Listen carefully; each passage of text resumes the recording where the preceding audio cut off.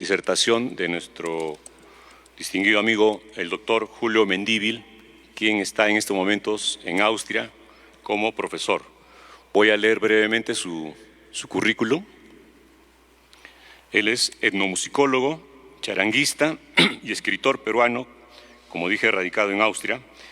Estudió etnomusicología en el departamento de etnomusicología del Instituto de Musicología de la Universidad de Colonia. Ha sido investigador y docente adjunto en etnomusicología de la Universidad de Colonia y de la Universidad de Música y Teatro de Hannover, así como profesor visitante en diversas universidades, tanto en Europa como en Latinoamérica. Ha dirigido la cátedra de etnomusicología en la Universidad de Colonia, el Center for World Music de la Universidad de Hildesheim, la cátedra de etnomusicología de la Universidad Goethe de Frankfurt, y ha sido presidente de la Asociación Internacional para el Estudio de la Música Popular Rama Latinoamérica entre 2012 y 2016, así como vocero del Grupo de Trabajo Etnomusicología de la Sociedad de Investigación Musical de Alemania. ¿Ya estamos, Jimena? Bien. Ha sido galardonado con el premio de la convocatoria José María Arguedas de la Biblioteca Nacional del Perú. Tiene artículos sobre música popular, libros, ha recibido el premio de musicología Samuel Claro Valdés y el Otto Mayer Serra Award del año 2016 por sus trabajos etnomusicológicos. Él es, como dije, actualmente profesor de etnomusicología en la Universidad de Viena, Austria. Buenos días, mi estimado Julio. Adelante. Hoy día te escucha no solamente el público presente de miembros del Congreso, sino también vía online en todas las redes sociales. Muchas gracias, Alberto, por la presentación. Muchas gracias a los organizadores, al comité organizador, por la invitación a participar en esta nueva versión del Congreso. Quisiera compartir pantalla, voy a ver si lo consigo.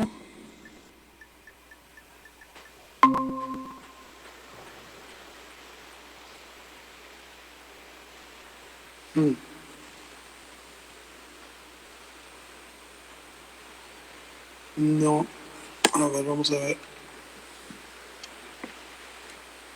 Voy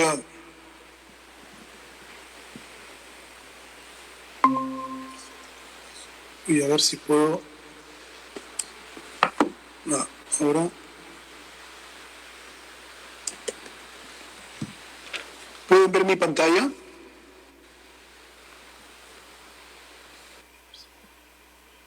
Muy bien. Entonces, muchas gracias, como digo, por la invitación. Voy a leer un texto, someterlo a discusión sobre historiografía de la música ayacuchana.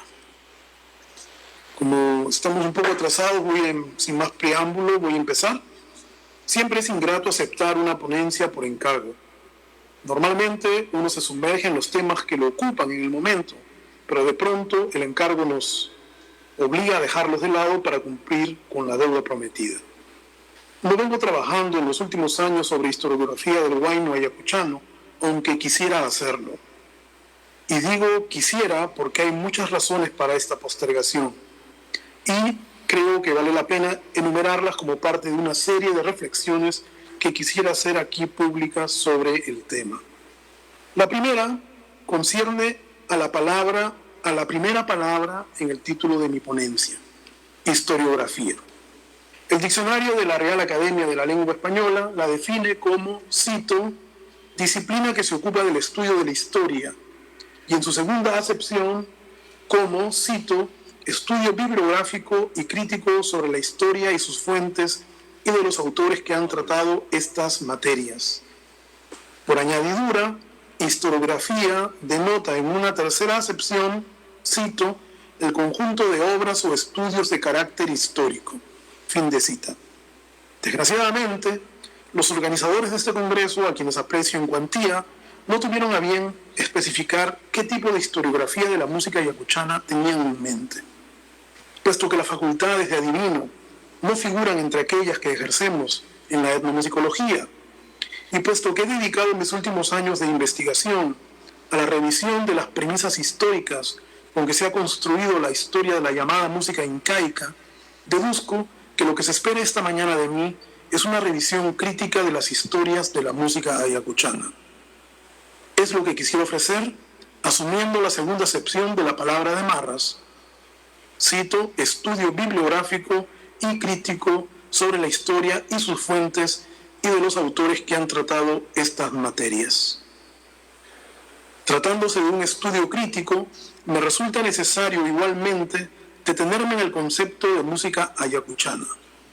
He sostenido en mi libro En contra de la música que no sabemos con certeza qué es la música, que mientras algunas culturas consideran como música cosas que para nosotros no lo son, piénsese en las composiciones sobre la base de ruido en la música aleatoria, por ejemplo.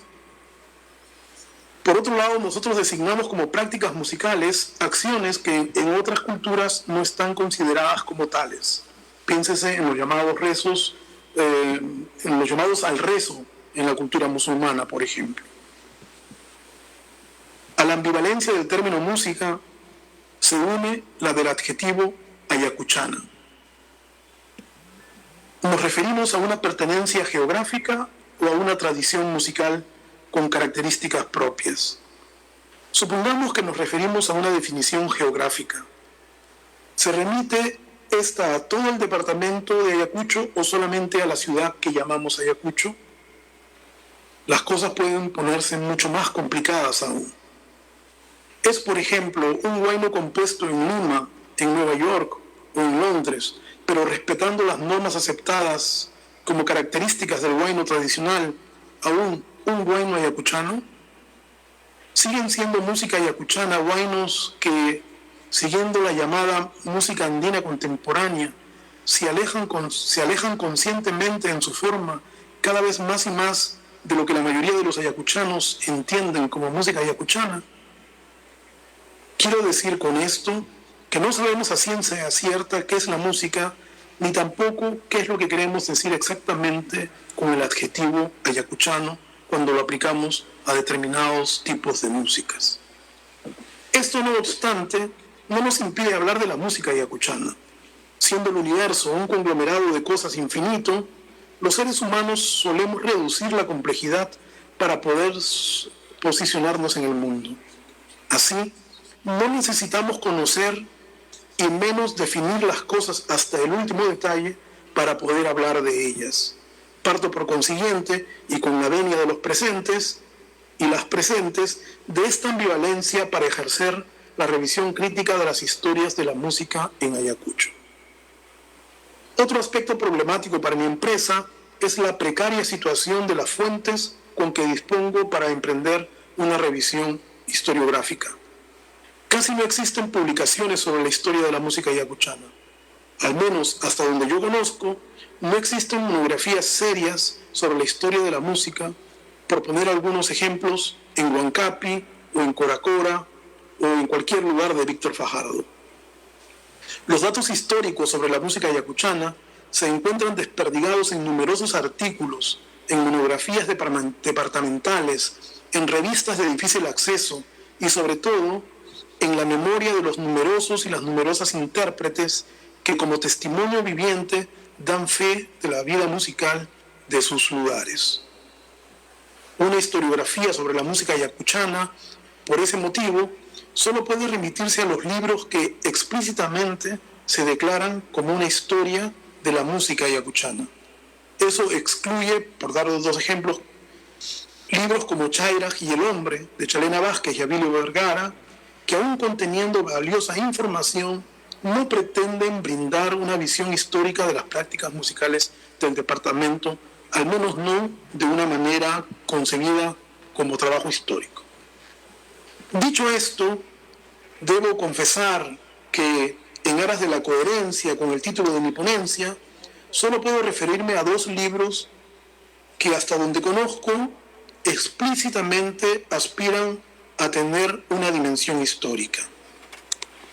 El libro Historia del Huayno Huamanguino, del conocido intérprete Ernesto Camasi Pizarro, y el libro Gentlemen Troubadours and Andean Pop Stars de Joshua Tucker. profesor asociado de la Brown University de Rhode Island en los Estados Unidos. Como queda en evidencia, estas publicaciones se limitan a la vida musical en Huamanga.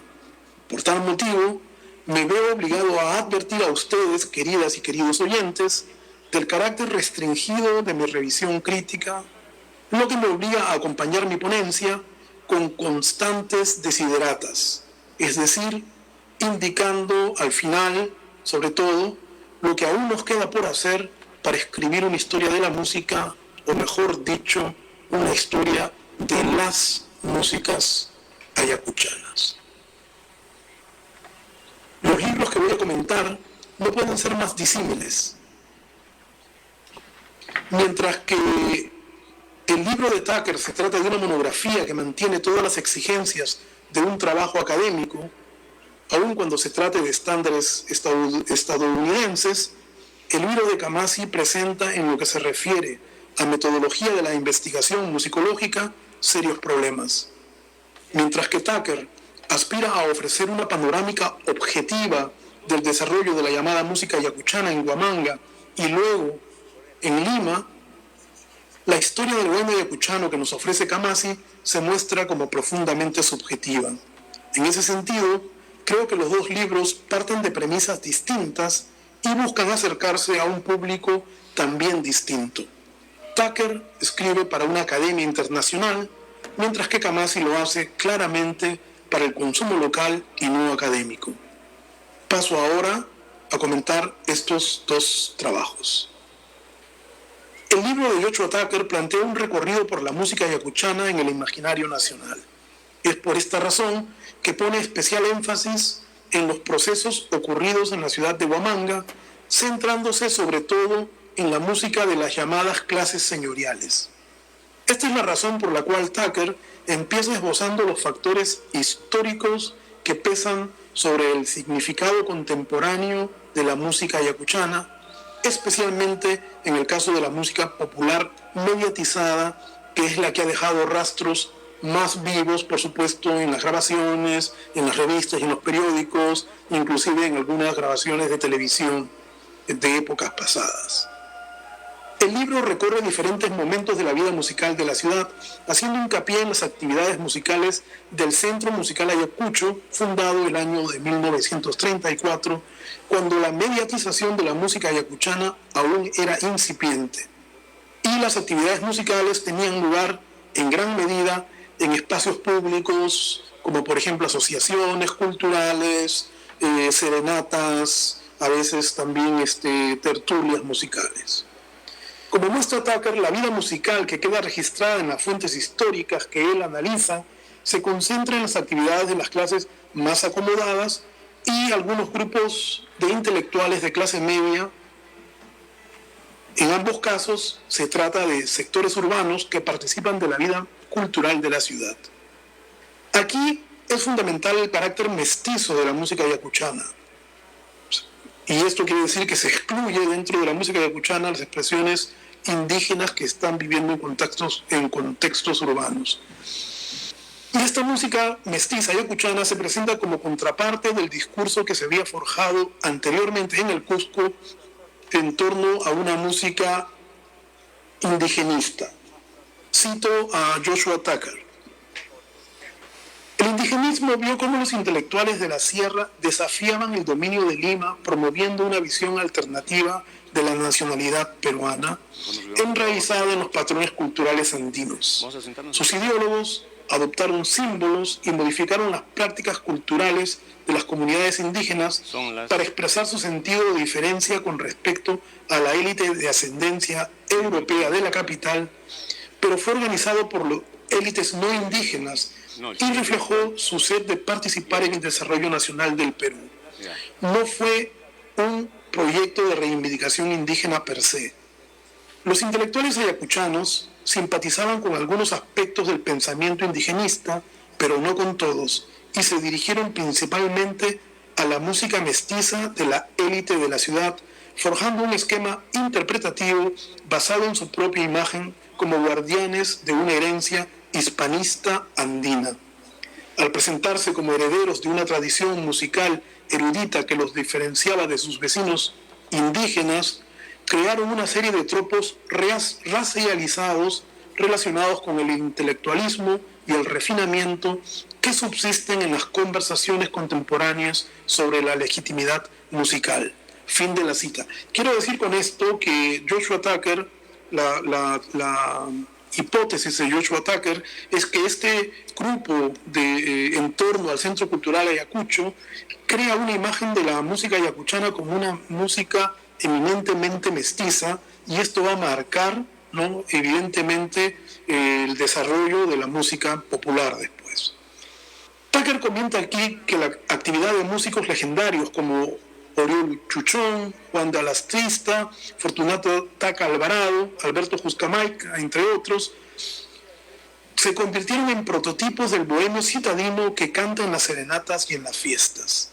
Según Tucker, son estas figuras quienes habrán de alimentar los estereotipos que habrán de asumir los intérpretes de la primera generación de músicos popularizados por la industria del disco, entre los cuales Tucker menciona, bueno, son muchísimos, pero quiero remarcar algunos que son bastante importantes: a los hermanos García Zárate, al afamado trío Ayacucho, en su conformación, digamos, clásica, con Carlos Falconi, Ernesto Camasi y Amílcar Gamarra, al parinacochano Jaime Guardia y la Lira Pausina, y muchos otros que no menciono aquí por no caer en prolijidad. Tucker considera un tercer momento de la música ayacuchana con una generación de intérpretes que forja una escena en Lima y que reúne ahora a varios músicos y cantantes de distintas provincias, como por ejemplo Nene Munguía, Trudy Palomino, Edwin Montoya, Berta Barbarán, así como algunos jóvenes ligados a lo que se conoce como la nueva canción ayacuchana, entre ellos gente como, por ejemplo, Manuel Chaprado y el dúo José María Arguedas, de los hermanos Walter y Julio Mala, Luciano Quispe y algunas otras personas como por ejemplo Boris Villegas. Finalmente, dedico un espacio a la generación más reciente de intérpretes que se reconocen como ayacuchanos, pero que realizan su música fundamentalmente desde Ayacucho o la capital. Menciona aquí a los hermanos Gaitán Castro, a Ángel Bedrillana, Kiko Rebata, Julio Llanes, Max Castro, entre otros. A diferencia del libro de Tucker, que se centra en la vida musical contemporánea, el libro de Camasi está dedicado a la historia del huayno desde sus orígenes. Dice Camasi, esto es, digamos, el texto programático con que empieza el libro: los siguientes capítulos están referidos a temas muy especiales para la sensibilidad del músico huamanguino. Tratamos sobre los primeros huaynos registrados en pentagrama, instrumentos musicales del huamanguino, arrieros de carmenca y morochucos de pampacangayo, temples y afinamientos SIC de la guitarra huamanguina, huaynos anónimos tradicionales, músicos, compositores e intérpretes olvidados por escritores ayacuchanos, comentarios sobre el origen de muchos huaynos considerados como originarios de otras regiones. Fin de la cita.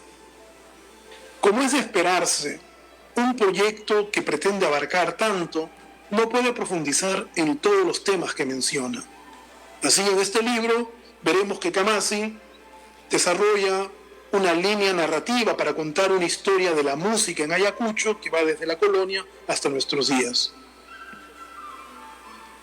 Pese a la superficialidad con que Camasi trabaja, una de las virtudes del libro es la abundante información que condensa, sobre todo porque en su afán de ser prolijo no hace distinciones valorativas entre los datos que va consignando, ofreciéndonos así información valiosa sobre diferentes personas que tuvieron actividad musical en la ciudad de Huamanga, sin distinguir, digamos, los niveles de importancia que éstas hayan tenido, ni, en contraposición al proyecto de Tucker, especificar las diferencias sociales que determinaban esta música.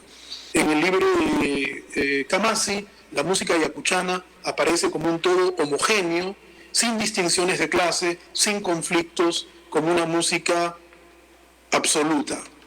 Las secuencias históricas que forma Camasi en su libro no son claras, aunque uno pueda rastrear, si ve detenidamente, la gran cantidad de intérpretes que menciona, los 4 momentos que ya encontramos en el libro de Joshua Tucker. La era premediática en torno al Centro Cultural Ayacucho, con Taca Alvarado, Juan Zárate Palomino y Juan de Alatrista, por ejemplo, entre otras figuras legendarias. Y luego, con mayor minuciosidad que Tucker, menciona a pioneros de la música mediatizada de Ayacucho, personajes como Moisés Vivanco, Alejandro Vivanco, Tani Medina, Florencio Coronado, entre otros. Igualmente menciona músicos ya dentro del ambiente de la música mediatizada, como los hermanos García Zárate, el trío Ayacucho, y algo que me parece bastante interesante, la tuna universitaria de la Universidad San Cristóbal de Huamanga, que, digamos, va a medio camino entre una tradición oral y una tradición mediática, ¿no?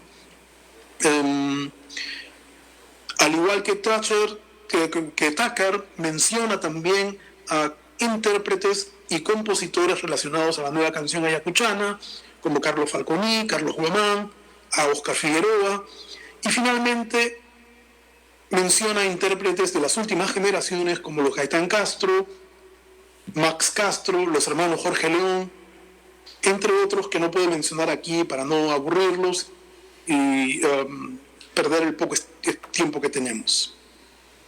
Muy loable de este capítulo es que Kamasi incluye listas de intérpretes de diferentes regiones, algo que Tucker, por trabajar exclusivamente con archivos en la ciudad de Huamanga, no logra hacer en su libro. Problemático de este capítulo es la falta de un hilo narrativo en la escritura, lo que hace del mismo, de este capítulo en el que él dedica a los intérpretes, quiero decir, lo que hace del mismo un mero recuento de artistas. De algunos solamente ofrece el nombre, lo que hace preguntarse al lector o a la lectora por los criterios de selección tomados. Igualmente problemático resulta el poco rigor académico con que escribe Kamasi, lo que lo lleva constantemente a valoraciones subjetivas como esta que transcribo sobre Kiko Rebata, que estoy seguro que a ustedes les sacará una sonrisa. Cito: cantante que se inició en un programa radial que yo conducía en la desaparecida emisora Radio San Cristóbal con el nombre de Trío Ayacucho y sus invitados. En este espacio debutaron o hicieron sus primeros pininos varios artistas huamanguinos. Kiko actualmente triunfa en diferentes escenarios nacionales, vive en Lima, tiene varias producciones discográficas, es un joven cordial y de buen trato. Fin de la cita. No dudo que Kiko Rebata sea un joven de buen trato, pero comparado con la entrada dedicada a Ángel Bedrillana, de quien solo se menciona el nombre, uno termina por preguntarse qué criterios usa aquí Kamasi para dar o no dar información sobre los artistas que va mencionando.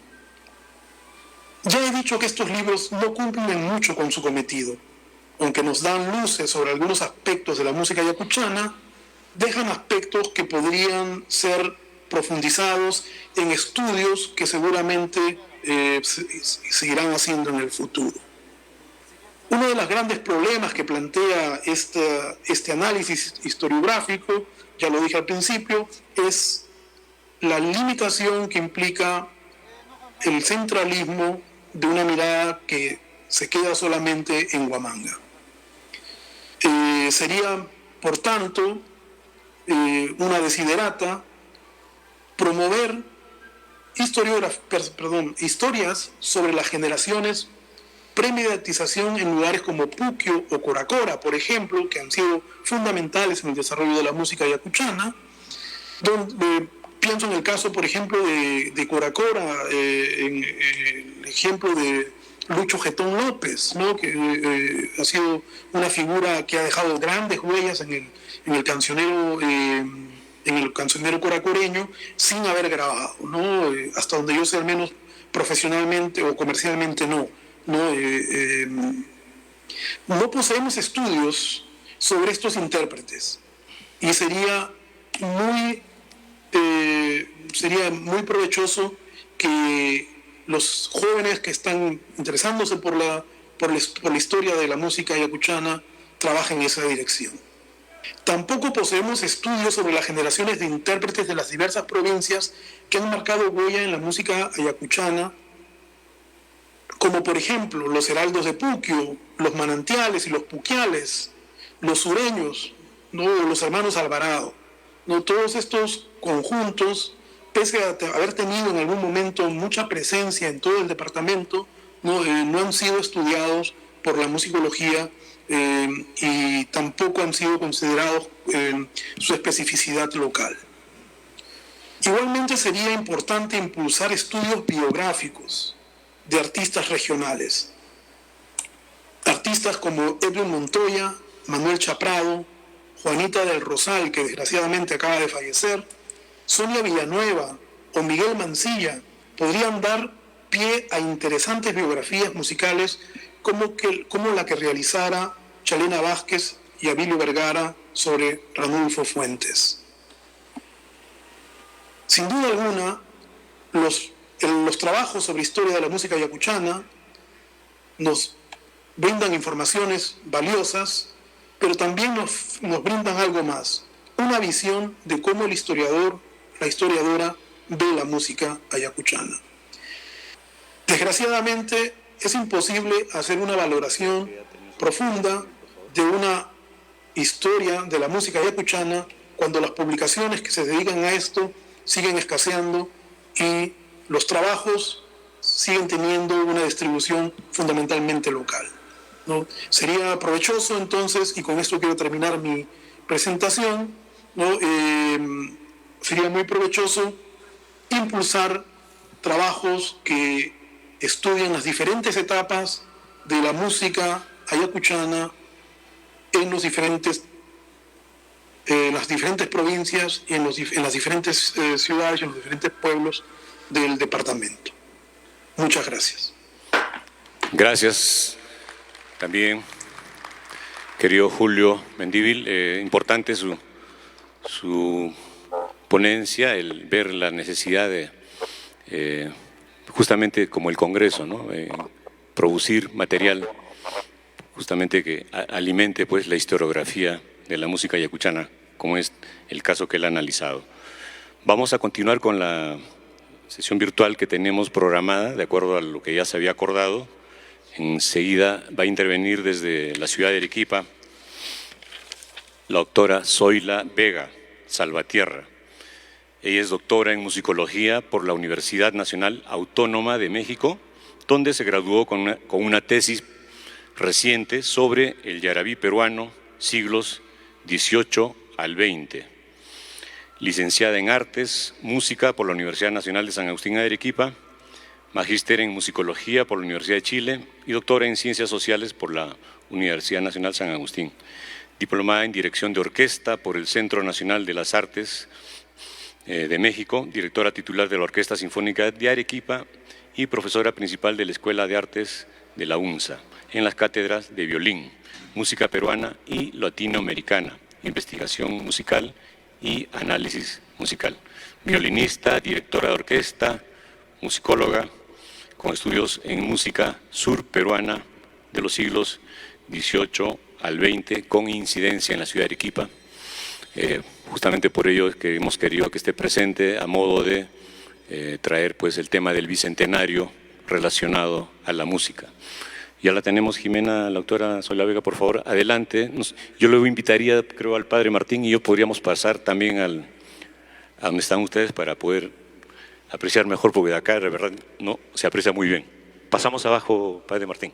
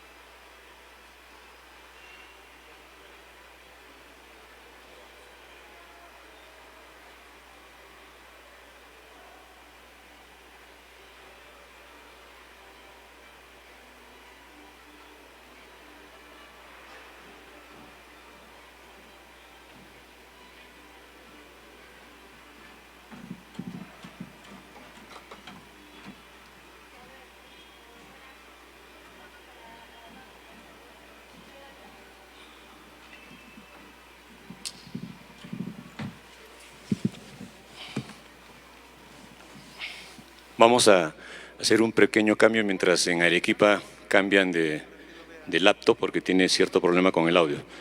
Vamos a pedirle al padre Martín, que ya está con nosotros, que intervenga con la ponencia que le corresponde. Martín Laurente Campos, presbítero, vicario parroquial de Santa Ana, es un joven religioso e intelectual huamanguino de mucha proyección, que se especializa en la historia religiosa. Nos hace recordar al gran trabajo de religiosos e intelectuales huamanguinos como Salvador Cavero, Gabriel Ayala, Pedro Mañaricúa, quienes han legado grandes e importantes trabajos. Estudió la primaria en el Colegio Luis Carranza, los estudios superiores los hizo en el Seminario Conciliar San Cristóbal de Huamanga en filosofía. Posteriormente estudió teología en la Pontificia Universidad de la Santa Cruz en Roma, Italia. Actualmente es formador y docente en el seminario. Recientemente ha sido elegido miembro de la Comisión Bicentenario por parte de la Conferencia Episcopal Peruana. Ha publicado el libro La Catedral en el 2013. Tiene artículos muy interesantes de investigación en revistas especializadas. Uno de ellos es 4 figuras episcopales de la diócesis de Huamanga en el siglo XVII. Vamos a pedirle fuertes palmas al público presente. ¿Les parece? Animarnos, agradecerle al padre Martín siempre por su apoyo. Adelante, padre, por favor. Buenos días a todos. Saludo con especial cariño a todos los miembros del comité organizador, a todos los artistas que han venido a acompañarnos en este 7º Congreso Nacional e Internacional de la Música Ayacuchana.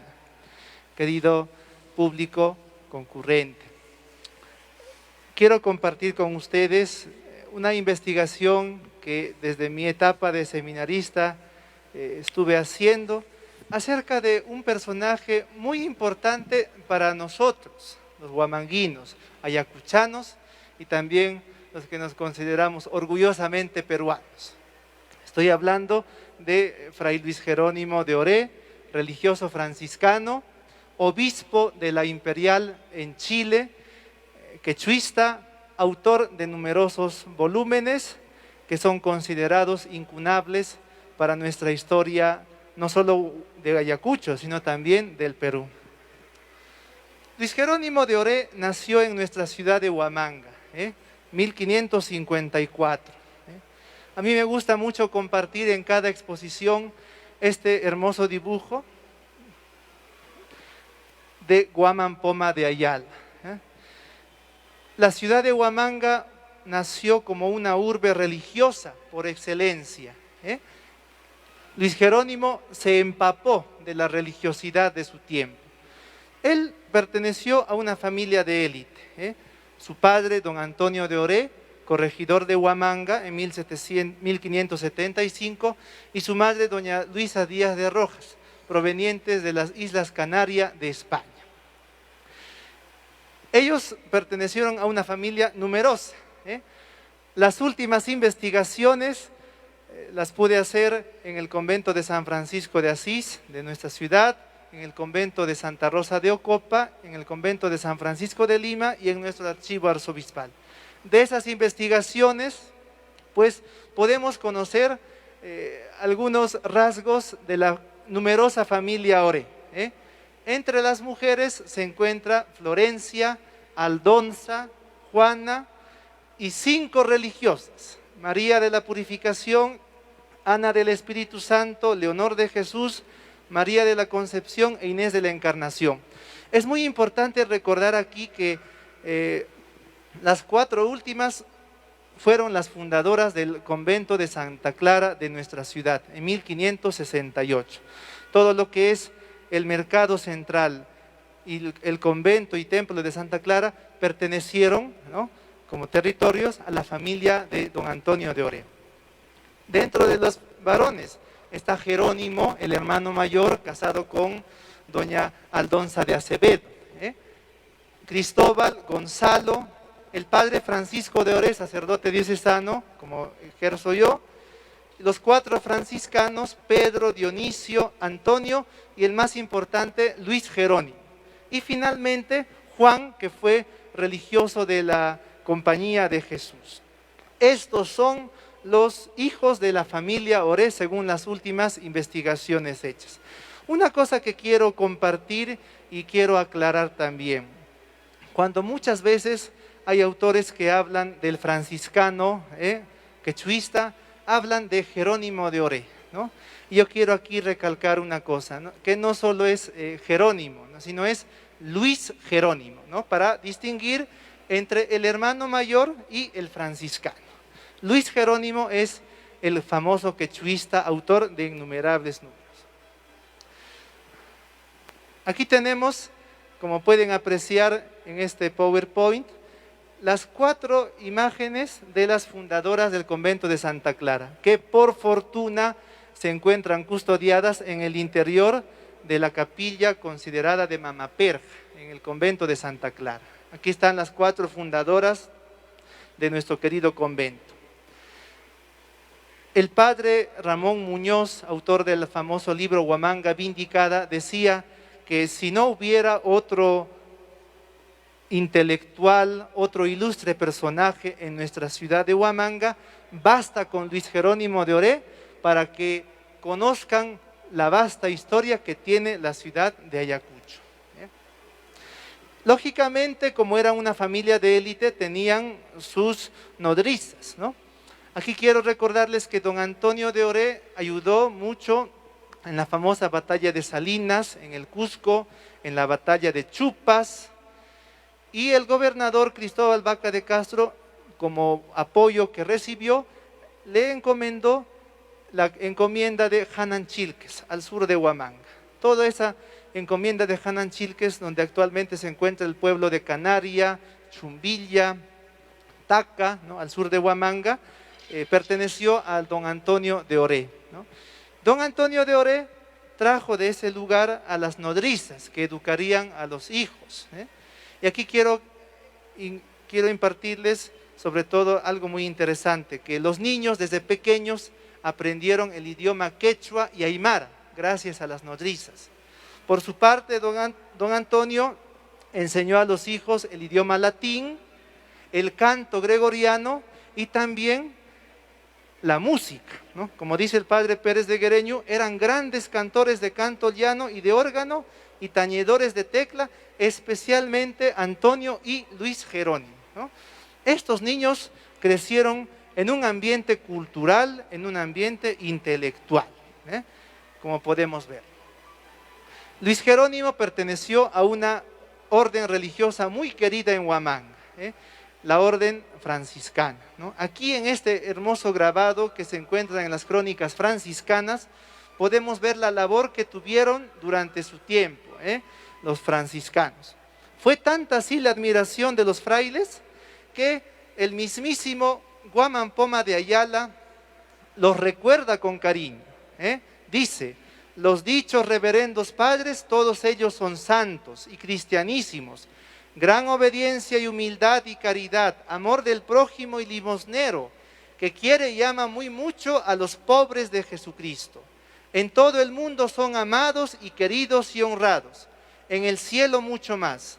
Con su amor y caridad atraen a todos los ricos como pobres en el mundo y mucho más a los indios pobres. Y confesarse con ellos es gloria porque el penitente se arrepiente. A través de este hermoso grabado podemos ver la simpatía, la admiración y el cariño que le tenía Guamán Poma de Ayala a la orden franciscana. Ciertamente, Guamán Poma de Ayala no era partidario de aquellos clérigos que abusaban durante mucho tiempo de los indígenas, pero él a través de este grabado pues nos da a entender que nació y se forjó en un ambiente de franciscanismo, ¿no? Guamán Poma de Ayala era del Valle del Sondondo y los franciscanos estaban como doctrineros en el Valle del Sondondo. Guamán Poma, cuando llega a Huamanga, se educa en ese ambiente franciscano, junto con su hermano don Martín de Ayala. Y sus padres, pues como dice en la crónica, fueron enterrados en el altar de la Purísima del convento de San Francisco de Asís. Aquí vemos una imagen muy hermosa de cómo Guamán Poma de Ayala, cronista de nuestra región, amó y admiró a la Orden de San Francisco de Asís. Posteriormente, Luis Jerónimo, después de estudiar lo básico en Huamanga, estudió en el Cusco, estudió en Lima. Aquí quiero recalcar que él fue el primer huamanguino ordenado como sacerdote, ¿no? ¿Y quién lo ordenó de sacerdote? El mismísimo arzobispo Santo Toribio de Mogrovejo, el 30 de marzo de 1582. En 1583, Santo Toribio convoca a un concilio, ¿no? El tercer concilio limense. Vienen personajes de diversos lugares, de Río de la Plata, del Cusco, de Quito, de Panamá. Los mejores teólogos trabajaron en Lima en 1582 al 83, asesorados por Santo Toribio de Mogrovejo. Uno de los más grandes teólogos, el padre José de Acosta, jesuita. Luis Jerónimo no quedó atrás, entró como parte del concilio limense. Y como dicen los biógrafos y también los testimonios, él era el mayor lenguaraz y fue convocado en el concilio limense para que pueda traducir al idioma quechua y aymara toda la doctrina de la iglesia, ¿no? Aquí tenemos una fotografía del Catecismo del Tercer Concilio Limense, el primer libro impreso en América, 1585. Luis Jerónimo tomó parte y fue uno de los que ha traducido a los idiomas originales toda la doctrina cristiana. Hará más tarde Luis Jerónimo lo mismo con su famoso libro, El Símbolo Católico Indiano. Y en el libro Símbolo Católico nos recordará: estas cosas son muy encomendadas en los concilios limenses, celebrados en la ciudad de los reyes, y especialmente se mandó en el concilio que vimos celebrar el año de 1583. Con este testimonio no cabe duda que Luis Jerónimo, huamanguino, participó en uno de los eventos más importantes del siglo XVI. Una de las cosas que el concilio ordenó, uno de los decretos, se llama Ut indice doceatur. Traducido al español, significa se ha de enseñar a los indios, a los indígenas, en su propia lengua. Uno de los métodos más importantes para la evangelización y para la educación en aquella época era aprender el idioma nativo. Y el concilio limense tenía bien claro aprender el idioma nativo, enseñarles la doctrina en el idioma, y no solo la doctrina, sino también los cánticos, como este hermoso dibujo de Guamán Poma de Ayala, los cánticos religiosos que se enseñaban desde aquella época. Dice Luis Jerónimo: como principal ejercicio de los pueblos de indios y la mayor y más importante ocupación de ellos, sea cantar y rezar la doctrina cristiana y enseñarla a los sacerdotes a los indios. Con este gran aporte del concilio limense, Luis Jerónimo tendrá mucha experiencia en el campo del canto en la música religiosa. Siguiente, por favor. Ahora bien, otro de los grandes misioneros que ha venido a Huamanga ha sido San Francisco Solano. Este óleo que pueden ver en la pantalla se encuentra en la Basílica Catedral de nuestra ciudad. ¿Cómo se caracteriza San Francisco Solano? Por el violín que tiene en el hábito. San Solano vino de Montilla, de España, aprendió la lengua quechua aymara, fue hasta Tucumán, pasó por Huamanga y evangelizó a través del canto, a través de la música. Aquí vemos otros grabados de San Solano en el libro del padre Francisco Cabré, ¿no? San Solano con el violín evangelizando, ¿no? Y siempre característico con la música. Este es el famoso libro Símbolo Católico Indiano, considerado como uno de los incunables que conserva la Biblioteca Nacional de nuestro Perú. Símbolo Católico de 1598. Luis Jerónimo tradujo todas las doctrinas a los idiomas quechua y aymara. Sería largo hablarles del símbolo católico. Este símbolo está dividido en 9 secciones. Lo que voy a compartirles por el momento es la 7ª sección titulada Los 7 Cánticos. Estos 7 cánticos siguiente, estaban numerados uno por cada día, comenzando desde el domingo, en honor a la Trinidad. Los días lunes, la creación del mundo. Los martes, la creación del hombre, pecado y redención. Para los días miércoles, la encarnación de Cristo. Los jueves, la vida de Cristo hasta la última cena. El viernes, la pasión de Cristo. Y finalmente el sábado lo dividió para la resurrección, ascensión, la venida del Espíritu Santo, fundación de la iglesia y la escatología. De estos 7 hermosos cánticos compuestos por Luis Jerónimo de Oré, tenemos el famoso Han Mi Dios Canqui, que actualmente lo cantamos los días jueves en la adoración y en el Corpus Christi. El Han Mi Dios Canqui Yuraj Hostia Santa. Es un cántico que tiene más de 400 años y que hasta la actualidad lo recitamos y lo cantamos en las iglesias. Esta es la gran atribución de Luis Jerónimo de Oré.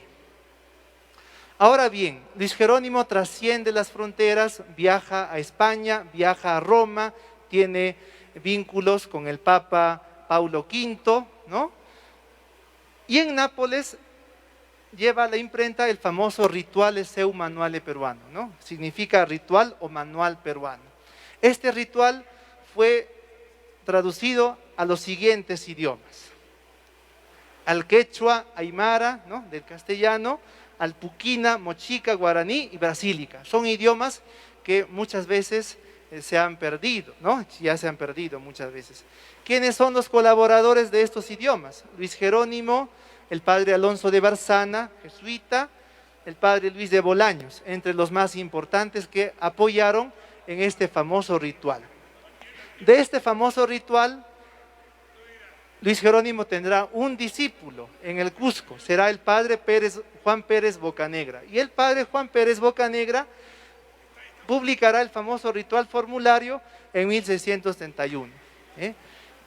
Luis Jerónimo de Oré tuvo gran trayectoria en el Cusco.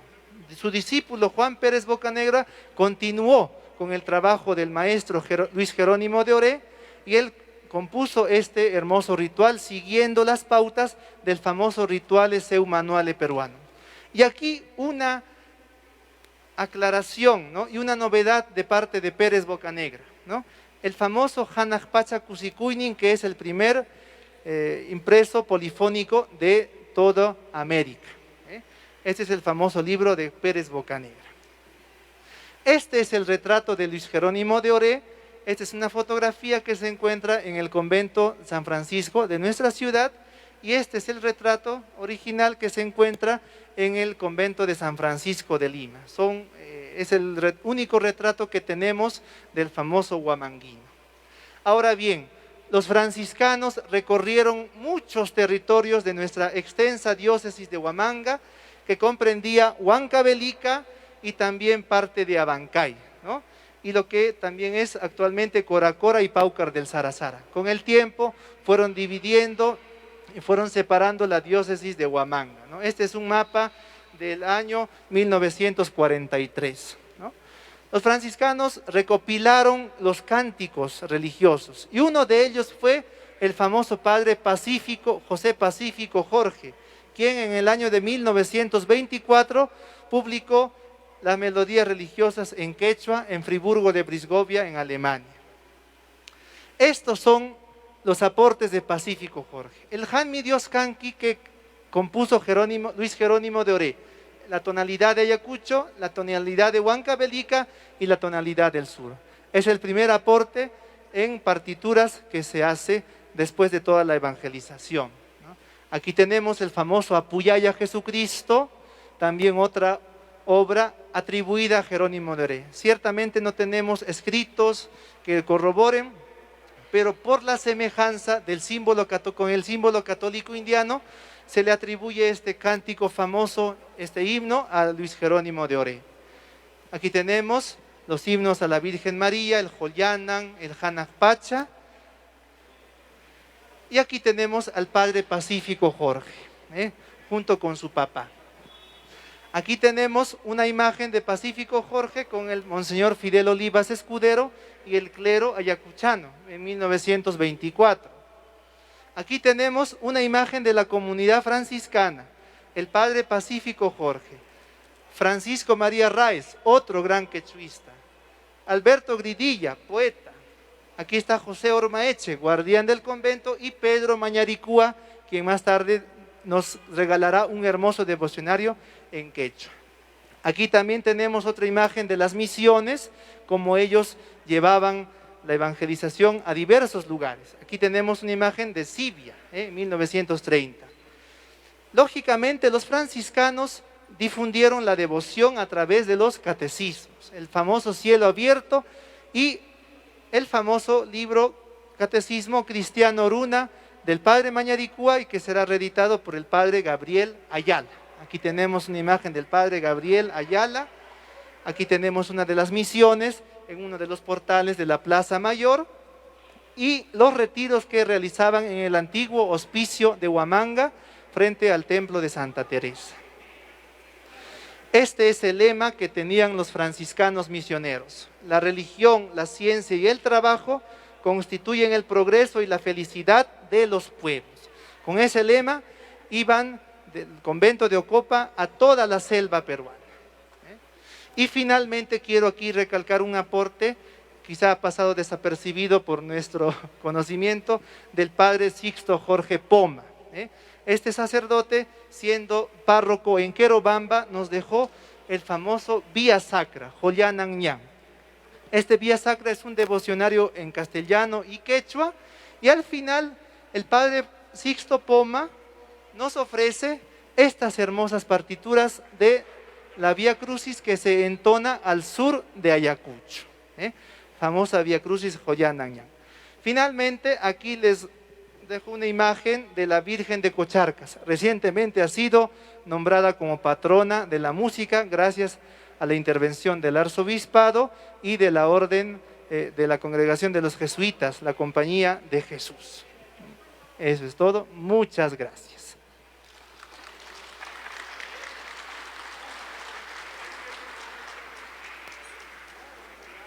Muchas gracias al padre Martín Laurente. Si nos acompaña todavía, puede ser más cómodo. Vamos a invitar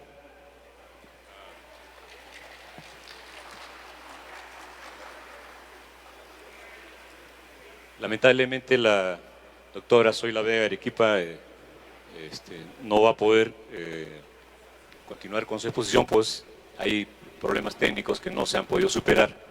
Se excusa y posteriormente estaremos publicando su trabajo en nuestro congreso.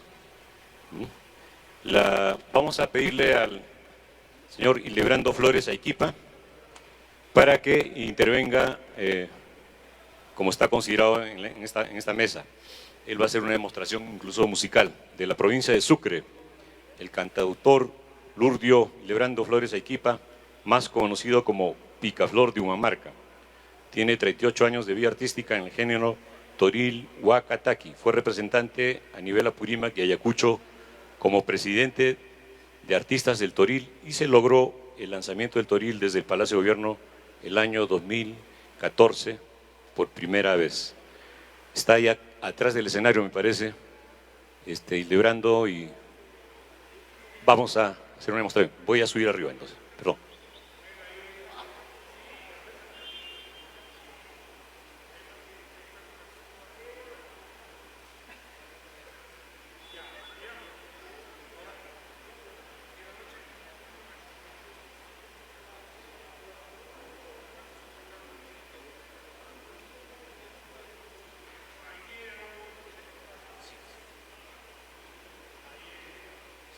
Luego de la intervención de ellos, pasamos a la sesión de preguntas, ¿ya?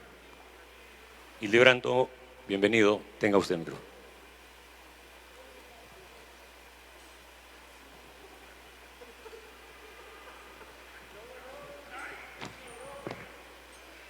Muy buenos días, hermanos de Ayacucho. Paniguna, y pues agradezco por la invitación al 7º Congreso Nacional e Internacional de la Música Ayacuchana. Y también agradezco al gobierno regional y tanto a todas las autoridades, ¿no? Que difunde pues a nivel nacional. Saludos para todos mis hermanos huamanguinos, ayacuchanos y a todos nuestros hermanos que radican también acá en este pueblo hermoso, la cuna del Turil, que es Huamanga, que nuestros hermanos apurimeños. Y agradeciendo a todos mis compañeros del arte, Yapayayquichikpa, Suma, Cuyacuyay, Ñojapam Suti, Lurdio Flores Aiquipa, Picaflor de Humamarca, Huaca Andavela Yachtamanta Cachcani, Humamarca Yachtamaypim Cachcan Tumaybaraca, Cachcan Soras Larcay, al frente de Soras Larcay, Chaypim Cachcan Yachtachay, Huajicuna Cachcan Caipi, netamente ayacuchanos, Paikunaonmi, Huajipanicuna Palarizum. Bueno, hermano, saludándole, quisiera explayarme. Runa si me mantapas, iskay si me chikmanta, palarigamos a Huajipanicuna. Imainampi Cachcani Caipi, imatam takichkani, imatam takisach chaykunata Huajipanicuna.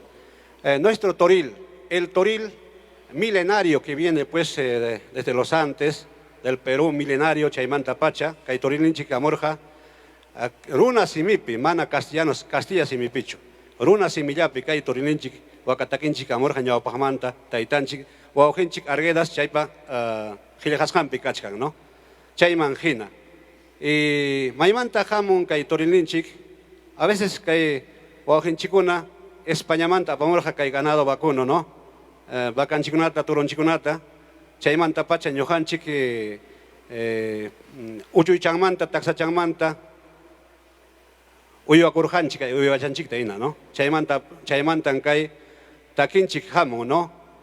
Imape Michicuspaco, Paikunariki, Chacrancupe Michicuspaco, Pastoncupe Michicuspaco, Español con la Paikunariki, Apirpare Allen Torunta, para vender Paco, o si no, Corría Torupe, Guañor Parechijo, Chaypi, Oaxaicuspa, Kay, Taquita Jespichijo, ¿no? Ahí Huacaya, Huaca, Aparpairin, Hangra, Jala, Sua, Aparpairin, Bacachayaita, Taxachangmanta, Uyacusjaita, Chaymantan, Kay, Taki Unhui, Chaymanta, Jayarin, Huaca Huajarachayawanra, Mana Arpawanracho, Huaca Huajarachayawanra. Maimanta Pacha, Soras Larcay, Chaypi Cachcan, como el agua río Chicha, como el río Pampas, corre, ¿no?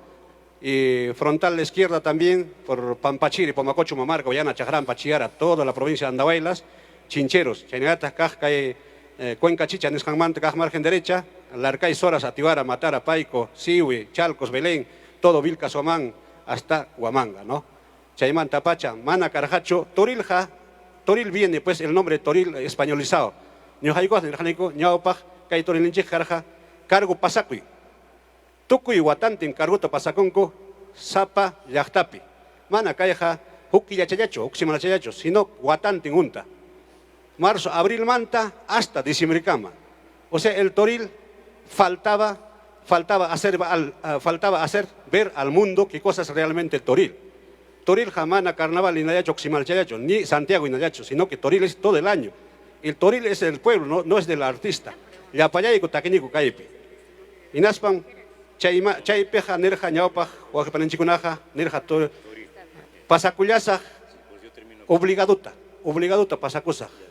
Mayordomo, te Pasacullaza, Machu Campo, te Pasacullaza, Mana, Toril, te pasas a Nerja, Cucho, Paigunaja.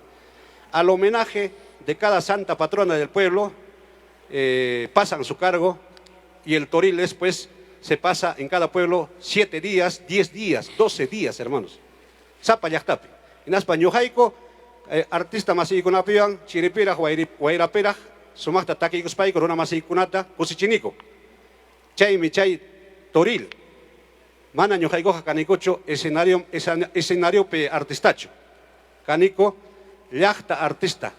Llachta artista, Llachtapi Caina, Callin, Purispaico, Taquinico, Autoriagunama visitanico, Iglesiama visitanico, Urujucunaman visitanico, Chaype, Coplata roanico, Anchaymi, Chay Toril. Chaymi, Mana, Anchatacho, Riparasja, Caraja, Cay, Torilinchic. Yo soy un artista que he hecho el lanzamiento del Toril como presidente de una asociación a nivel Ayacucho, Apurímac, en Palacio de Gobierno. Chaymanta Pacha, Sumachta, Purir, en Cay, Torilinchic. Gracias también, Panichay, Norma, Pay invita a Camas Manta, Kai Torilinchita Hanguna, Risquerichichi. Santiago, ¿por qué está conocido? Porque Santiago está recontra marketeado. A pesar que una semanita hacen ellos, pero sin embargo, el Toril es mucho más. Tiene pues diferentes maneras de tipos de tradición cultural que se ve. En esto es para canto al Pachamama, canto a nuestros apos, canto a la ganadería, a nuestra diversidad, como nuestra comida, nuestro chicha de jora, todo está combinado. Entonces espero que algún gobierno que llegue, que sea patrimonio cultural de la humanidad, igual que Danza Tijera es este Toril, hermanos. Y bueno, Kunanja, Huaje Panicuna, Taquichata, Taquicha, digamos a Hankunapa, Huaje Panicuna, Hukpuncha de repente, tu parece un Kai Picachcan, tu atun, alguien. Músicos y también artistas internacionales paikuna pues yachangmi ima chkai toril chaita. Baje panikuna konanja taki chaikamusa kai taki chanjikta. O naikun japas tapo chaikos chanta cada uno huyaigo kunampa. Imam sotiki boje. Saúl Arango de la Cruz. Saúl Arango de la Cruz. Maimanta. Cangallo. Cangallo manta. A ver bojenchi. Ellos. Está bien. Chamán de Vinchos. Chamán de Vinchos, Vinchos Lehtamanta. Oye, guajichay. Pacha, Chaclacayo. Pacha, Chaclacayo, ¿no? Ñogapa sutimi kuchunga panikuna Ángel Jonis Maldonado, Distrito Socos. Ñoqa suti Teodomira Maldonado Huamán. Paikunawan, Hankunapa, Jorge Panikuna.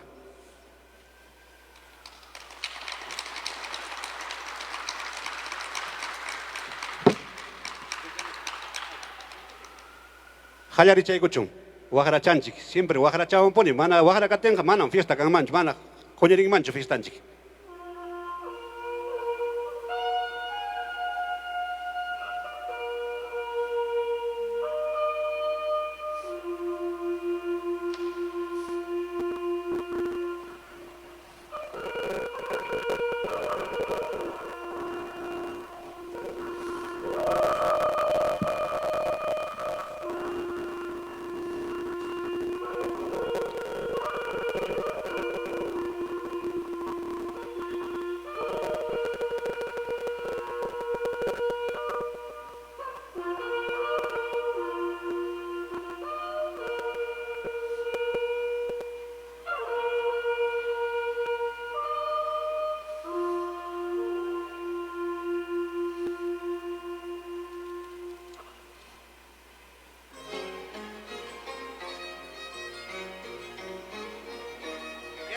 Chara ya hasta allá, así, arriba Ayacucho, Apurímac.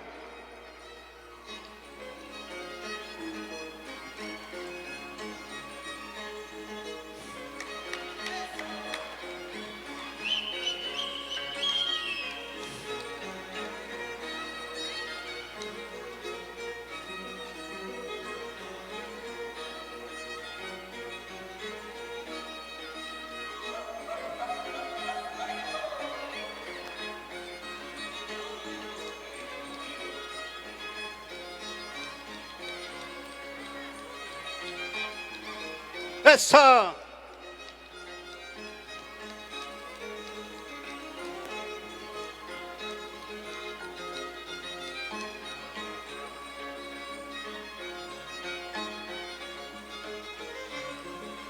Desde lejos he venido solamente por quererte. Desde lejos he venido solamente por querer. Mamá y tapas, huajachcajata de jaiguspay. Mamá y tapas, yaquichcajata de jaiguspay. Ya, jachora, ya está allá, así. Vamos por Chilcayo. Vilcas, Huamanga, Jerobamba.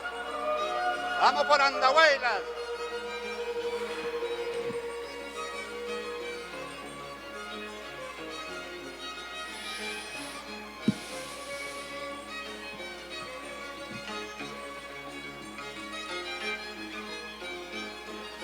Chayna chataya tu cachaycamoy.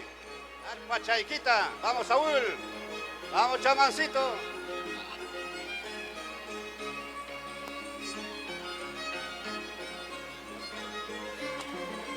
Chaman chanisram violin hitari. Violin chayquita tukaycamoy. Saúl chanisram arpista chay. Arpa chayquita tukaycamoy. Kusuru kusuru dakiru kusum. Guamangalay plaza champi. Kusuru kusuru dakiru Y ahora, kusum. Guamangalay plaza champi. Vamos arriba. José María Arguedas.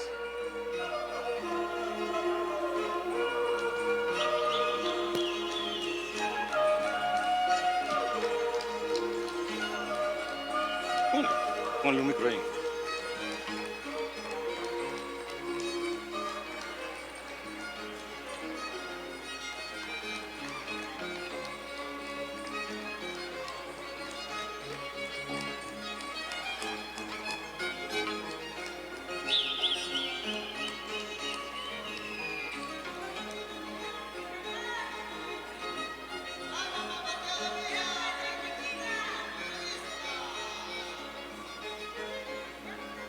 Guamangalay plaza pi. Bukay gentong mastasnay. Guamangalay plaza pi. Bukay gentong mastasnay. Bakay mga mirits kani. Tari saktos in may nara. Turoy mga mirits kani. Tari saktos in may nara. Eso.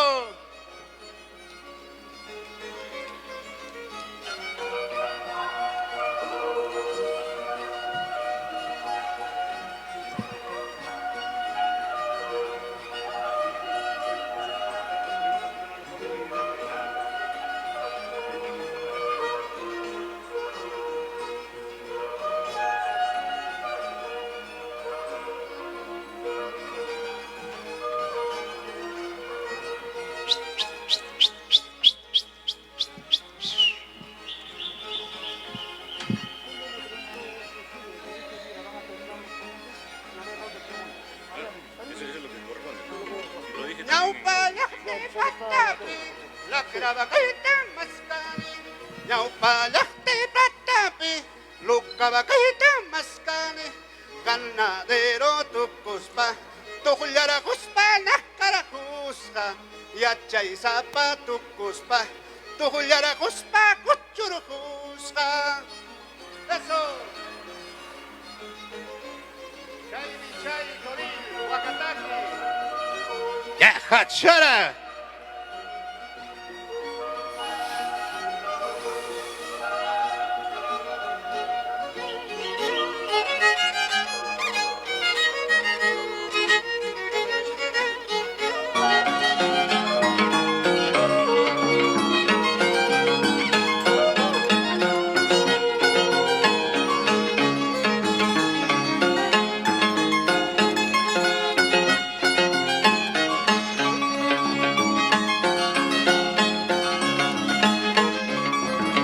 La cervecita, buena bebida, chicha de cura, mucho mejor.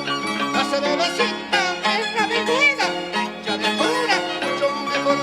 Cuando te sube a la cabeza, ay mamacita, no sé qué hacer. Cuando te sube a la cabeza, ay mamacita, no sé qué hacer. Así te canta, Picafón y Mamarca con cariño. Arriba y escucha Purímac.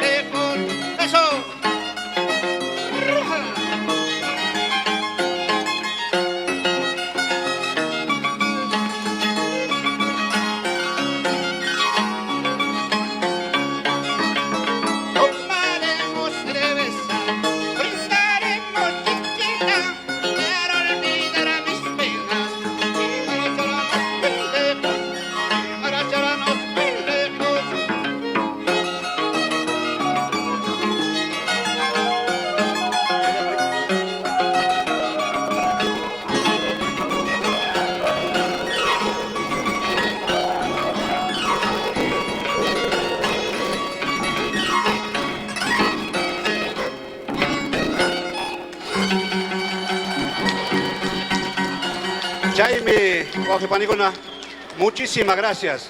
Wauji Panicuna, Chaimi, Chay, Turil Chanchi. Sumak chachu manacho, a ver, tu sukuy chachu manacho. Chay tam wischukunchi hipaman ñujanchik, porque Turilinchija, tukuy watantinmi. Espero kaymanta jankuna Wauji Panicuna, aparichi kaita, kaija Turilja, es el, como danza tijera, tiene que ser patrimonio cultural de la humanidad. Chay Pajme Ñoja, el Palacio de Gobierno, Chay Pilanzarjane, a nivel Ayacucho, Apurímac. Gracias también, agradezco a todos los cargontes que han pasado en cada pueblo, a Santa Patrona, a Santa Patrón, Chay Ñojaico, Chiripo, Airapi, muchos paicos, siempre una más en chiquita, Cuyapayanico. Chay Manta, por favor, invita a Guito Monani, Carlos Yachtamanta, a Muchkan, Guarma, Uku Guarmachay, Taquín me pai Quichua Manta, se llama Liberato Cani, rap en quechua, ha recorrido por todo a nivel mundial. Paita, saluda Chayco, son Kimsa, palabra Chayata, por favor. Muchísimas gracias. A ver, nuestro hermano.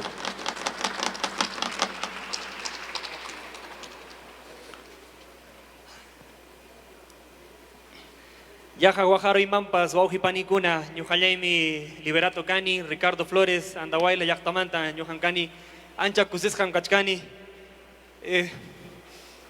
Muy contento por mi papá, por... Bravo, bravo.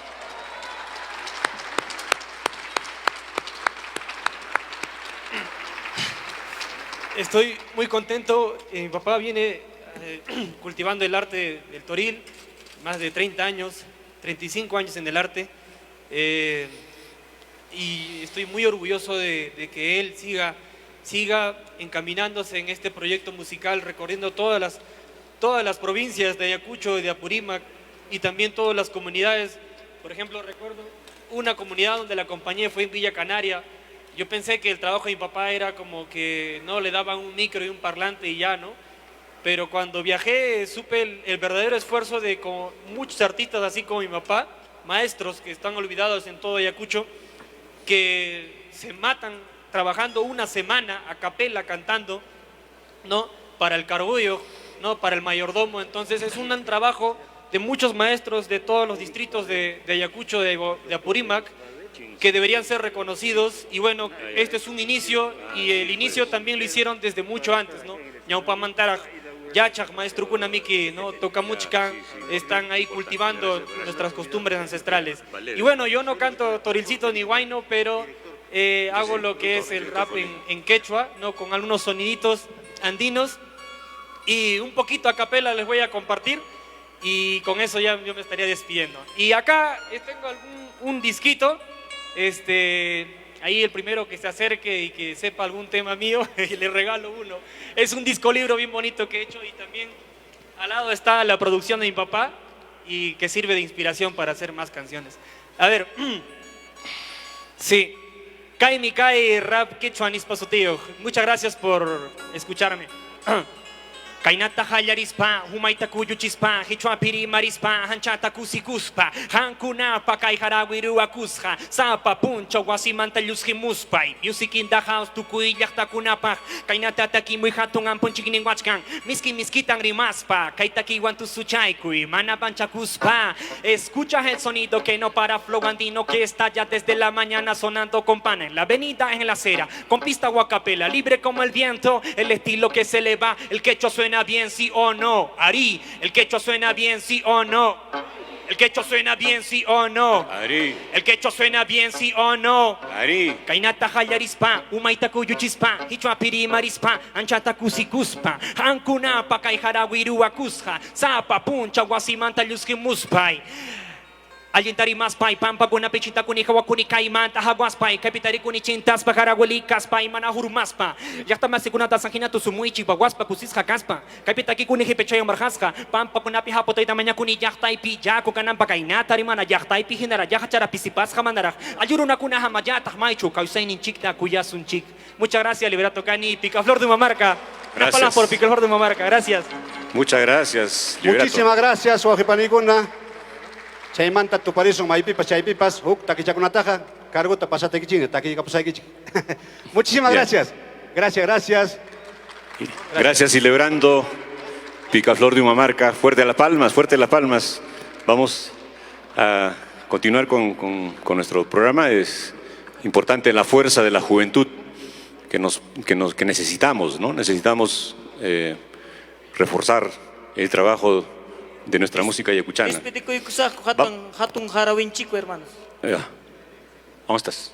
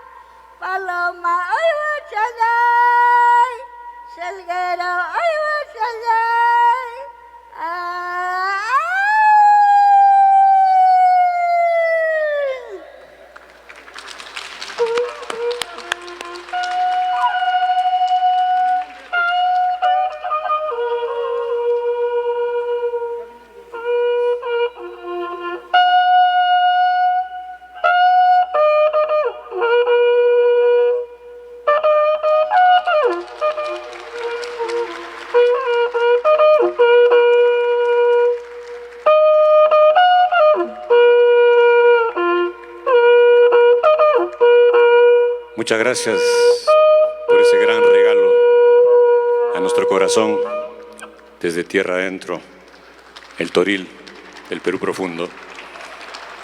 Muchas gracias, muchas gracias. Nos sentimos fortalecidos todos, creo, de alguna u otra manera siempre. Queríamos aprovechar también el momento en agradecer el apoyo que hemos recibido desde un principio del director del Colegio Mariscal Cáceres, el doctor Félix Valer, que está presente también. Un aplauso fuerte para el doctor Félix Valer, que está apoyando el trabajo del Congreso de la Música Yacuchana. Vamos a hacer una ronda de preguntas. Teníamos acerca de la intervención de Julio Mendívil sobre historiografía de la música yacuchana, el padre Martín Laurente, acerca de la influencia de Luis Jerónimo Oré en la música religiosa yacuchana, y el trabajo vivo de Ilebrando Flores Aiquipa, Picaflor de Humamarca. Las personas que deseen hacer alguna pregunta, por favor levanten la mano, ahí tenemos el micrófono. Julio Mendívil también ya está conectado ahorita desde Austria para resolver alguna pregunta y saludar también, ¿no?, a los concurrentes. Ya.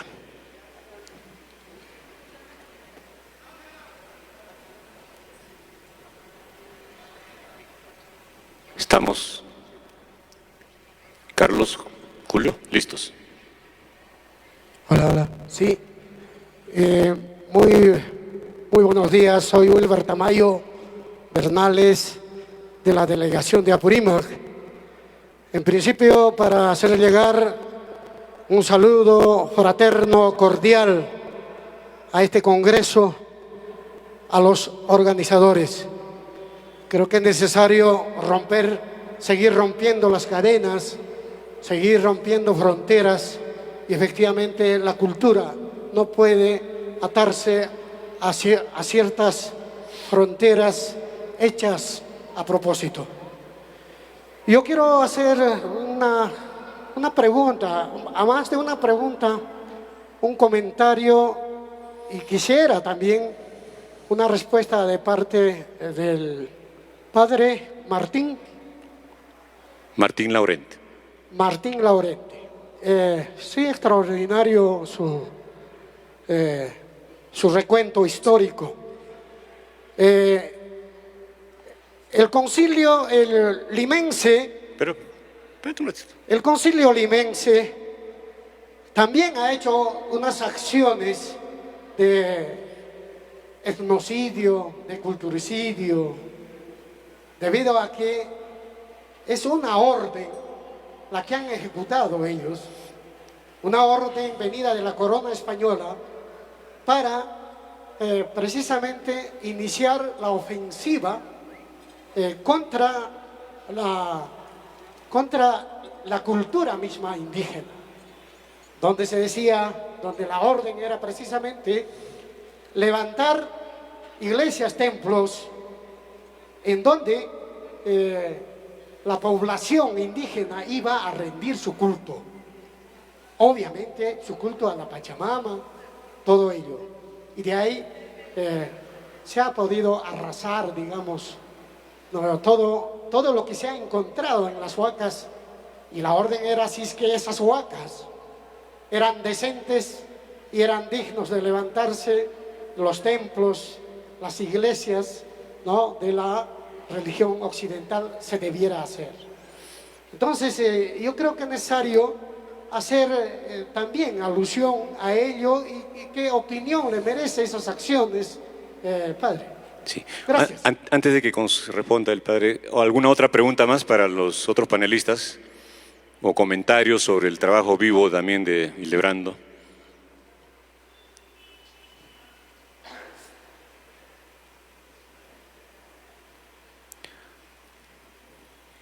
Sí.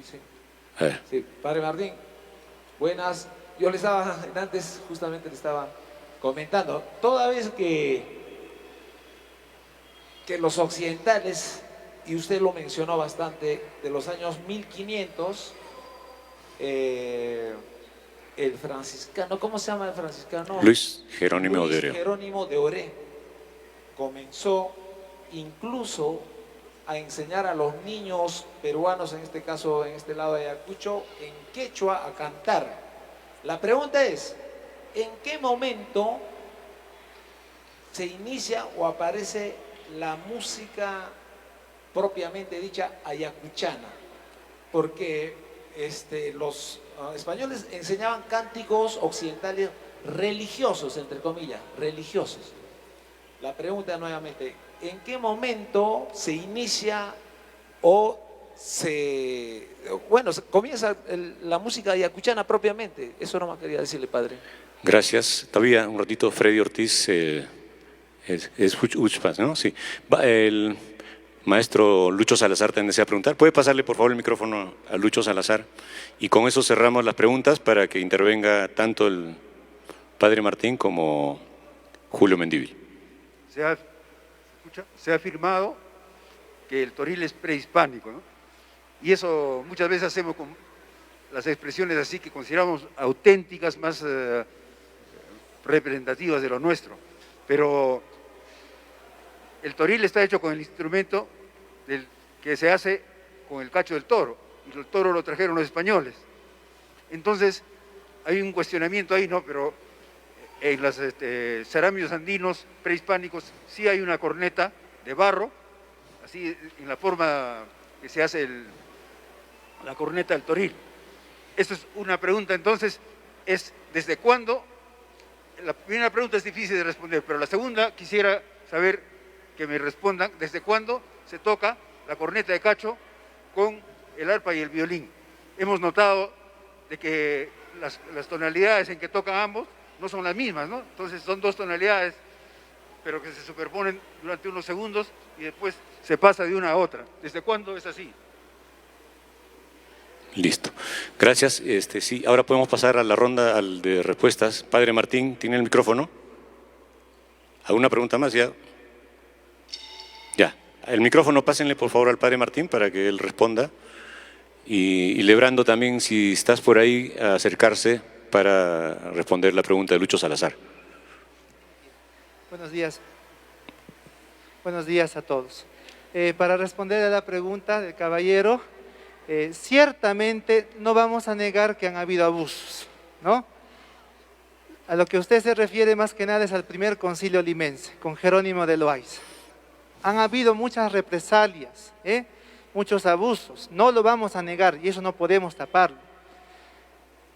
Han habido españoles que han pisoteado nuestro idioma, han habido incluso religiosos.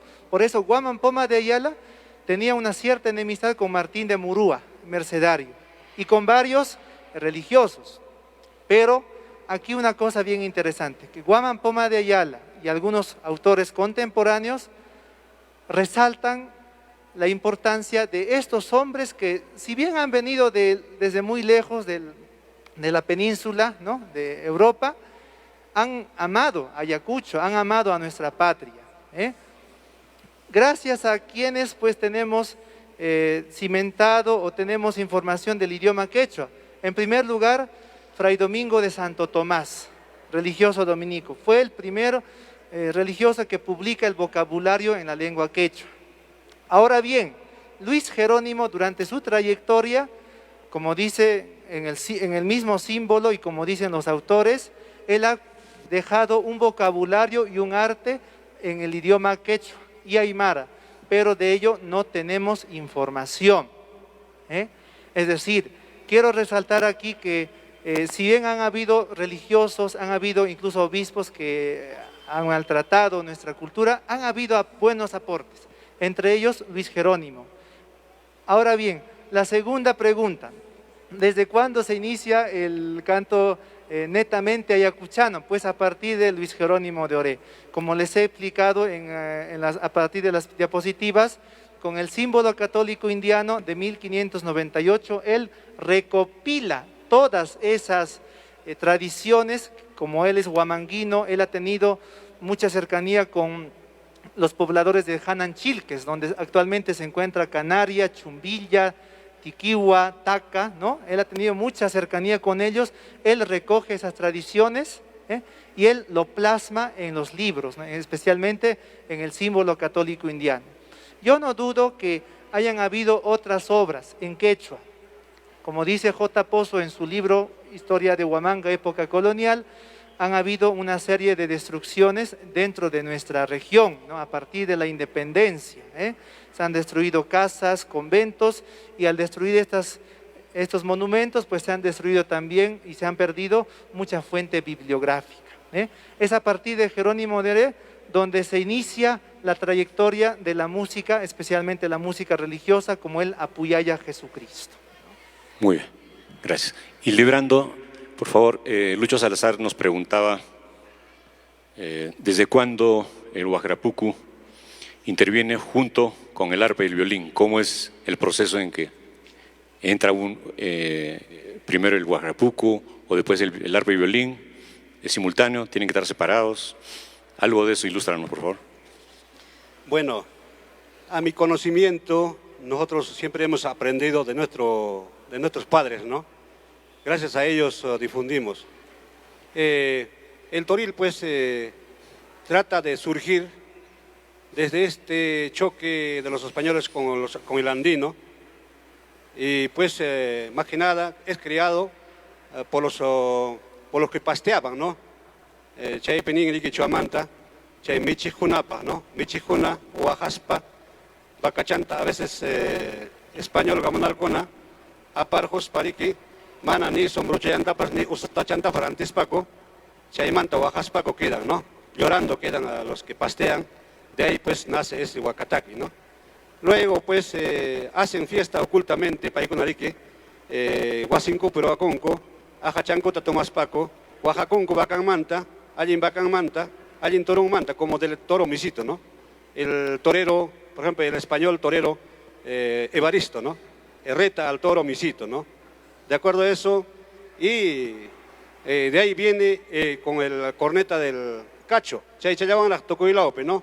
En toda esta cuenca, margen derecha, margen izquierda, la provincia de Andahuaylas y provincia de Sucre, Quirobamba, Chaylo Manta, Paikunari, Guajara Chayamon hasta Quijo. Guajara Changwan, Taki Changwan es combinado. Chaymanta Ñamonca ya trata de modernizar de todo eso, y ya viene después el arpa, ¿no? Arpa, mana, cajayo, arpacho, sino otros tipos de arpa hechos realmente por nuestros campesinos, ¿no? Paikunao. Chay Kamaya, Chayta, explica Iguichima, tampoco Ikaman con Iguichima. Muchísimas gracias. Bien. Ya, bueno, ok. Para cerrar, y vamos a pedirle luego a Julio Mendívil que nos... Sí, muchas gracias por la oportunidad.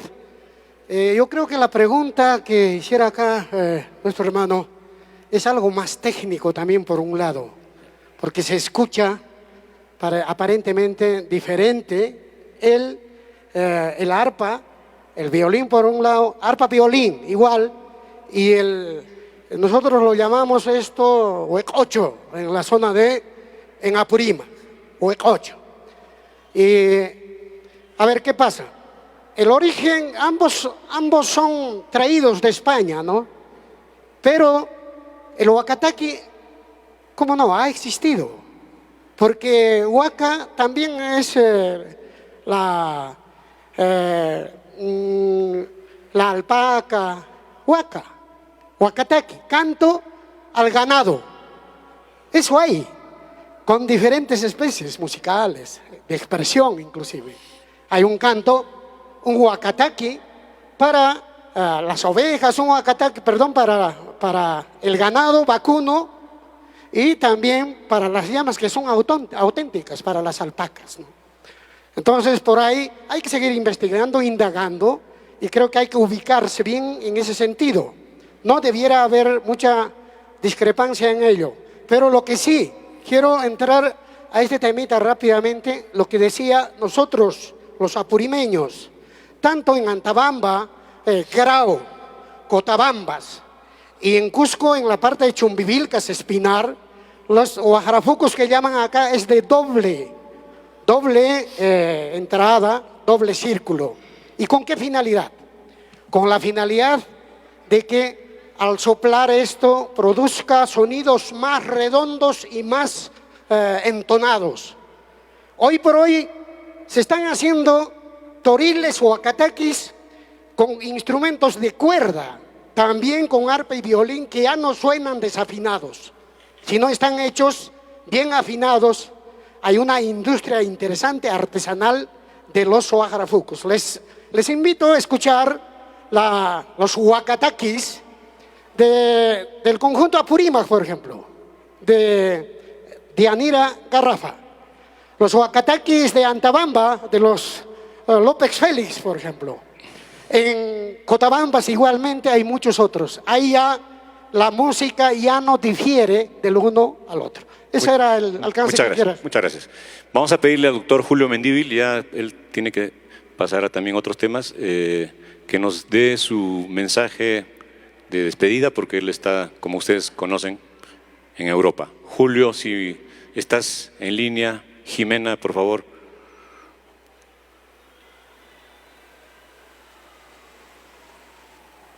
¿Sí? Jimena. ¿Me pueden oír?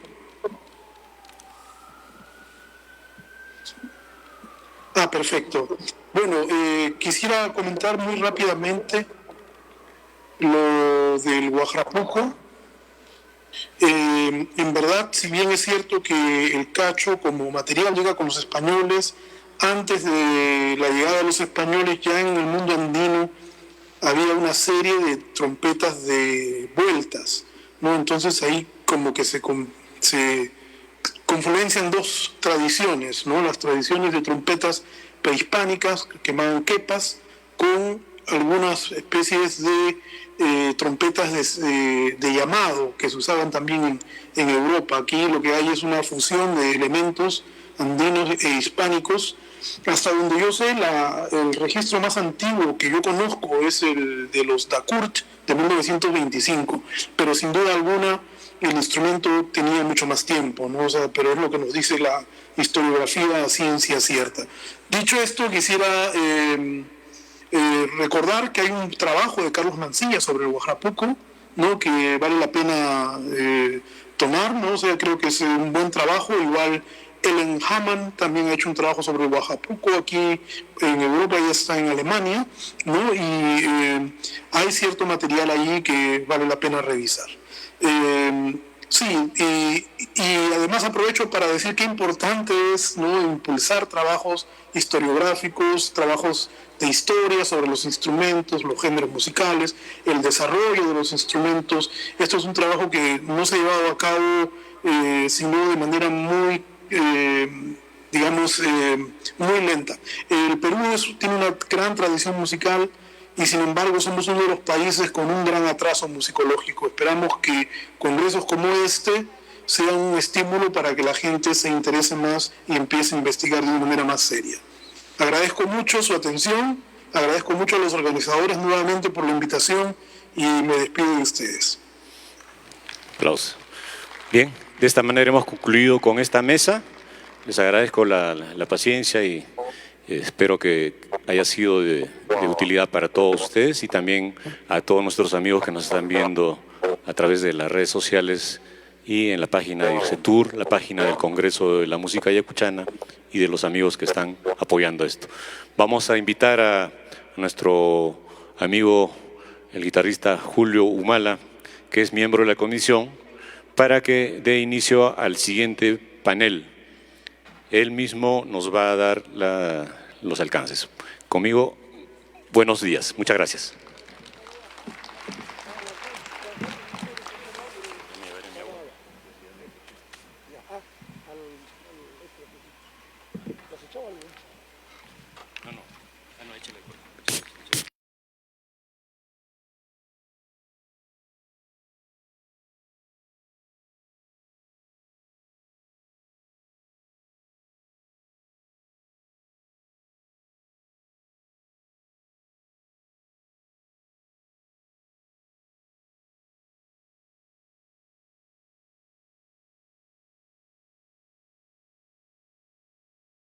De mesas en este 7º Congreso.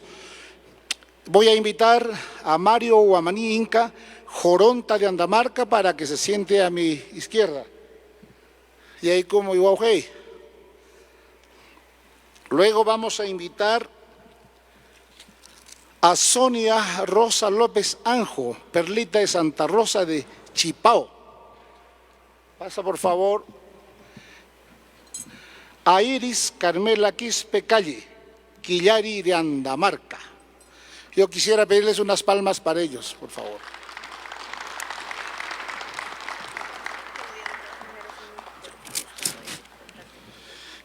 Y a mí me place singularmente dirigir esta mesa porque tiene mucho significado en mi infancia y mi adolescencia, la danza de las tijeras. Pero en esta ocasión traemos una exposición con una característica singular, que son las Guarmi Danzas. Yo recuerdo de muchacho, en Coracora eran danzantes varones, todos, el 3 de mayo, Día de las Cruces, 3 días de jornada. Y hace unos años nos contarán las danzas, las Guarmi Danzas, de cómo aparece esta nueva forma en que las intérpretes de esta danza son damas, son mujeres. Así que ese es el tema. Vamos a seguir la siguiente forma de exposición. Vamos a pedir a Joronta, que es un danzante que tiene mucha experiencia, tiene un nombre ganado muy bien en el mundo de la danza de tijeras, con mucha experiencia, repito. Vamos a hacer que haya un diálogo, primero, desde la visión de los mismos danzas, que nos cuenten el significado de esta danza, irán hilvanando además con algunas vistas que ellos mismos han preparado, y luego hablaremos de corriente esta nueva que está creciendo de las Guarmi Danzas, y finalmente, como tiene que ser, va a haber una demostración, un atipanacui de las damas danzantes en la segunda parte de esta mesa. De modo que damos inicio. Joronta, te doy los micrófonos para que empieces tu participación.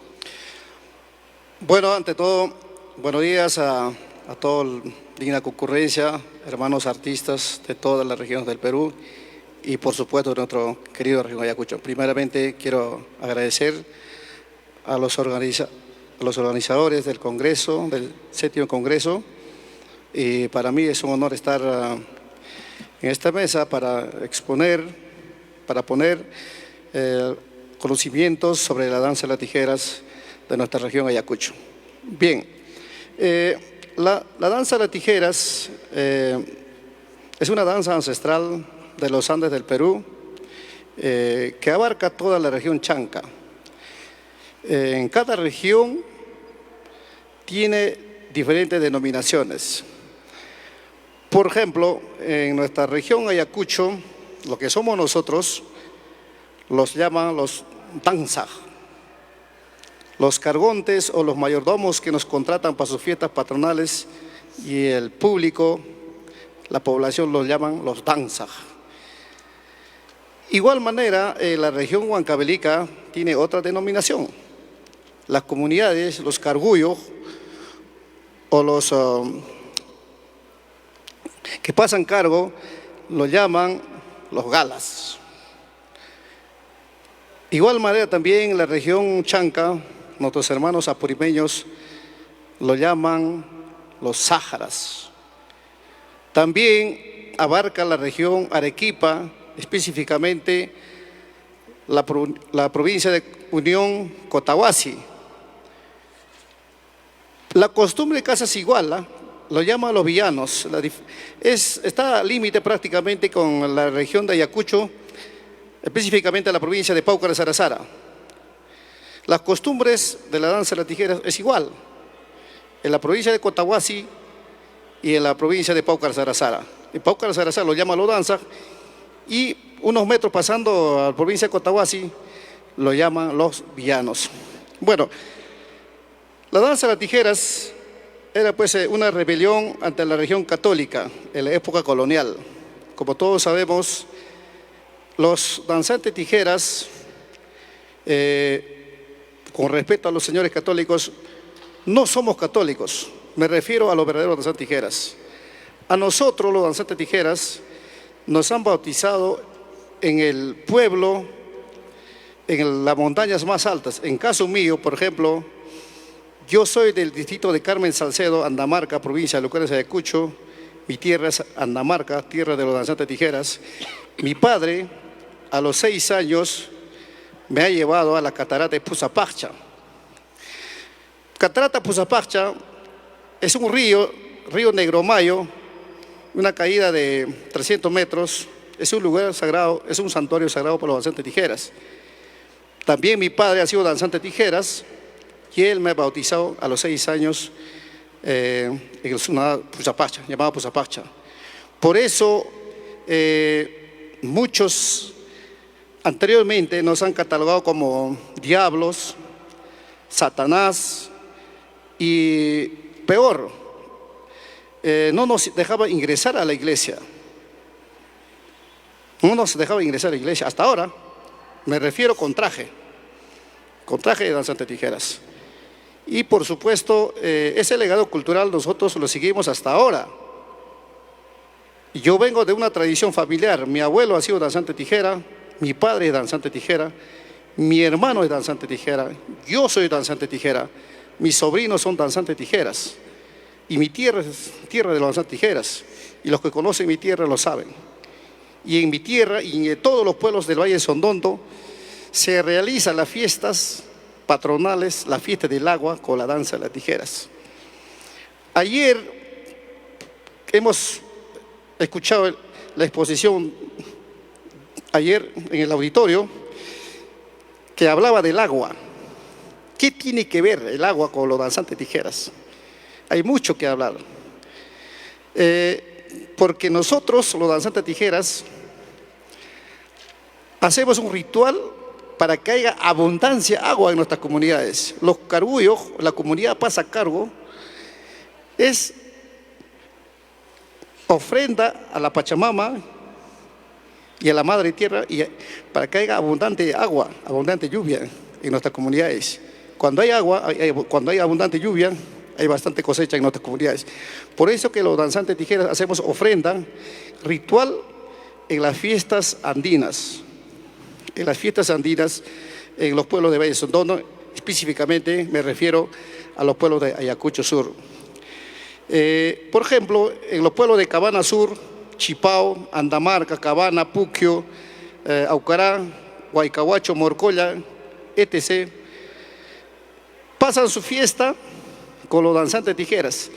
Por ejemplo, para las procesiones sacan a diferentes imágenes. Por ejemplo, en Andamarca, Cabana, Aucará, sacan a la imagen San Isidro Labrador. En Morcolla sacan a un crucifijo, Señor San Yarja. En Huacaña sacan al San Isidro Labrador, y así. Pero conclusión, es la fiesta del agua, no es al santo, no es a San Isidro, sino es la fiesta del agua. Entonces, hermanos, amigos, nosotros, como siempre, mantenemos la tradición, costumbre.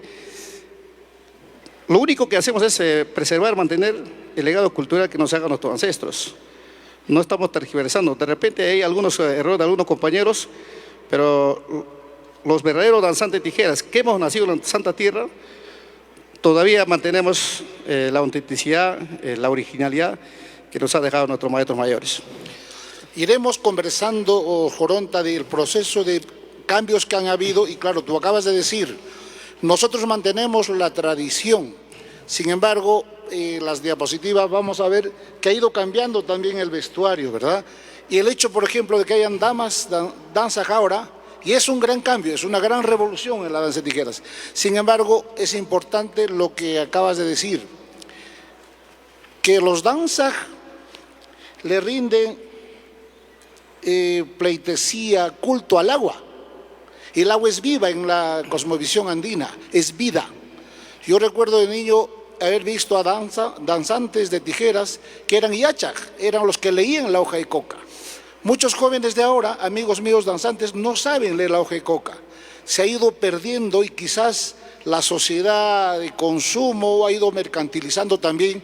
Eso vamos a conversar, pero antes el danzante era el sacerdote quechua, el que mantenía la religiosidad de origen prehispánico. Hay pocos libros sobre esta danza que creo yo que expresa muy bien el temperamento andino quechua nuestro. Esta es la danza que más lauros ha dado al Perú en eventos internacionales. Yo estuve alguna vez en un encuentro de culturas indias, fui con Joris Isicha a Estados Unidos, Atlanta, a un powwow de pieles rojas.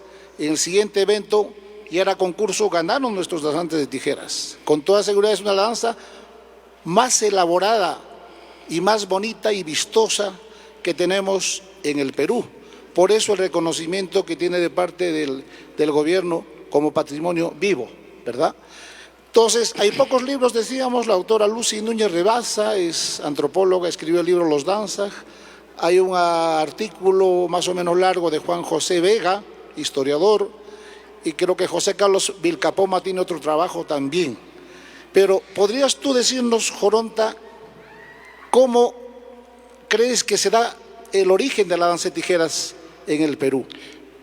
Bueno, no tenemos el lugar exacto, tampoco la fecha exacta, pero sí sabemos que era una danza que tenía pues una rebelión contra la cultura occidental, anteriormente llamado por el movimiento Taquionjoy.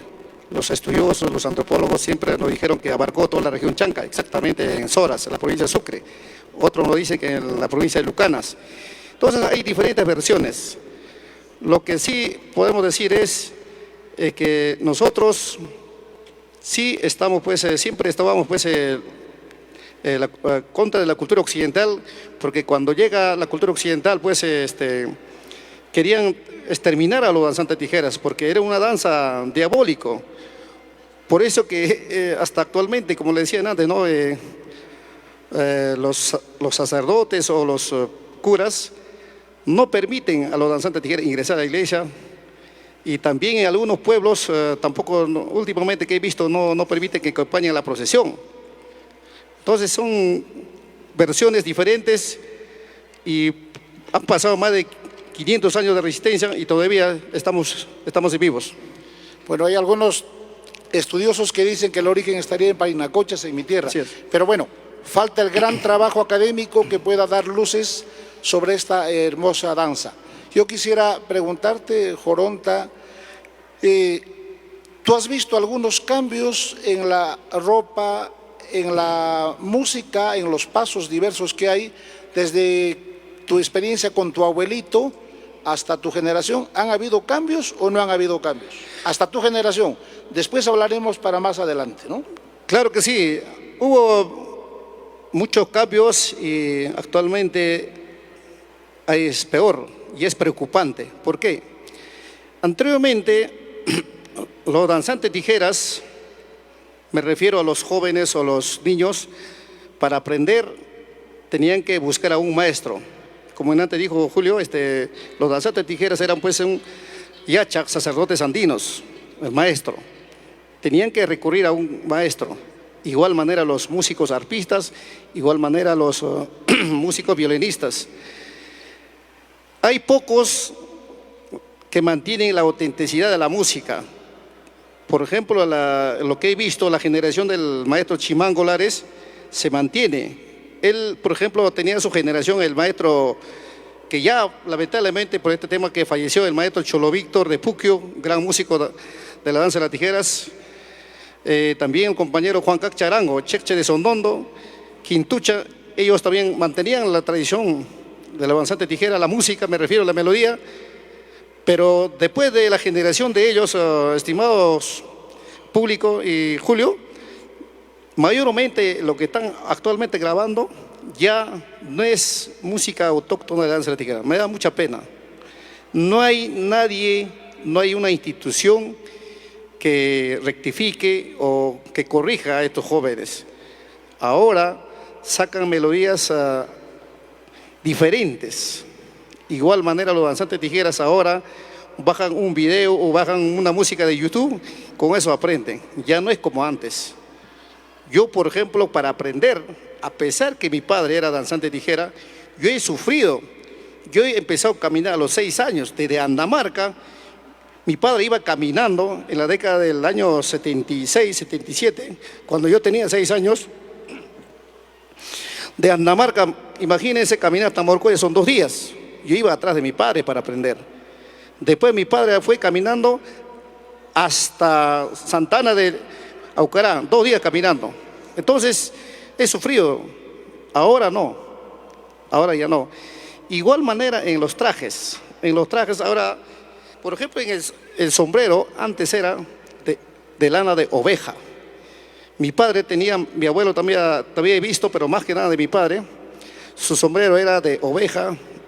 Habían artesanos que hacían este tipo de sombreros y pesaba como 8 kilos. El sombrero era así como si fuera estirado así. Y era bien dificultoso para esa época usarlo para los danzantes tijeras.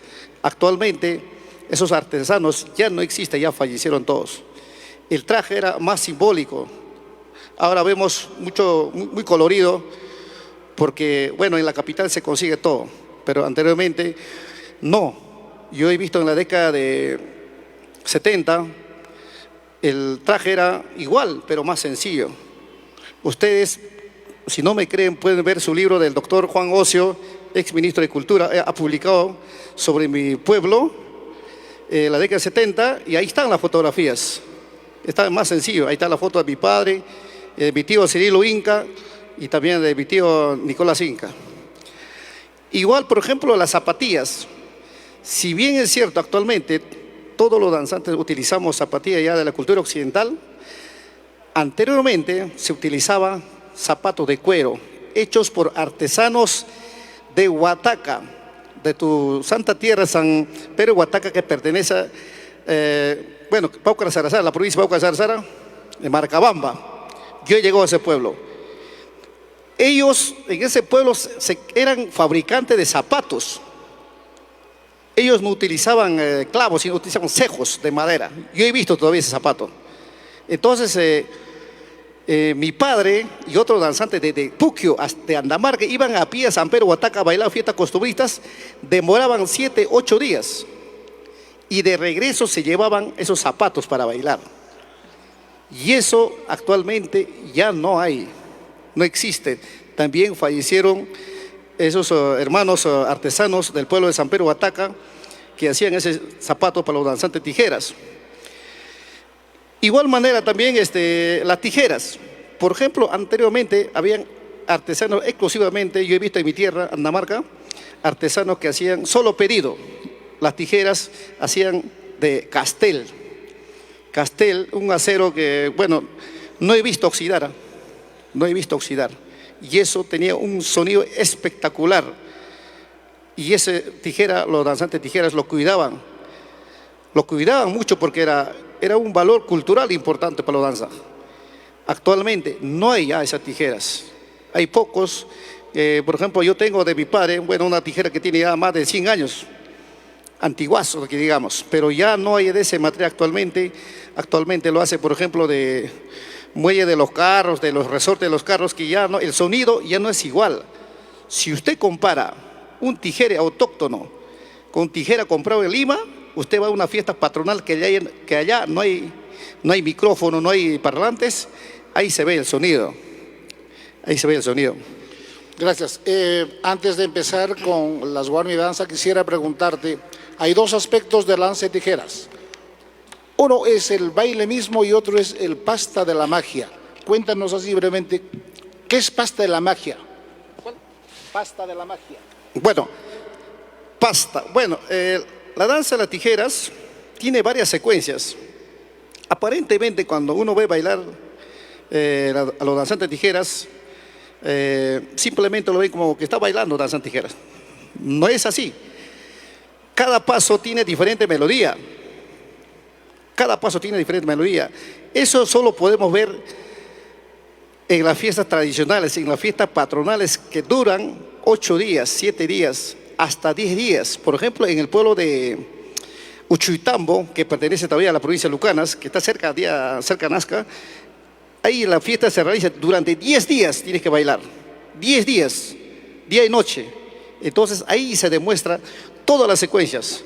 En Andamarca, 5 días, en Cabana Sur, 5 días. Y una de las secuencias es el famoso prueba, pasta, torrebaja, que son los más fuertes. Es ahí que el danzante tijera, por ejemplo, en pasta tiene que hacer faquirismo. Por ejemplo, tragarse la espada, forzar cables de luz de esto, pasarse por la nariz, sacar por las fosas nasales, comerse 6 ranas medianos vivos, sin masticar, cargarse las espinas. Eso yo he hecho en las fiestas patronales, solo en fiestas patronales. Y es muy fuerte el trabajo. Ser danzante tijera es para que, como decirles, son para el valiente, porque tiene que ser bien fuerte, porque es una danza de resistencia. Por eso que los danzantes tijeras son muy pocos. Si yo formo 10 alumnos, los 10 no van a ser maestros, solamente serán 3, inclusive hasta 2, porque mayormente en el camino se retira porque la exigencia es fuerte, es fuerte. Y igual manera, por ejemplo, el prueba, por ejemplo, en ese número el danzante tijeras tiene que subir al arpa, dar un volantín. Tiene que saber, por ejemplo, en tu tierra, el famoso en Coracora, que he tenido la oportunidad de llegar a Muchapampa, 2 años, después a Sevilla. En Coracora, por ejemplo, su fuerte es el jerojespe, ¿no? Plantan un palo aproximadamente de 15 a 18 metros, dependiendo cada danzante, y ahí tiene que demostrar que el danzante sí es verdaderamente danzante. Si tú lo haces, si eres maestro. Si no lo vas a hacer, no eres maestro. Y en Parinacochas, ese es su fuerte, por ejemplo. Por eso los danzantes que van a Coracora tienen que saber el jerojespe. Si no saben hacer jerojespe, mejor que no vayan. Y en mi zona de la provincia de Lucanas es el famoso Torrebajay. Torrebajay, donde el danzante tijera tiene que subir con la soga y también bajar haciendo piruetas. Es peligroso. Hay casos que ha pasado, hay compañeros que se han caído y han quedado mal. Bueno, mi padre me ha contado que en esas épocas anteriores han fallecido, hubo muertos. Es un poco riesgoso, pero como les digo, los danzantes de tijeras, antes de empezar, antes de iniciar la fiesta tradicional, tenemos que hacer una ofrenda, un ritual, mucha concentración para hacer. Por ejemplo, ahorita yo no puedo hincarme con una aguja en la oreja porque me duele y me cae sale sangre. Pero en las fiestas patronales no. Yo tengo que hacer mi ritual, tengo que hacer una ofrenda, tengo que hacer con mucha fe. Y por eso que mucha gente, a veces a los danzantes de tijeras lo miran con admiración, a veces con temor, porque hacemos faquirismo, por ejemplo, donde no sale el sangre, no le duele al danza. Y por eso que la prensa, pues, como antes decía, pues nos ha criticado que éramos diablos. Igual manera, por ejemplo, en el pueblo de Cabana Sur, no hay Torre Gespe, no hay Jero Gespe, pero hay un número fuerte. En su pueblo de los maestros chimangolares, por ejemplo, existe el famoso Guerraspampa. ¿Qué es Guerraspampa? Yo he tenido la oportunidad de llegar 3 años. Guerraspampa es un choque de dos danzantes de tijeras, pero con chicote. Con chicote. Ese es el famoso Guerraspampa, que lo llaman. Ahí es también el danzante de tijera tiene que demostrar, no con baile, sino con chicote. Pero solamente hay un día especial. Chocan 2 barrios, 2 aillos, y los danzantes de tijeras, los que van a esos pueblos, tienen que ser muy profesionales porque durante 5 minutos nadie se va a acercarse a separarte. El chicote te puede caer en la vista, en la mano, donde caiga, y la gente y la población lo vive, lo goza, porque es una fiesta patronal, es una fiesta tradicional. Es igual. Igual manera también hay otro, ese tipo de costumbrista, pero con diferente nombre en Morcolla Chico, que le llaman el huajta. El huajta, vocablo quechua, Virganaco en la provincia de Sucre. El trabajo es igual. La diferencia, pues, que sacan, por ejemplo, en Morcolla Chico, la sacan a las 5 de la mañana. Entonces, imagínate darse a chicotazos durante 5 minutos, que nadie te va a separar. Igual manera, los danzantes de tijeras van pues así contratados y saben a dónde van. Y solamente van pues los profesionales que conocen este tema. Gracias, Joronta. Vamos a conversar con Sonia Rosa y con Iris Carmela. Tenían ustedes preparado imágenes, ¿verdad? Sí. Y tú vas dirigiendo tú misma y ustedes van conversando. A ver, seguramente los amigos que están presentes con nosotros y los que nos están siguiendo también por las redes, porque esto está saliendo en el mundo entero. Ayer una amiga de España, española, me mandó una nota, me dijo que estaba todo bonito, pero el ventarrón hizo caer el equipo, en un momento no hubo emisión. Ahora sabemos que está funcionando bien. Bienvenidas a Ayacucho y bueno, conversemos. ¿Qué es esto de la Guarmidanza? Quizá Sonia Rosa o Iris, como a ustedes les parezca. Tienen la palabra. Muy buenos días, quiero agradecer por la invitación. Un poquito, allá. Mi nombre es Iris Quispe, más conocida como Quillare de Andamarca, que significa luna brillante. Mi maestro es Joronta Gechele de Andamarca. Yo vengo de una familia de artistas. De parte de la familia de mi mamá es de Puquio, son artistas, compositores. Mi abuelo es Virgilio Calle Lizarbe, que compuso el tema Madre Querida, que también lo canta Manuel Chaprado y muchos artistas más de Ayacucho. Y de parte de la familia de mi papá son danzantes de tijeras, ¿no? Mis primos, mi hermano es danzante de tijeras. Entonces yo vengo difundiendo la danza de tijeras desde muy pequeña. A mí me ha gustado, desde muy pequeña he bailado. Escondidas, bueno, no me veían al público, siempre estaba en casa con mis tíos, mis hermanos. Mi padre me llevaba desde muy pequeña a Andamarca, a los lugares costumbristas, ¿no? Para ver cómo es la costumbre, en los cuales me gusta mucho la danza de tijeras. Ahora, con el trabajo que vengo realizando, también soy gestora cultural, gané una beca de la UNESCO Perú y bueno, seguimos difundiendo la danza de tijeras. Formamos la agrupación Guarmicunapa Yachatmi, que significa las mujeres también sabe. En Ayacucho solamente somos 6 mujeres que difundimos la danza de tijeras, realmente somos muy poquitas, ¿no? En los cuales venimos difundiendo la danza de tijeras en diferentes espacios culturales, promoviendo que las mujeres también bailen la danza de tijeras. Y en eso conocí a Peruanita, y en una de las investigaciones y conversaciones que tuve con ella viene a Lima, lo trae un maestro, y los cuales ella, lo que me comenta, bailaba con falda. Entonces, Perdón, ¿quién es la que inicia entonces la danza de tijeras? ¿Quién es la primera mujer que dice quiero ser danzante y se atreve a salir públicamente? Las que inician la danza de tijeras ayacuchana es Yuyoquilla, Estrellita y Perlita de Santa Rosa de Chipao, bueno, que la tenemos presente aquí, pero la historia es así, ¿no? Viene Huancavelica, con ellas se conocen y comienzan a bailar la danza de tijeras, hacer una tipanacu entre Huancavelica y Ayacucho. Y ella lo que me comenta es que las danzantes de tijeras de Ayacucho bailaban con falda cuando competían con Huancavelica. Entonces, y cuando bailaban en su región se ponían pantalón, ¿no? Y bueno, acá nos puede comentar un poco más Perlita, cómo fue la danza de tijeras a los fines de los años 80, que comenzaron a salir las mujeres danzantes. Adelante, por favor. Bueno, muy buenos días a todo el público presente. Muchas gracias a todos los organizadores del 7º Congreso Nacional e Internacional de Nuestra Música Ayacuchana. Gracias por la invitación. Mi nombre es Sonia Rosa López Anco. En el mundo de la danza de las tijeras me conocen como Perlita de Santa Rosa de Chipao. Yo formo parte de la primera generación de Warmis Danza, que salimos a finales de los años 80 y a inicios de los años 90. En aquellos años salimos 3 Warmis Danza, Yuyoquilla, Estrellita y aquí presente Perlita de Santa Rosa de Chipao, ya que Ayacucho no tenía Warmi Danza. Mi maestro fue Bolucha de Puquio, su nombre es Juan José Flores Ramírez. Yo salí en el año 1990 a la edad de los 11 años. Ahora, ¿quién me inculcó a mí el amor hacia la danza de las tijeras?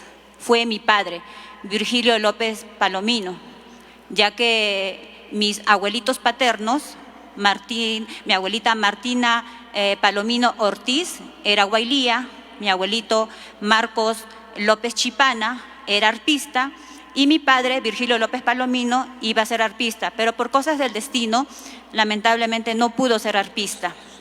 Entonces pasaba que cuando yo era muy niña yo veía a mi papá cuando había unas reuniones pequeñas en mi hogar. Veía a mi papá que agarraba la botellita de vidrio de la gaseosa Lulú en aquellos años y él ponía 2 cucharas o 2 tenedores y prendía su tocadisco y ponía la música de la danza de las tijeras. Y yo veía que mi papá bailaba y yo decía, ¿qué será esa música tan bonita? Yo tendría 9 o 10 años. Entonces, pero de ahí el primo de mi papá estaba practicando para ser danzante y el maestro Bolucha de Puquio le estaba enseñando, pero el primo de mi papá no pudo ser danzante. Entonces, como yo ya le había visto bailar, yo le digo a mi papá, papá, yo quiero bailar danzante. Y mi papá no lo pensó ni 2 veces y me dijo ya, y le habló al maestro Bolucha para que me enseñe a bailar la danza de las tijeras. En aquellos años, yo era muy niña, 11 años, yo aún no sabía que ya existía 2 Warmi Danza, ¿no? Yuyoquilla y Estrellita. Pero sentí tanto amor por esta danza que me lo inculcó mi padre y por mucho, y no solamente por la danza de las tijeras, también por todas nuestras hermosas costumbres ayacuchanas, ¿no? Que tenemos varias costumbres, ¿no? Que a veces están un poco olvidadas, ¿no? Pero mi padre se encargó de inculcarnos tanto a mí y a mis hermanas este amor hacia nuestras costumbres ayacuchanas. Gracias a esta hermosa danza que yo empecé a bailar, viajé a hermosos pueblos de Huancavelica, Ayacucho y a toda la parte del sur de Lima. Tuve muchos enfrentamientos a Tipanacuy con varias Warmi danzas huancavelicanas, ¿no? Tuve el honor de conocer a muchas chicas Warmi danzas huancavelicanas de aquellas épocas, que era Extranjerita, Pura Sangre, Flor de Cristal, Defensorita, Flor de Canela y muchas Warmi danzas huancavelicanas que ahora ya no bailan, ¿no? Yo dejé la danza de las tijeras aproximadamente a la edad de los 20 años, por motivo de mis estudios, ¿no? Y después de 23 años, vuelvo a la danza de las tijeras, ¿no? O sea, y volver a esta hermosa danza, para mí algo es muy emotivo, es como que cada vez que yo escucho la música de la danza de las tijeras, es ver a mi padre, ¿no? Porque si yo escucho o si me hablan de la danza de las tijeras o yo veo mi vestimenta, veo a mi padre, ¿no? Porque mi padre es una persona que siempre amó la danza de las tijeras, ¿cómo se llama? Nuestra costumbre también la música de las guailías, ¿no? Porque mi abuelita lo bailaba. Entonces, es eso lo que pasa. En mi hogar, les cuento que en mi hogar no hay un día que no se escuche la danza de las tijeras. Mi papá, que no sabía utilizar un celular o la computadora, ¿no? Que ya aprendió todos los días, siempre escucha la danza de las tijeras, escucha sus guainitos, arpa, violín, escucha la música de las guailías. O sea, para nosotros no escuchar estas hermosas músicas, digamos que es como que nos falta algo, es como que es nuestro pan de cada día. A mí me gustaría, y seguramente que a los amigos, a los congresistas que están acá también, saber si ustedes tuvieron en algún momento una resistencia de parte de los compañeros danzantes varones o del público alguna vez sintieron que los varones decían, ustedes solo deben dedicarse a la cocina o a otras cosas, uno. Y dos, hay una corriente importante de danzantes mujeres. ¿Se dedican a tiempo completo ustedes a la danza o tienen otras actividades? Mira, en aquellos años, cuando yo me inicié y se iniciaron las dos primeras Guarmi danzas, y yo también, de hecho que fue algo muy chocante para los varones, ya que la danza de las tijeras es una danza milenaria, ¿no? Es una danza muy antigua de que aún no se sabe en qué año exactamente nació la danza de las tijeras, pero lo bailaban puros varones. No, nunca hubo una mujer que bailaba la danza de las tijeras. Entonces, nosotras al salir, de hecho que a los varones para los varones fue chocante, ¿no? Porque aparte que, o sea, no es que también se trate del machismo, también hay que entenderlos a ellos de que en esa época habían muy buenos maestros, ¿no? que lucharon mucho para tener un lugar en la danza de las tijeras y los puedan respetar. Al salir las Guarmi danza, de hecho que éramos un boom para el público y el público se emocionaba. Entonces, si una Guarmi danza, a pesar que no estábamos a la altura de un maestro danzante, salíamos a bailar, el público apoyaba la Guarmi danza, porque éramos novedad. Entonces, también tenemos que entender a los maestros, que también existía mucho el machismo, pero también hay que entenderlos a ellos, ¿no? Que también fue chocante para ellos. Y bueno, yo agradezco y claro, y como usted me dice, hay veces salíamos a bailar y hay veces en el público, ¿no? Había también personas muy machistas y nos decían, no, que no bailen, que se vayan a cocinar, que se dediquen a criar los hijos, que hacen bailando, metiéndose en cosas de varones, ¿no? Pero eso nos hacía más fuertes. Y cuando nos veían que hacíamos, había tipanacu, había un contrapunteo, hacíamos alto ensayo, pampa ensayo, prueba, pasta, entonces el público nos ovacionaba, ¿no? Y cuando más nos enfrentábamos con las Guarmi danzas huancavelicanas, porque en aquellos años el enfrentamiento, las Guarmi danzas era Guarmi danza ayacuchana versus Guarmi danza huancavelicana. Y salíamos y nos enfrentábamos. Y les puedo decir que las tres Guarmi danzas ayacuchanas dejábamos en alto nuestro pueblo de Ayacucho. O sea, nadie podría decir que Huancavelica nos ha ganado, no. Y el público, al ver eso, que sacábamos en cara y dejábamos en alto nuestro pueblo de Ayacucho, nos aplaudía, nos quería y nos ovacionaba. Y cada vez que llegábamos a los locales, ¿no? Porque en esa época ver una Guarmi danza en un local, era que la gente corría. La gente se emocionaba y nos esperaban ansiosos nuestra llegada. Como si fuéramos, no sé, ¿qué le digo? Como si fuéramos el grupo Menudo, ¿no? Era lindo, la gente se amontonaba. La siguiente pregunta que hice, Sonia Rosa, es, ¿se dedican a tiempo completo las Warmi Danza? ¿Hay algunas que se dedican solo a la danza de tijeras y viven de la danza de las tijeras? Mire, como le digo, en aquella época, como yo salí a los 11 años, hasta los 17 años, yo me dediqué en tiempo completo a la danza de las tijeras. Estudiaba, estaba en la secundaria, pero de ahí cuando ya empecé a estudiar mi carrera de enfermera, porque yo soy enfermera y también auxiliar en geriatría, ya era muy complicado, porque ya no era como el colegio que te daban un permiso. Estudiar en el instituto, en una universidad, no hay ese tipo de permiso. Entonces, sí hay muchas chicas, ¿cómo se llama? Bueno, en la actualidad hay poquitas Warmi Danza. Bueno, Ayacucho nunca ha tenido un montón de Warmi Danzas como Huancavelica, ¿no? Pero como le digo, cuando nos iniciamos muy jovencitas, de hecho que sí podemos dedicarle tiempo completo, porque no solamente es bailar la danza de las tijeras, también tenemos que tener mucha agilidad, y para uno tener mucha agilidad tenemos que estar, digamos, practicando, yendo al gimnasio para las acrobacias.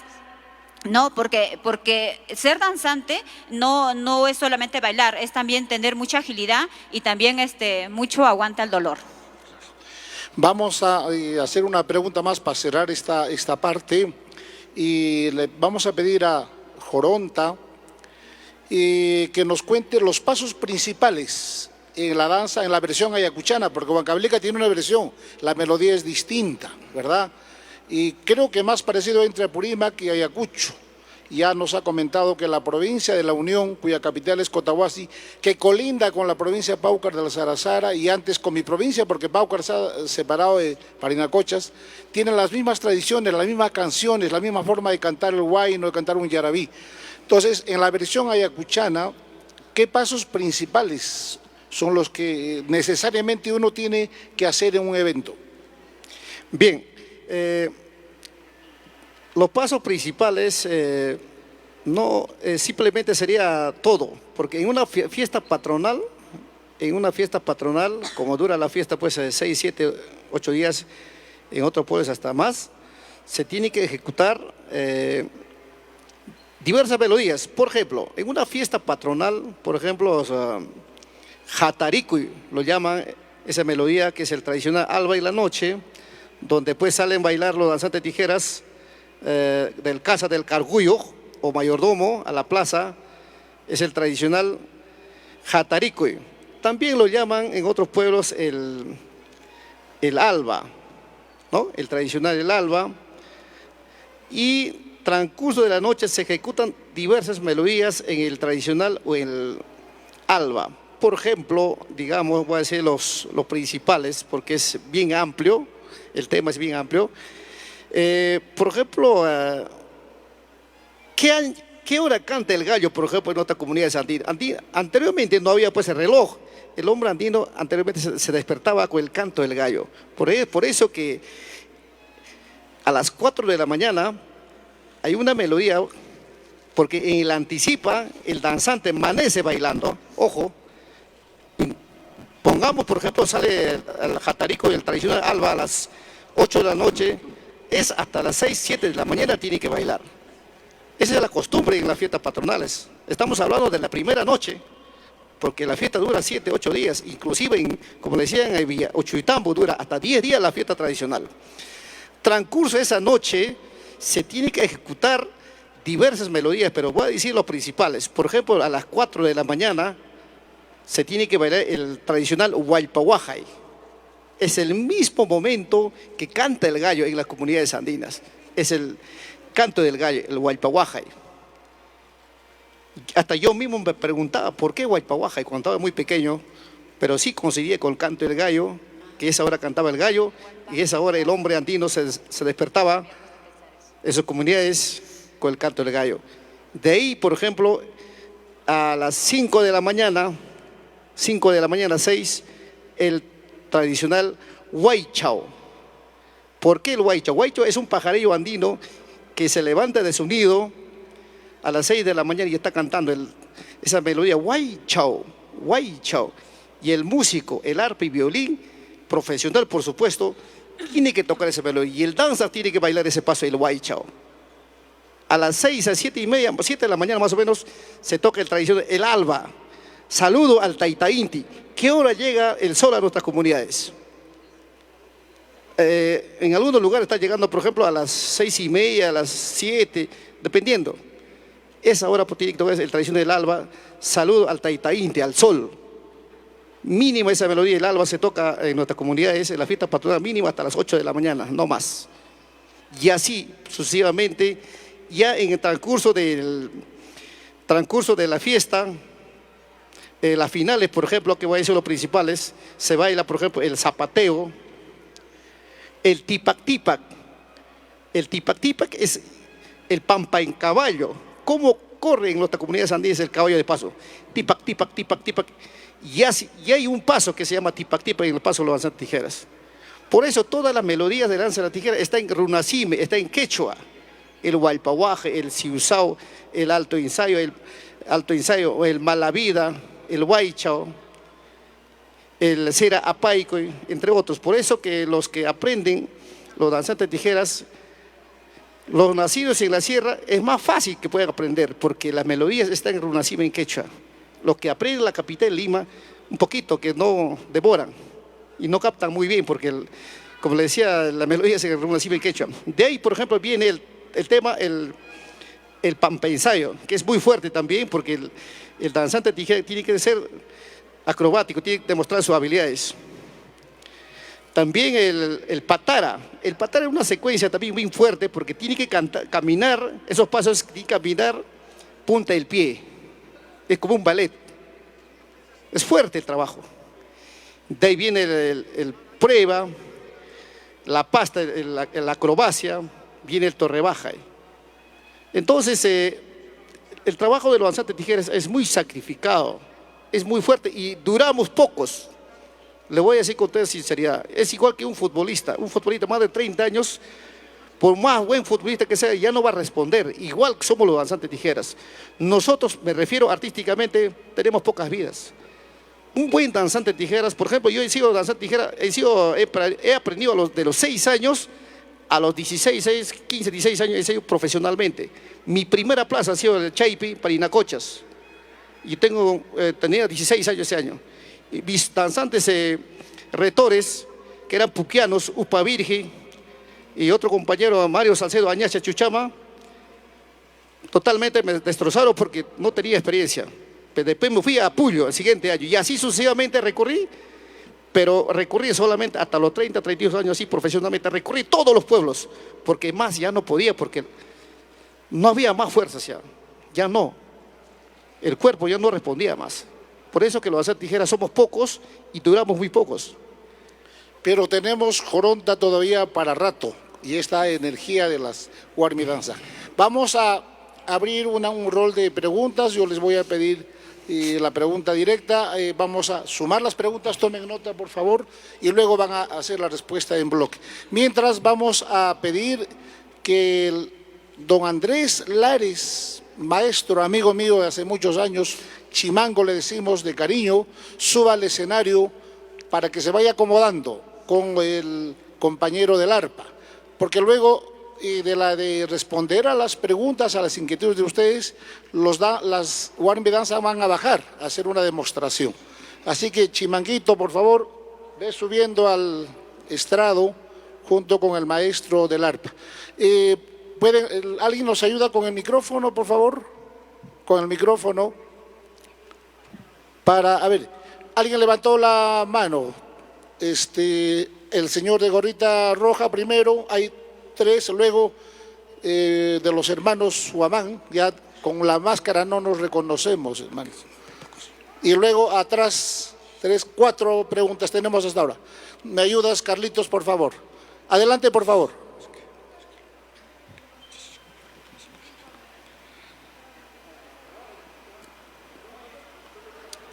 Tomen nota para la respuesta, ¿no? Sí. Muy buenos días, hermanos danzantes, con mucho respeto. Quiero hacerles las siguientes preguntas. ¿Cuántas tonadas y estructura tiene la danza de tijeras?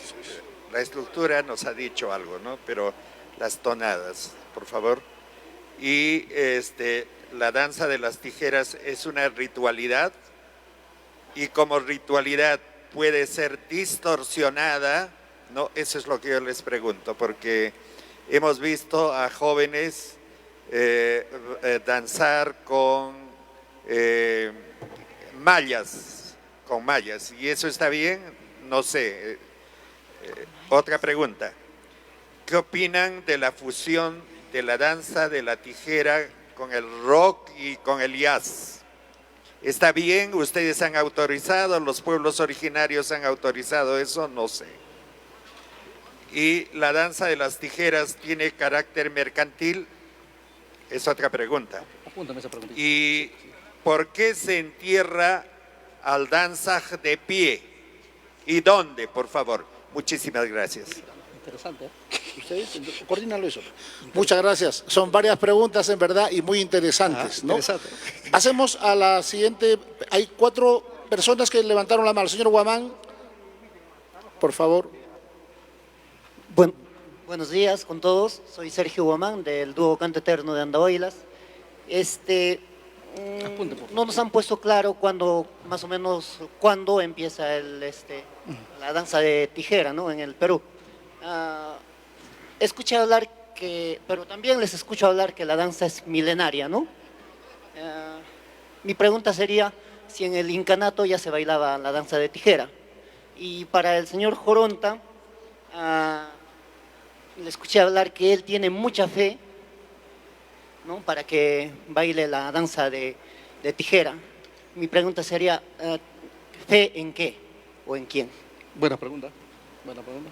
Gracias. Pasemos el micrófono, por favor. A ese lado están pidiendo. Sí. Antes de Freddy, el señor del sombrerito. Ahí atrás, sí, por favor.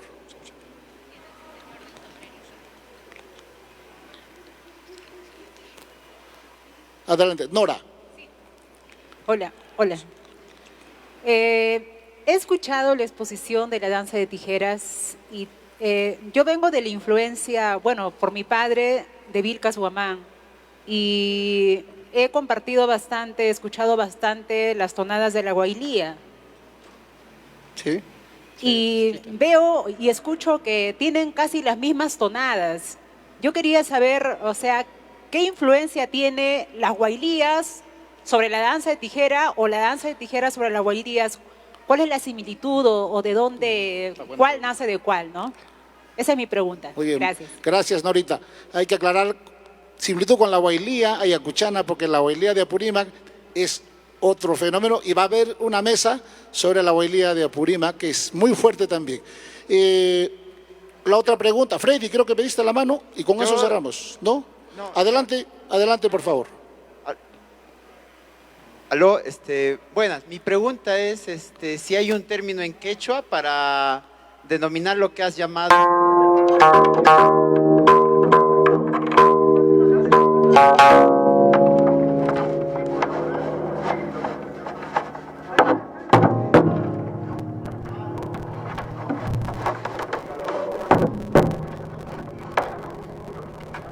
Lo danza, ¿no? Sí, mi tío, que habla. Mi tío. Sí, sí. Habla sobre una manera interesante del origen de las danzas de tijeras. Muchísimas gracias. Sí.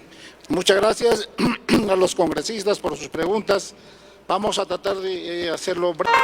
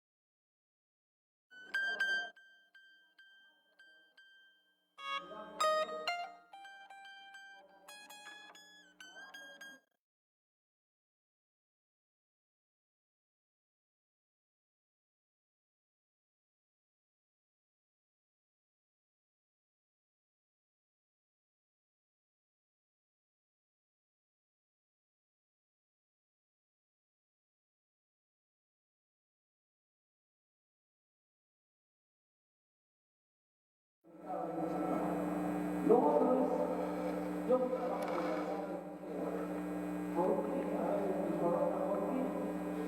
Ahora con la tecnología hay zapatillas que no pesan, que zapatillas que no dan clases, y de buenas marcas, o mismo danzantes usan un solo diseño de, así que yo esas zapatillas.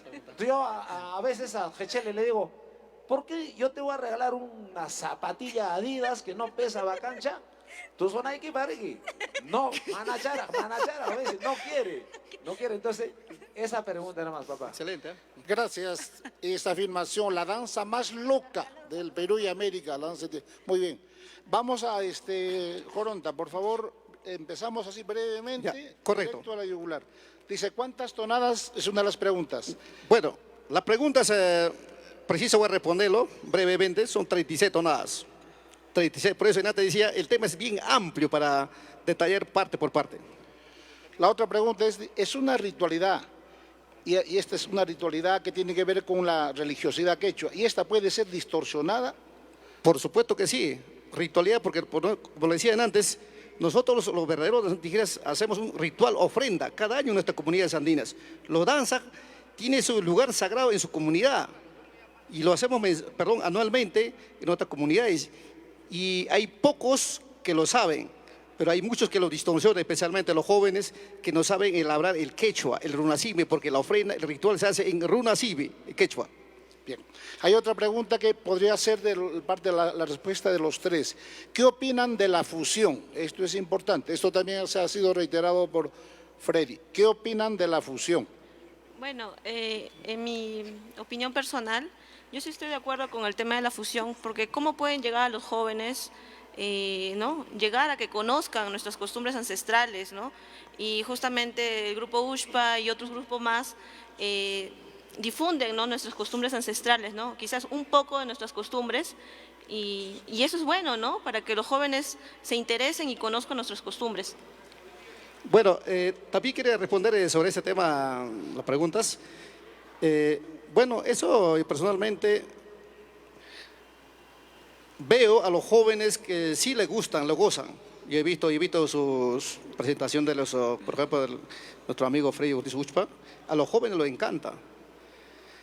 Yo no estoy en contra de eso, dejo ya la consideración del público en general. Como dice Freddy Uchpa, es verdad que los danzantes tijeras no solamente debemos bailar en fiestas patronales. Es verdad, por ejemplo, lo que no saben es que la prensa no lo difunde mucho. Los danzantes tijeras anualmente viajamos a festivales internacionales. La mayoría a festivales internacionales, no colonia peruana. Por ejemplo, yo he viajado a muchos países, a festivales internacionales. No he bailado para colonia peruana, estaba en Europa, América, Asia, pero el país más lejos que he viajado ha sido a Hong Kong, China. Y no he visto ni un peruano. Lo que pasa es pues la prensa no lo difunde mucho. Hay una pregunta que dice, ¿se bailaba en el incanato? Más bien podría ser quizás, ¿hay alguna raíz de esta danza que ustedes sepan que antes de la llegada de los españoles se bailaba? Por supuesto que sí. Por eso, por ejemplo, anteriormente no existía el acero, por ejemplo. Esa es una pregunta interesante. Los danzantes tijeras aprendían con piedras planitos encontrados o buscados en el río.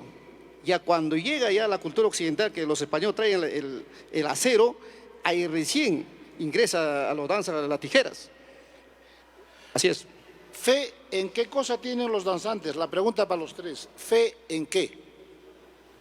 Bueno, voy a responderle. Buena consulta también, ¿no? Porque la fe en los Apu Guamani. ¿Qué son los Apu Guamani? Son los espíritus de las montañas. Ese legado cultural que nos ha dejado nuestros ancestros lo seguimos. Por eso le decía que cada año yo voy a mi lugar sagrado que es Pusapacha, una catarata de mi comunidad, muy conocido, a hacer una ofrenda. Pido a la Pachamama, a los Apu Guamani, espíritus de las montañas, que nos den fuerza para seguir danzando. En eso tenemos fe. Por ejemplo, cuando voy a hacer un faquirismo, yo tengo que tener fe en los Apu Guamanis, no en los santos, con respeto a los católicos. Quiero agregar algo referente a la fe y a los rituales. Los danzantes tenemos fe y hacemos rituales a los apus guamanis. ¿Qué son los apus guamanis? Es el espíritu de la naturaleza, a la Pachamama.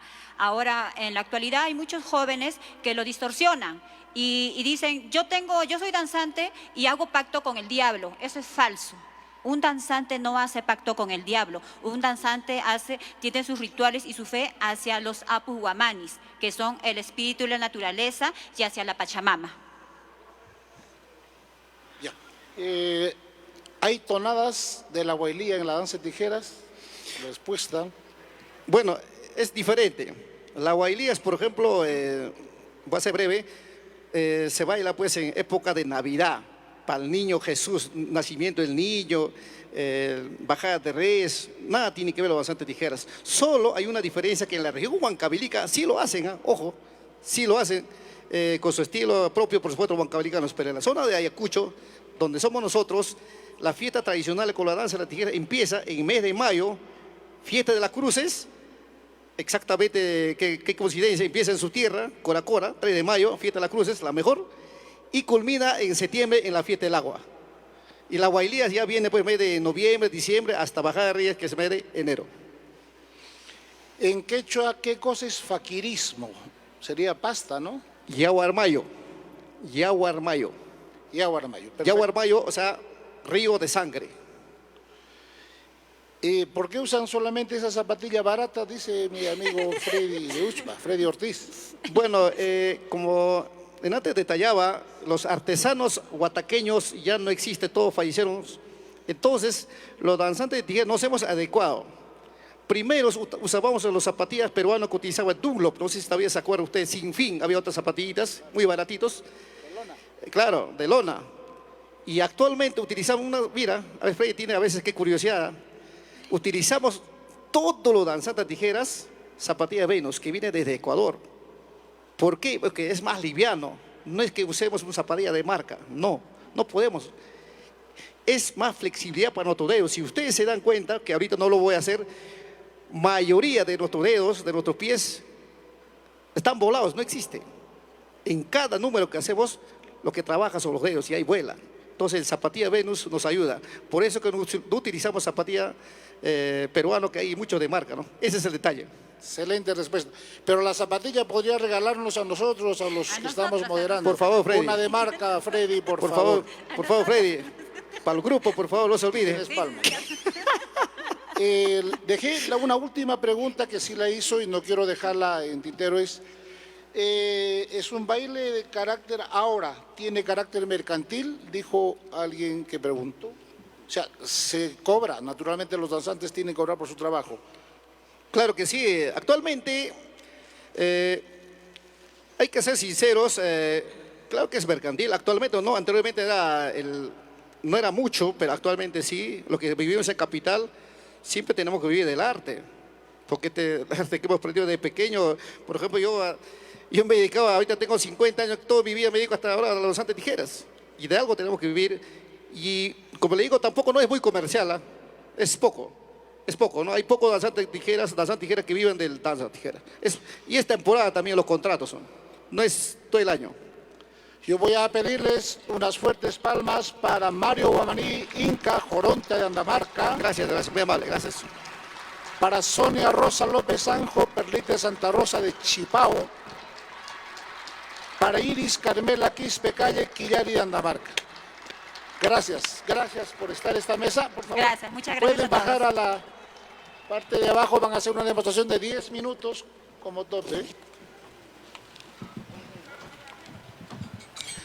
Chimango, está como listo ya el Chimango Lares.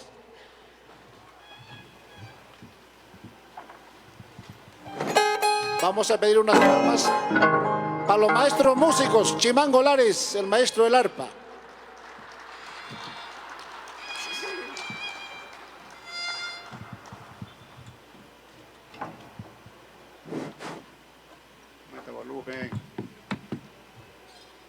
Violín.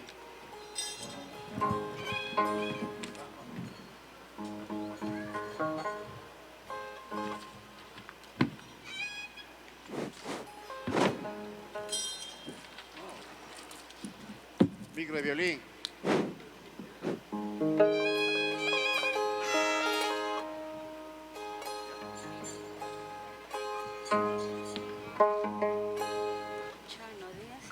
¿Usted va a seguir como ponente?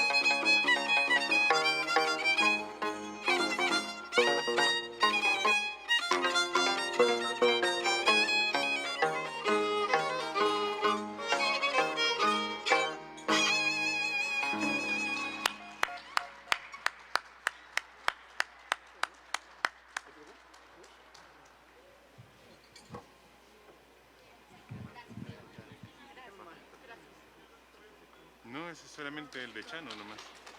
Ahí te lo mandé todo mirando, te lo mandé por WhatsApp, te lo mando por WhatsApp.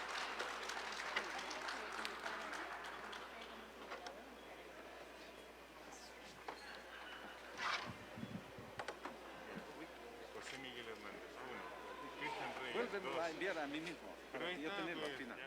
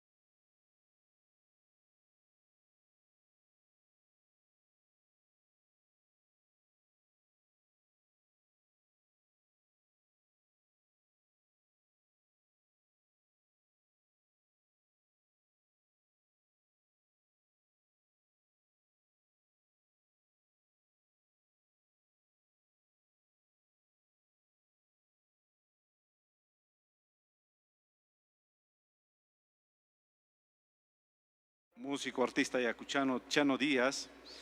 Él es de familia huamanguina, estudió en la Universidad Mayor de San Marcos y trabajó en Europa, donde desarrolló su trabajo musical en Londres, Inglaterra. Laboró como músico y hizo la dirección musical de la obra In the Summer House en el Teatro Lyric Hammersmith de Londres. Chano tiene la capacidad y la genialidad de poder crear y de acompañar nuestra música ayacuchana a través del charango y también de la guitarra. Asimismo, él es heredero natural de una familia musical que tuve la suerte de conocer a su abuelo, don Alejandro Límaco, quien me contó mucho sobre la guitarrística ayacuchana y de quien aprendí muchas cosas. Y por supuesto, Chano tiene una proyección internacional con mucha fineza, con mucha creatividad. Y en este tema, que es un tema importante en el contexto actual en el mundo musical, el tema que vamos a tocar ahora, que es la fusión y la música ayacuchana. Bueno, vamos a explicar un poquito las reglas de juego. Cada ponente va a tener 20 minutos para desarrollar su trabajo. Y iniciaremos esta mesa número 5, justamente con este gran exponente de nuestra música, que es Chano Díaz. Chanito, dejo el micrófono. Muy buenas tardes. Han sido varias horas de conversatorios y de compartires musicales, de conocer nuestros saberes, nuestra identidad ayacuchana. En primer lugar, antes de comenzar, yo quisiera felicitar a la Comisión Permanente de este Congreso de Música Ayacuchana y que involucra a todos los departamentos, a todas las provincias de nuestro querido departamento. La labor es el 7º Congreso ya y bueno, estamos de regreso en Huamanga y bueno, vamos a desarrollar un poco esta pequeña ponencia con algunas precisiones pocas para más bien dar algunos ejemplos ya que queremos un poco de música y la hemos disfrutado toda esta mañana.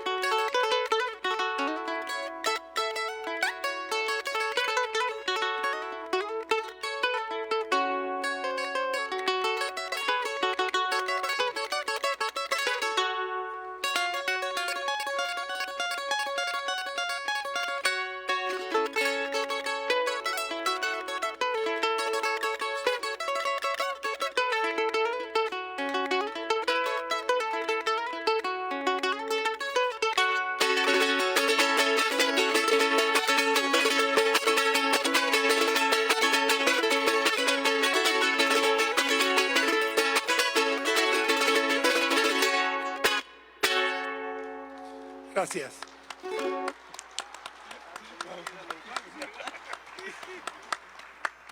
Y bueno, recordando las palabras del maestro Carlos Jaire, quien dice, ¿cuál es la música buena, maestro? Y él dice, la música buena es la buena y nada más. Y yo creo que esto aplica a todo tipo de expresión artística, también porque la música se defiende sola. Y parafraseando también uno de sus pensamientos, el grito interno nuestro es el mestizaje. Y la percepción de la música es subjetiva. Te puede gustar, no te puede gustar. Te puede gustar más o menos una expresión tradicional que al estar conectada con su cosmovisión, con su entorno, y tener esa verdad dentro de las aparentemente sencillas melodías, siempre el criterio de recepción es subjetivo. Te puede gustar de repente más el pumpín o quizás te gusta más el carnaval huamanguino o el carnaval de Vilcanchos o el de Vinchos. Y así pasa en la fusión también. Y en esta época donde existe esta tecnología y las redes sociales y todos pueden opinar y todos pueden grabar y todos podemos grabar y todos podemos hacer una versión de tal o cual expresión cultural o en este caso musical, no se puede prohibir la música. Entonces son percepciones distintas, pero lo que siempre nos ha preocupado y hemos conversado con los maestros, con Oscar muchas veces, es cómo transmitimos nuestras tradiciones, nuestras cosmovisiones, nuestra idiosincrasia de tiempos que ya se han ido, ¿no, Oscar? Tiempos que se han ido, cómo transmitir eso a las nuevas generaciones que ya se enfrentan a un panorama de frecuencias quizás más completas con la presencia de los bajos y los agudos en equipos que han desarrollado mucho mejor la acústica en base a estudios y tecnologías que se han venido implementando con el tiempo. Y entonces la transmisión de estas tradiciones, pienso yo, que debería darse siempre desde adentro, desde los maestros que viven en su entorno, de los maestros que están conectados a su música, no solamente porque la han vivido desde niños, sino porque la siguen practicando. Y hemos visto el día de hoy muchas personas, muchos maestros dedicados por completo a la música. Y eso también, y esa dedicación exclusiva a la música, te da un panorama distinto, otra sensibilidad, y es muy fácil de notar. Yo creo que los que a veces trabajamos de músicos de medio tiempo tenemos esta desventaja también cuando se trata, y siendo este un congreso de música ayacuchana, ¿no? Cuando vivimos lejos de la tierra, me decía mi abuelo, estás perdiendo el acento, tienes que regresar a la yacta otra vez, ¿no? Entonces tenemos esa responsabilidad, los que de alguna manera hemos vivido inmersos, en mi caso con mucha fortuna, dentro de una familia musical, pero al alejarnos de nuestra tierra perdemos ese gustito y nuestro toque se hace un poquito jambia también cuando estamos fuera de acá. Y claro, la oferta que presenta la radio es muy limitada, pero también tenemos la ventaja de poder informarnos de otros tipos de músicas y de otras percepciones musicales a través de la internet. Y entonces, claro, la fusión es una palabra que se toma siempre con cierta desconfianza, porque claro, hay músicos que se dedican con intereses subalternos a la música, de repente en busca de notoriedad o fama o dinero, y eso está bien en un país con tan escasa visibilidad de nuestras expresiones culturales. Es preciso a veces que quizás, por ejemplo, en la capital existan producciones musicales de tales o cuales artistas que no son de nuestra tierra, pero que interpretan nuestra música, y eso está muy bien porque van atrayendo hacia el río, ¿no? Como decía Josafat Roel Pineda, cuando se estudie y se esquematice la música ayacuchana, van a venir de todas partes del mundo a saber el origen, porque eso es lo que hace un investigador responsable.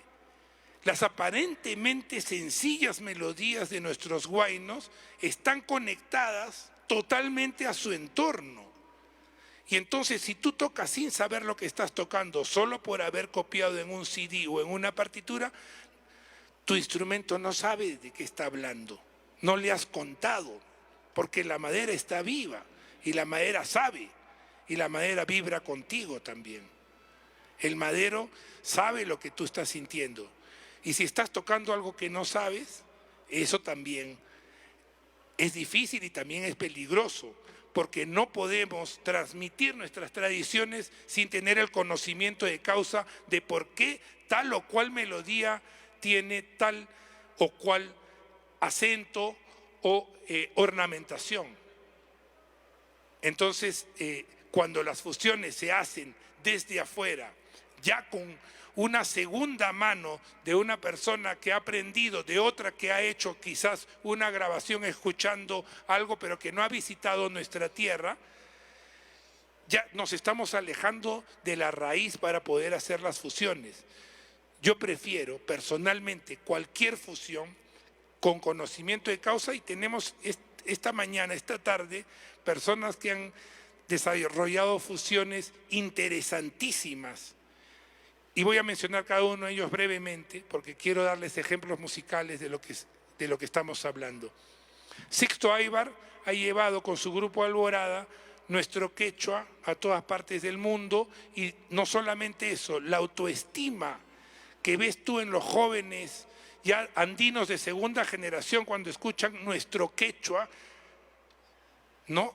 Ha realizado y has llegado, Sixto, permíteme felicitarte, porque has llevado nuestro quechua con las lindas melodías también instrumentales de nuestros instrumentos ancestrales a un nivel que yo creo que está hecho con verdad y con conocimiento de causa, siendo Sixto un cantante de tierra adentro, de Ocobambe, que con mucho respeto, yo te recuerdo en las grabaciones que hiciste con Manuel Chaprado y Julio Mala. Yo te pido y te doy un aplauso, Sixto, por esa labor.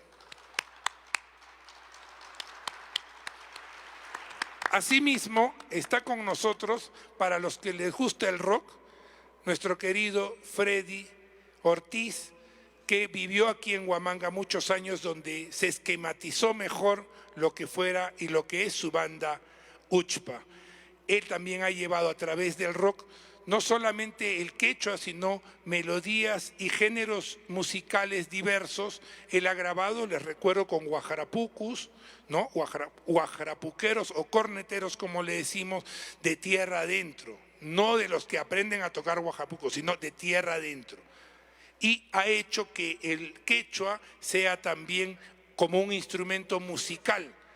Su voz es un instrumento musical dentro de un ensamble de rock, ¿no? Y yo creo que esa labor y esa identidad también ha formado los cimientos de una nueva generación de andinos que les puede gustar el huayno y que les va a gustar más cuando ven a estas figuras realizando sus fusiones con mucha solvencia musical, con buenas mezclas, con buenas masterizaciones, con buenos músicos, porque de eso se trata siempre, ¿no? O sea, la música es un arte, yo creo, Oscar, tú lo sabes, que es muy fácil de medir. Quieres tocar con los mejores músicos y sabes quiénes son, no hay mentira. En la música no puedes contar que es un concepto, el mi toque o tal toque. No, tocas o no tocas, no hay historias. Entonces, creo que también el grupo Uchpa merece un fuerte aplauso. No lo veo a Freddy por aquí, pero ha estado esperando esta hora. Aquí está. Y gracias también, Freddy, porque en tu voz el quechua se ha convertido en un instrumento de identidad, y también tu grupo, y que nació, si bien es cierto, con tus primeras grabaciones con Igor, pero se cimentó aquí en Huamanga. Yo te aplaudo también, Freddy.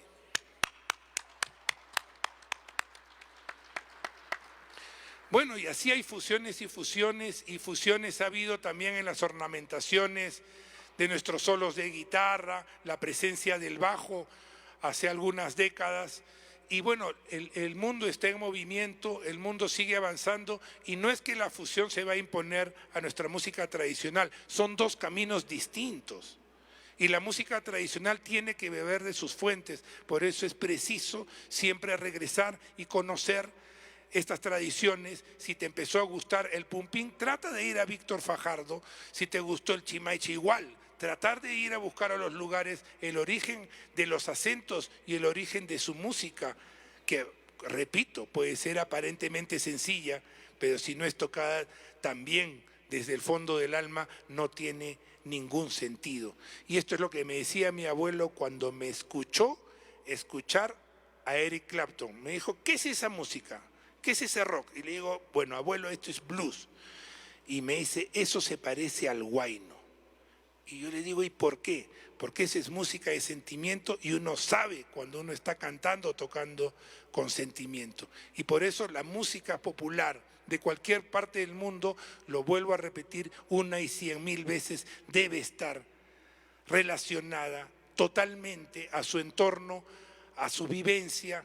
Y si no es así, también se pueden venir a tocar de cualquier parte del mundo charangos, guitarras y a cantar nuestra música. ¿Por qué no? Pero conociendo de qué se trata. Yo hace muchos años les decía a mis amigos cantantes del sur de Ayacucho que vinieran a pasar un carnaval huamanguino, porque siempre lo cantaban, porque el carnaval huamanguino se canta con una sonrisa. Y yo escuchaba en Lima las versiones, que siempre además cantaban los mismos carnavales, y el carnaval huamanguino se renueva cada año, ¿no? Y los veía cantando como se canta un huayno, y no es así. El carnaval se canta con una sonrisa. Y cuando Sila y Yanes, nuestro querido Julio Humala, han pasado en comparsas, se han dado cuenta realmente que el carnaval es distinto, ¿no? Y de eso se trata, de tener esa experiencia vivencial para poder interpretar la música de cualquier parte del mundo. Y de la misma forma, si nos gusta un género musical de otro departamento, vamos a investigarlo, vamos a saber. Y si quieres hacer fusiones, pues sí, con conocimiento de causa, no solo con haber pasado una fiesta. Si quieres tocar carnavales, métete en una comparsa. Las comparsas son abiertas en Huamanga. Hay algunas que son un poco más estrictas que las otras, pero si realmente quieres pasear, aquí hay un embajador, Carlitos Rojas, que Por favor, Carlitos, párate, que para cualquiera que quiera salir en una comparsa, Carlos Rojas es el anfitrión. Y de eso se trata, que todos compartamos ese conocimiento de causa para cantar el huayno, el yarabí o el carnaval o las danzas con propiedad. A partir de eso, yo creo que podemos empezar a hablar de una fusión, en el caso específico mío, de las que me gustan a mí, porque siempre el criterio va a ser subjetivo de acuerdo a la persona que lo reciba, ¿no? Entonces yo quisiera primero volver a invitar al maestro Chimango Lares, que además es mi compadre y que por 30 años hemos caminado por distintas zonas de los Andes del Perú, para que escuchemos algo de la tradición y luego hagamos algo de electrónica andina, que también hay aquí colectivos en Ayacucho que hacen con propiedad nuestra música ya con otros horizontes y con nuevos derroteros, ¿no? Porque los jóvenes siempre van buscando las frecuencias que les son más afines. Y la presencia en estos años del reggaetón y en otros años de la salsa o de la cumbia o del rock hizo que aparentemente nuestra música tenga menos fuerza, pero no era eso, era solo cubrir las frecuencias de los graves que te daban el bombo y el bajo de la música que en esos momentos era comercial. Ahora nuestra música puede competir en cualquier parte del mundo a ese nivel de tecnología, a ese nivel de frecuencias sonoras. Lo del sentimiento, lo de la tradición, se los dejo aquí a los maestros. Con ustedes, Chimango Lares, y en el arpa, William Salazar. Fuerte las palmas. Los voy a acompañar con una quena.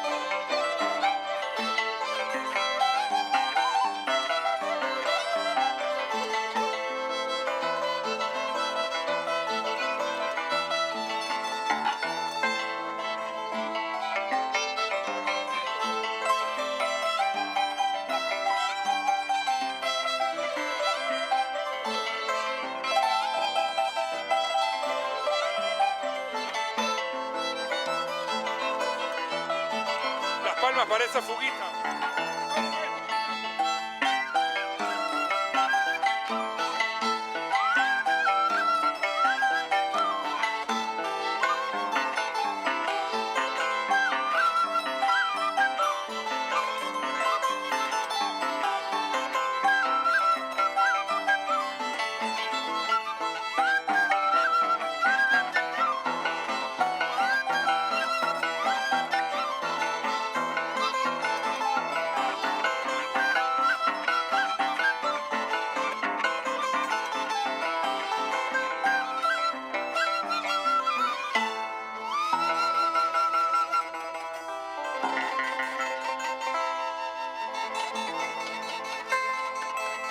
Muchísimas gracias a los maestros.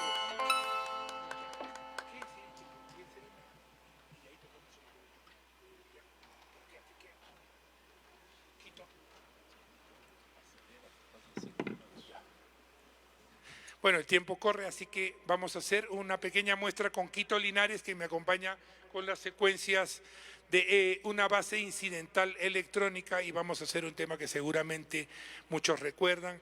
Yo lo considero casi un género musical porque el Huahuapampay son muchas canciones también que tienen este nombre y que tienen otra cadencia, ¿no? Más ceremonial, más ritual.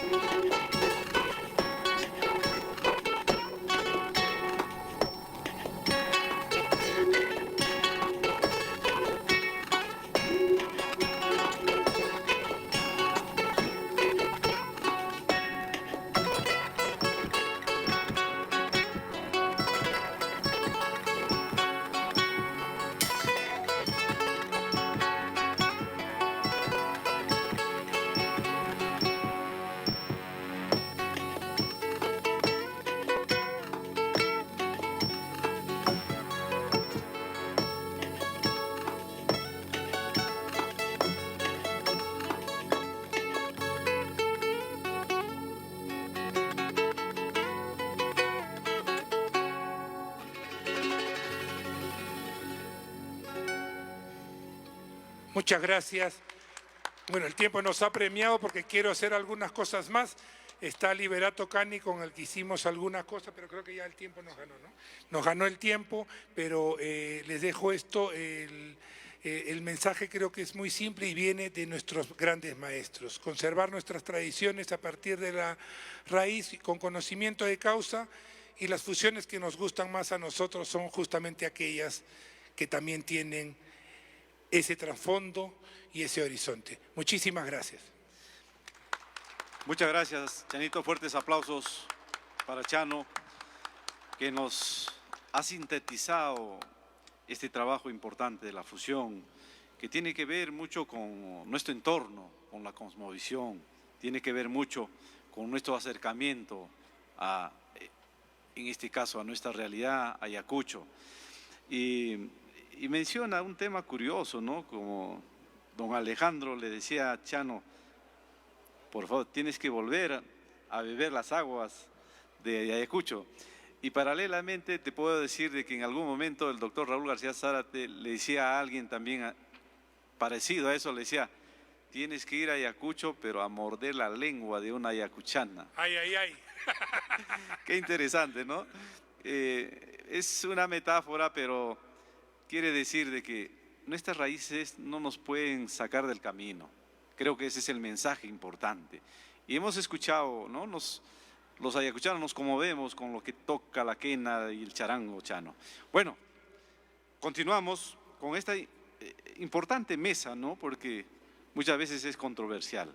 Despedimos a los maestros que nos han acompañado. Un aplauso. Ya, bueno, vamos a despedir también a los maestros que nos han honrado con la música, al maestro Chimango en el violín y al gran músico, al arpista. Por favor, fuertes aplausos. Muchísimas gracias. Muchas gracias. A continuación tenemos la participación del doctor Freddy Salinas Meléndez. Él es doctor en salud pública, doctor en educación, magíster en sociología. Ha hecho importantes publicaciones sobre la cosmovisión andina y análisis socioeconómico del recurso camelícola. Asimismo, la cosmogonía andina para investigadores. Ha hecho la revista Huiñay Yachay, la vicuña milenaria, herencia de la cultura andina, y muchas otras publicaciones. Y bueno, bienvenido, doctor, y quisiéramos escucharlo, y adelante. Gracias. Señores congresistas, buenas tardes y felicito a los organizadores por haberme invitado a participar en este 7º Congreso y también ser parte de este evento. Mi ponencia es la cosmogonía andina. ¿Qué es? Quisiera conceptualizar. No he traído instrumentos musicales, pero sí he traído imágenes que nos van a permitir conocer y saber qué es cosmogonía andina. Por lo tanto, yo voy a bajar para poder utilizar las imágenes que le he traído. Voy a bajar. Sí, hay un micrófono inalámbrico. El micrófono.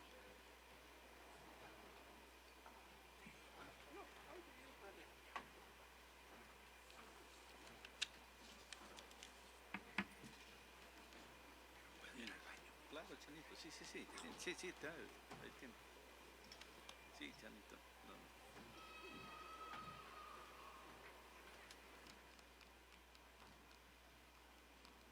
Bueno,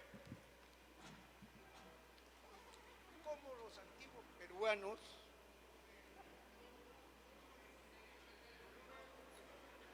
Sí, está bien, hay que subirle muy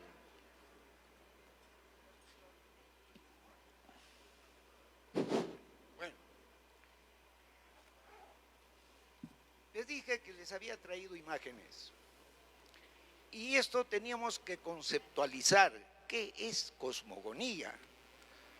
La cosmogonía, nuestros antiguos peruanos la hacían mirando al cielo en las noches de plenilunio, donde se ve la Vía Láctea y se observa justamente el Mayu celestial. Y allí observamos la Chacana. ¿Y qué es la Chacana? Es la estrella del sur. Esa es la síntesis del conocimiento. Entonces, en la concepción andina sabemos que existen 3 mundos: el mundo del Ucupacha o de los muertos, el mundo del Caipacha, que vivimos y disfrutamos de la vida, y el mundo del Anampacha, el mundo de arriba, del que hablan los danzantes, de esa cosmogonía. Ese es el mundo, no de los Apus, del Apu Sarasara, del Apu Ilcococha, del Apu, que nosotros tenemos tantos Apus, tantos cerros. Bueno, acá empezaré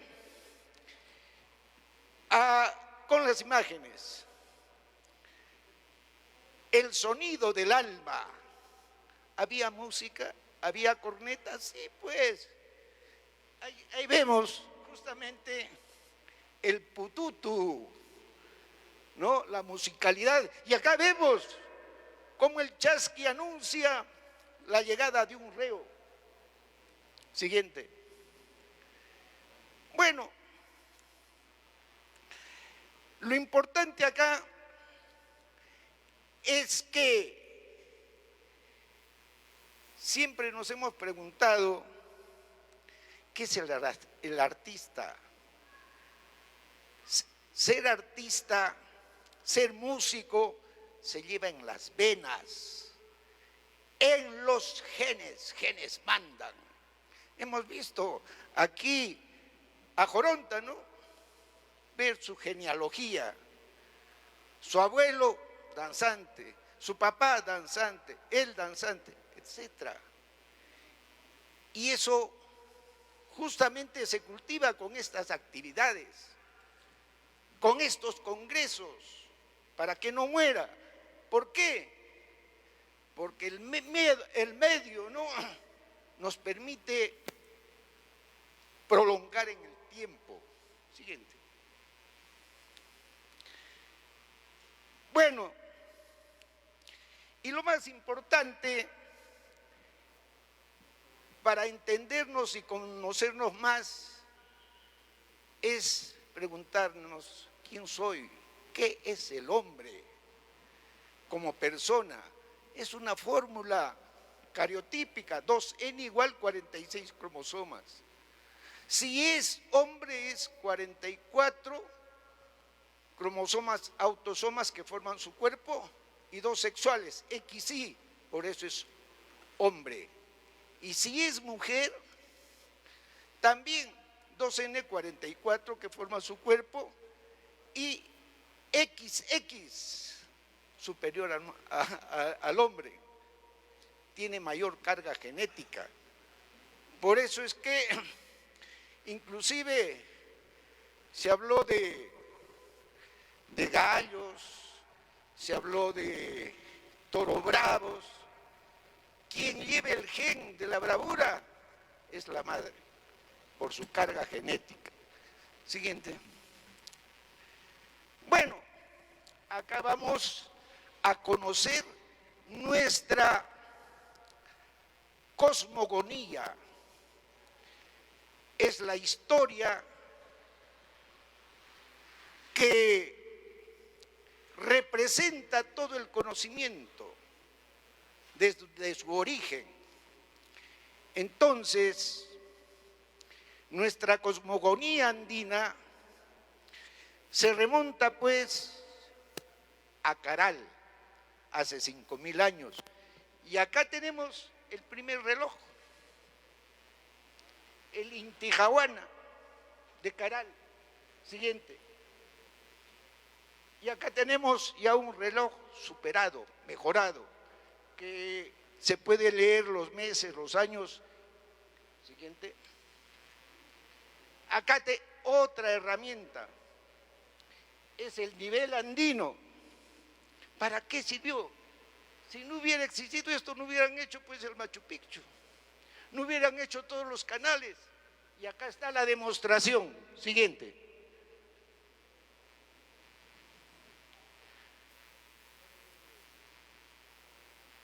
Ahí está. Escribí para la History Channel y antes que me olvide quiero donar un libro o repartirlo o bueno, o dejar para la universidad. A ver el audio.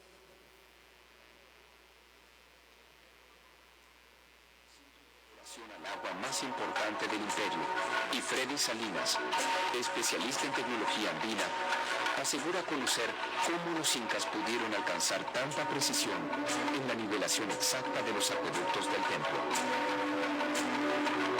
Hola Freddy. Hola, ¿cómo estás? Gran Chesky, allí Yachu Aujei, Maimanta Gamonki. Ahí tampoco Machay. Allí, ¿qué podemos comprobar aquí?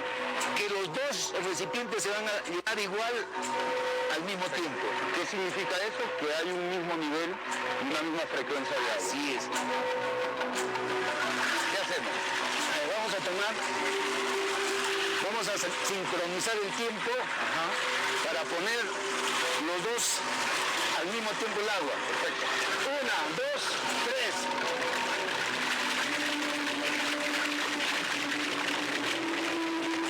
El mayor logro de la ingeniería hidráulica inca es que supieron darle el caudal necesario para evitar desperdiciar el agua y es más, para no erosionar los canales de irrigación.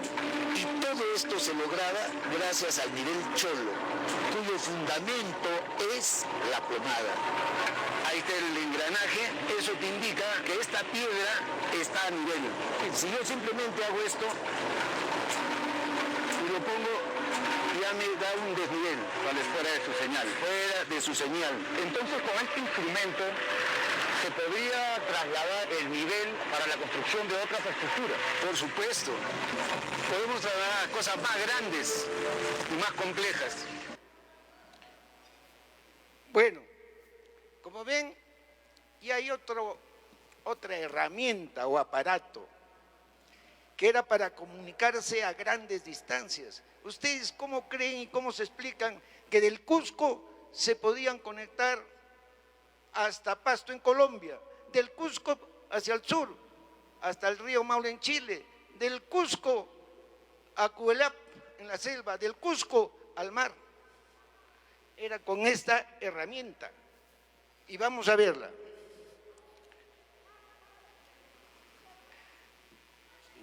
También reproducida por la History Channel, ¿no?, en el Cusco. Entonces, de eso tenemos que sentirnos orgullosos. Ese es el aporte de nuestra cultura andina a la humanidad. Es la cultura que más aportes ha dado. Y ahí vemos. Qué mala suerte que no.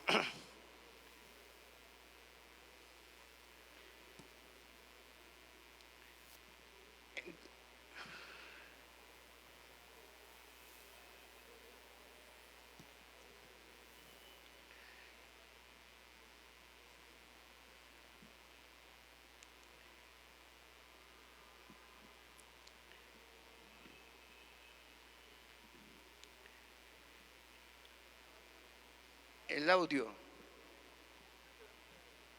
Bueno, entonces... Esto lo conocen. Los ingenieros incas no solo controlaron los desniveles montañosos. Y eso es lo que tenemos que aprender acá. Construyeron sus templos con una orientación astronómica definida. En el cercano sitio de Quenco, sobre las colinas que bordean al Cusco, la antigua capital imperial, sorprenden las misteriosas figuras y los altares labrados en la roca viva. Pero un rectángulo de piedras con inexplicables recortes permanece olvidado a un costado de las ruinas. Tal vez se trate de una de las herramientas más sabias de la ingeniería andina, la Inti Sayhuana.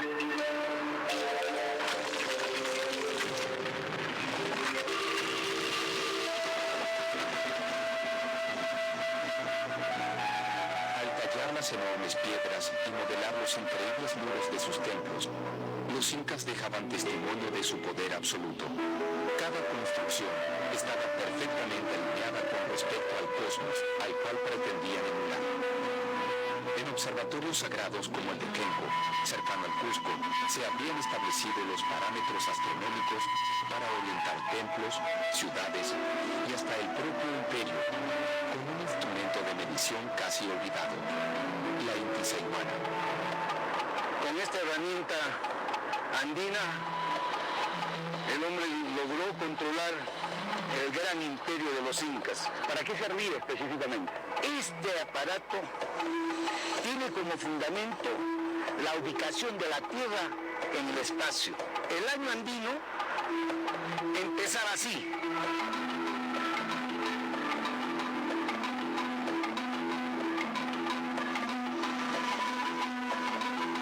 Con esta primera zuncana se registraba el inicio del año andino.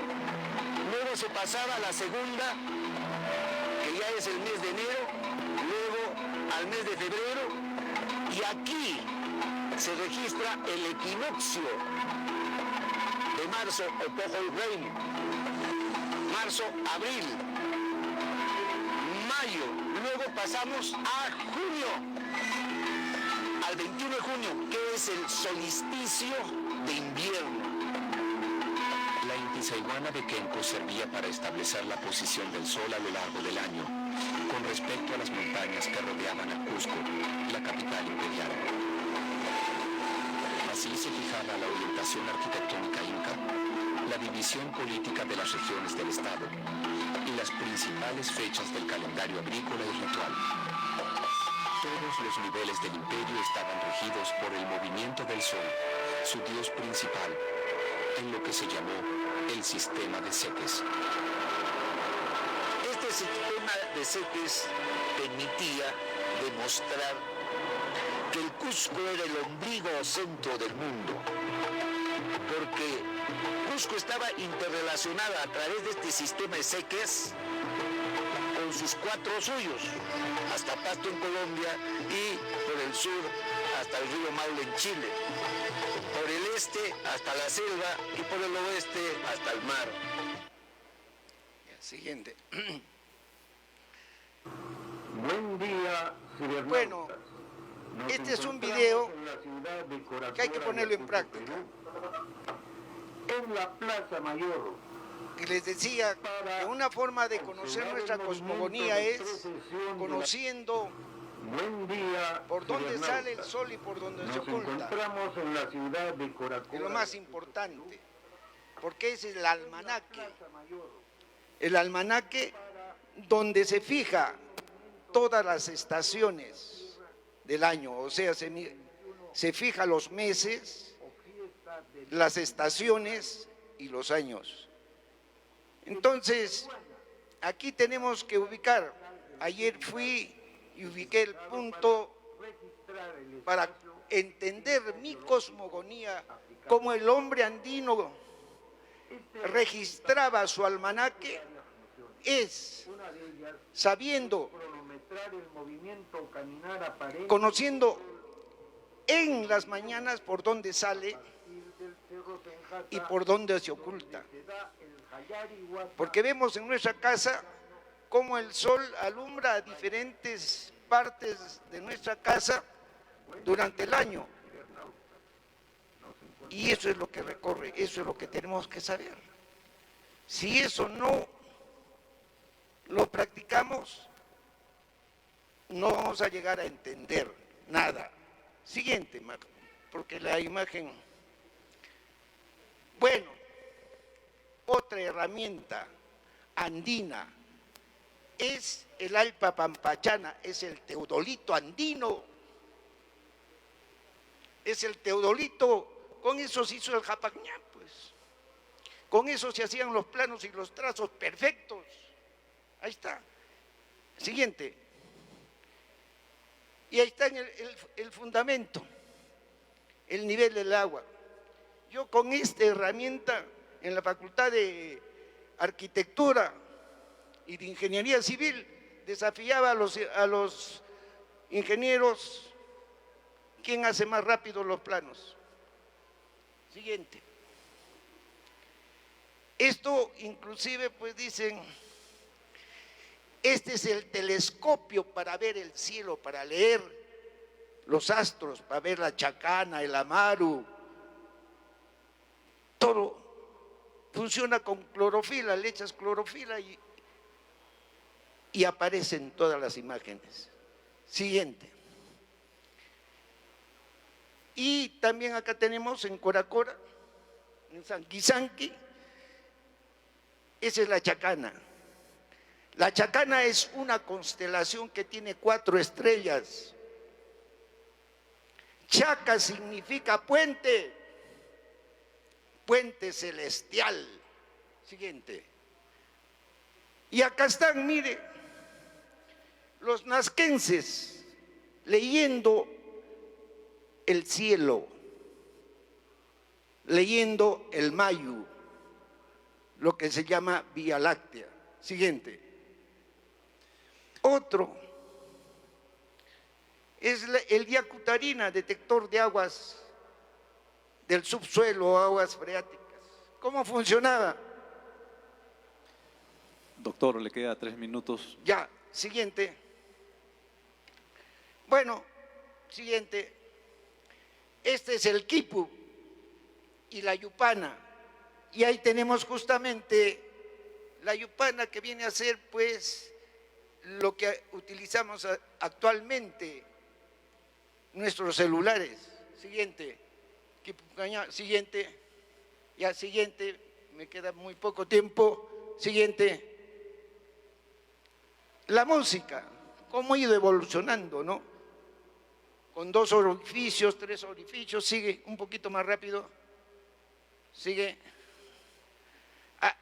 Esto era el agua, que esto es muy importante. Hablamos hoy día del agua y quisiera pasarle el video. Pasemos el video del agua. Miren,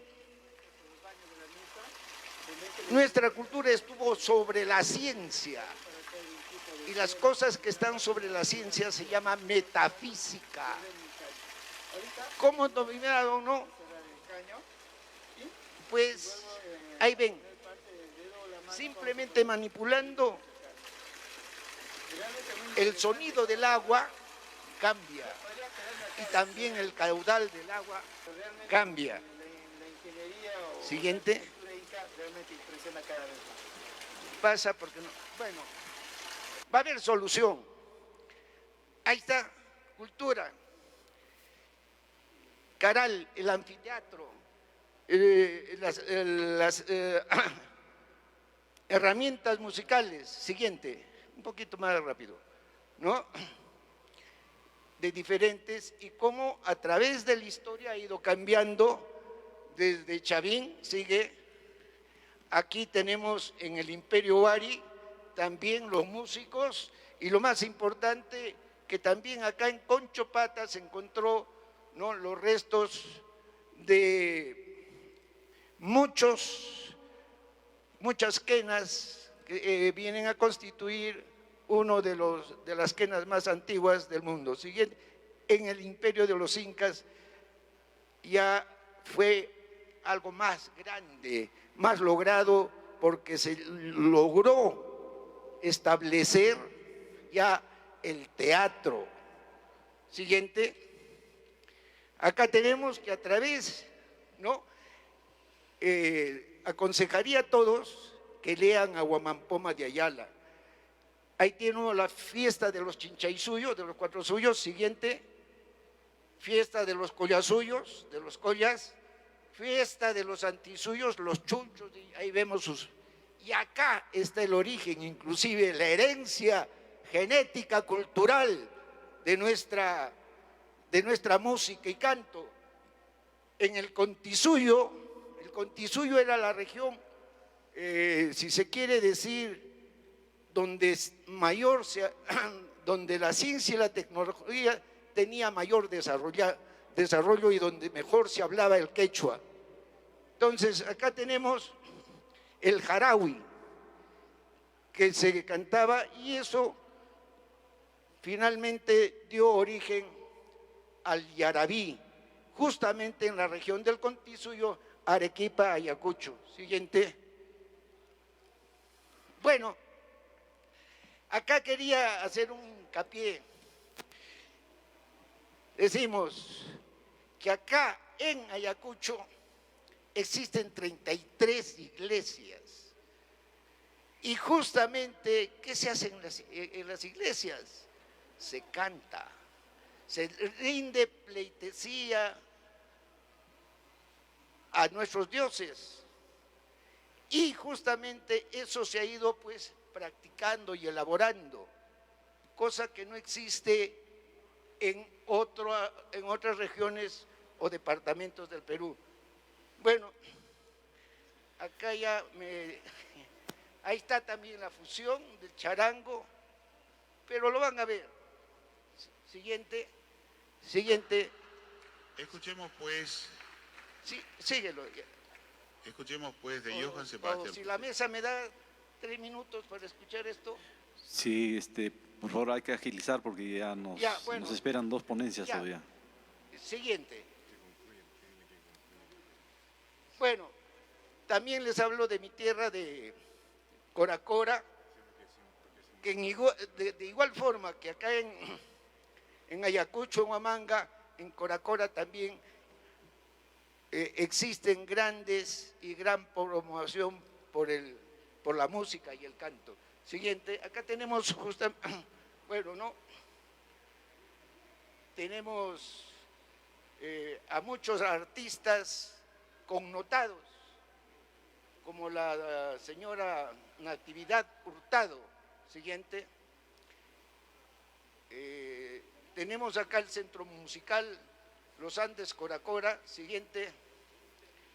Acá hablábamos de un fenómeno de Chirote, un cantor que lamentablemente en esa época no había pues grabadora. Siguiente. Siempre Coracora con Carabalí estaban fusionados y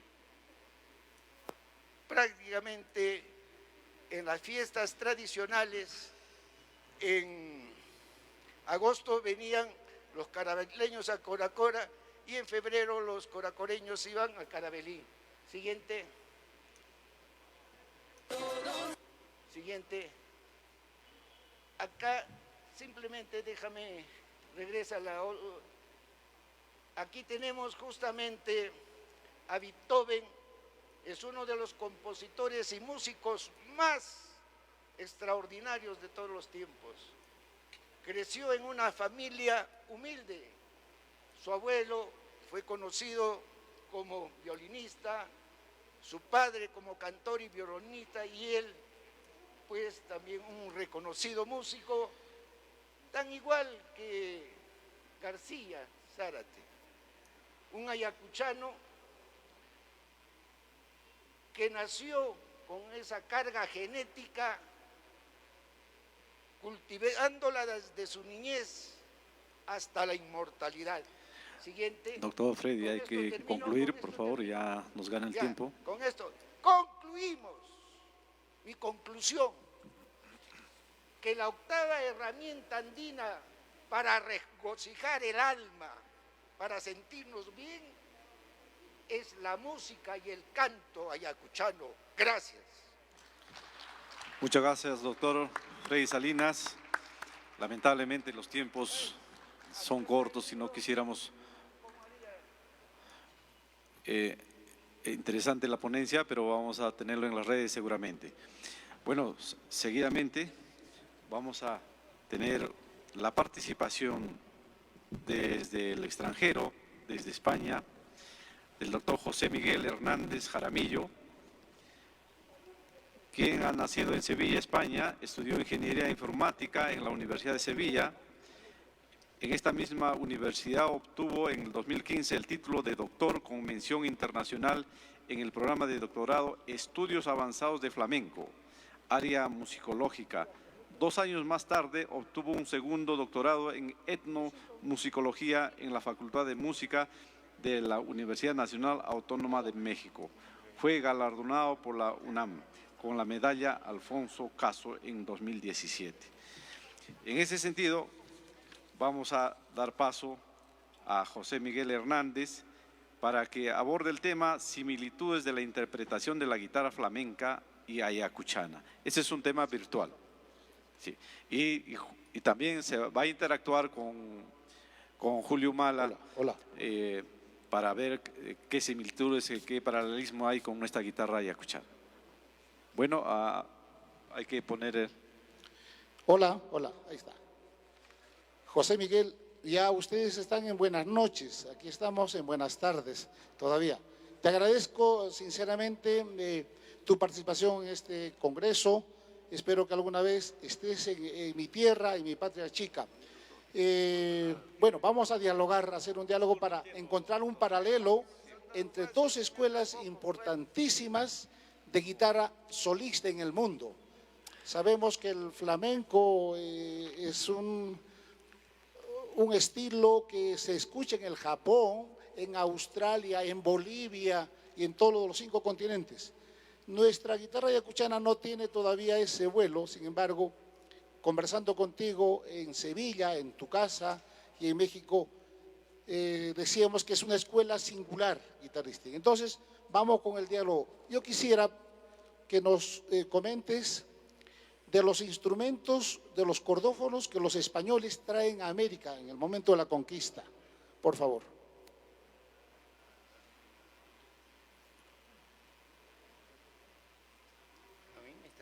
No se te oye, un ratito, no se te oye. Quizás no has prendido el micrófono o algo pasó. Ah, ya. ¿Sí? Ahora sí, ahora sí. Hola. Hola. Bueno, buenas tardes, querido Julio, muchísimas gracias por la invitación a ti y a todo el comité organizador de este congreso, que llevo siguiendo desde ayer, y enhorabuena de verdad por la organización del mismo. Y bueno, sí, es un tema apasionante, el tema de las diferentes guitarras que hay en distintas partes del mundo, ¿no? En este caso, allí en Ayacucho y en mi tierra, en Andalucía, ¿no? Bueno, sí, de todo es sabido que los españoles, cuando llegan a América, cuando invaden América, cuando ocupan América, traen consigo una serie de instrumentos musicales que no se conocían en esas tierras, ¿no? Entonces, entre ellas están los cordófonos, ¿no? Y ahí traen arpas, traen vihuelas, traen guitarras de aquella época. Y bueno, durante toda esa época se expande en todo el mundo controlado por España ese tipo de instrumentos. Aquí quisiera hacer un matiz, porque muchas veces la musicología americana, sobre todo, se vincula que una música que puede ser creación de Perú, de México, de Cuba, etcétera, se vincula que tiene influencia hispánica simplemente por el hecho de ser tocado con esos cordófonos. Como dicen, como el cordófono llegó de España, entonces esta música tiene alguna influencia hispánica, entonces hay siempre ese prejuicio hispanocéntrico, ¿no? Parece que toda la creación musical parece que tuvo que venir de España a América. Entonces aquí quería puntualizar que igual que la papa nos llegó desde Perú para acá, y aquí la tortilla española es una tortilla de papa, aquí no decimos que la tortilla española es una tortilla que vino del Perú, o en otras regiones de España, la papa rural en Canarias, no decimos que ese plato es un plato peruano, es un plato canario, un plato andaluz. Pues igual, eso quería puntualizarlo porque hay mucha confusión normalmente en la musicología al vincular esos cordófonos que llegan a España en el siglo XVI a partir de ahí no todo tiene que tener una influencia hispánica. Y bueno, a partir de esa época se difunden esos instrumentos y cada uno en cada territorio va tomando una fisonomía, una sonoridad, se van adaptando. Entonces tenemos una enorme diversidad de cordófonos. Bueno, si os muestro aquí tengo algunos de ellos de distintas partes de América y también de España, ¿no? Y esa es la riqueza, ¿no? Que desde unos instrumentos que llegan, las arpas, estas guitarras, estas vihuelas, hay una diversidad que ha llegado hasta nuestros días. El instrumento que llega al Perú, la vihuela, digamos que es un instrumento de 5 órdenes, porque así, bueno, ahora sí me escuchas. El instrumento que llega antes que la guitarra, porque la guitarra se crea después de la conquista de América, ¿verdad? La de 6 órdenes. El instrumento que llega es la vihuela de 5 órdenes. Podríamos decir entonces que la guitarra tiene el mismo proceso de crecimiento en España y en el Perú, porque acá llega a los pocos años cuando se le agrega la 6ª cuerda. Entonces, paralelamente habría sido el proceso de dominio del hombre, del músico, sobre el instrumento. ¿Es posible decir eso? Pues, a ver, es un tema que yo no he estudiado en profundidad. Yo me centro más en el siglo XVIII y XIX, en las relaciones musicales que hubo entre España y América. No soy tan experto en ese tema, pero sí es verdad que se incorpora una 6ª cuerda un poquito más tarde, y esa 6ª cuerda se incorpora en todo este territorio. Digamos que es como, por llamarlo de una forma, un área cultural compartida. Todo el mundo hispánico consta de España por un lado y los territorios de América por otro. Entonces, ahí es un tema que yo no estudié en profundidad, pero sí, se ve como históricamente de esas 5 cuerdas se pasa a las 6 cuerdas, y también se ve como algunos instrumentos conservan las 5 cuerdas, ¿no? Por ejemplo, la jarana jarocha, el timple canario. Hay instrumentos o guitarras que no añaden esas 6 cuerdas, sino que conservan y conviven, hasta hoy día están conviviendo cordófonos de 5 cuerdas y de 6 cuerdas. ¿Cuándo ¿Es posible? ¿Ya me escucha? ¿Cuándo se constituye el estilo de guitarra flamenca, crees tú? ¿Cuándo se define el estilo de guitarra flamenca? Y podrías contarnos además qué raíces tiene. Sabemos que los árabes estuvieron 8 siglos en Andalucía. Entonces, esa es la pregunta. Sí, pues a ver, este tema siempre es un tema muy complejo porque en la conformación de un fenómeno cultural intervienen muchos factores, muchos ingredientes. Por supuesto, los árabes estuvieron mucho tiempo en mi tierra y afortunadamente nos dejaron un legado cultural y musical, y la forma en que hablamos en el sur no es la misma que hablan en el resto de la península, ¿no? Es muy importante, pero si concretamos la guitarra flamenca como tal, no empieza a hablarse de la guitarra flamenca hasta mediados del siglo XIX. Es un fenómeno relativamente reciente, no es algo, como se nos ha dicho, que viene de ancestral, de muchos siglos. Pero también quiero decir que no es algo que nace de la noche a la mañana, es una continuidad de una forma de tocar, una forma de cantar, una forma de bailar que ya existía, solo que a partir de cierto momento se le empieza a conocer como flamenco. Entonces, delimitar cuál es el origen o cuál es el punto de partida de la guitarra flamenca o del flamenco es bastante complejo. Yo en mis investigaciones, las grabaciones gramofónicas solo tenemos accesibles desde finales del siglo XIX. Entonces, antes de esa fecha, nos tenemos que basar en otra serie de fuentes musicales, como son las partituras.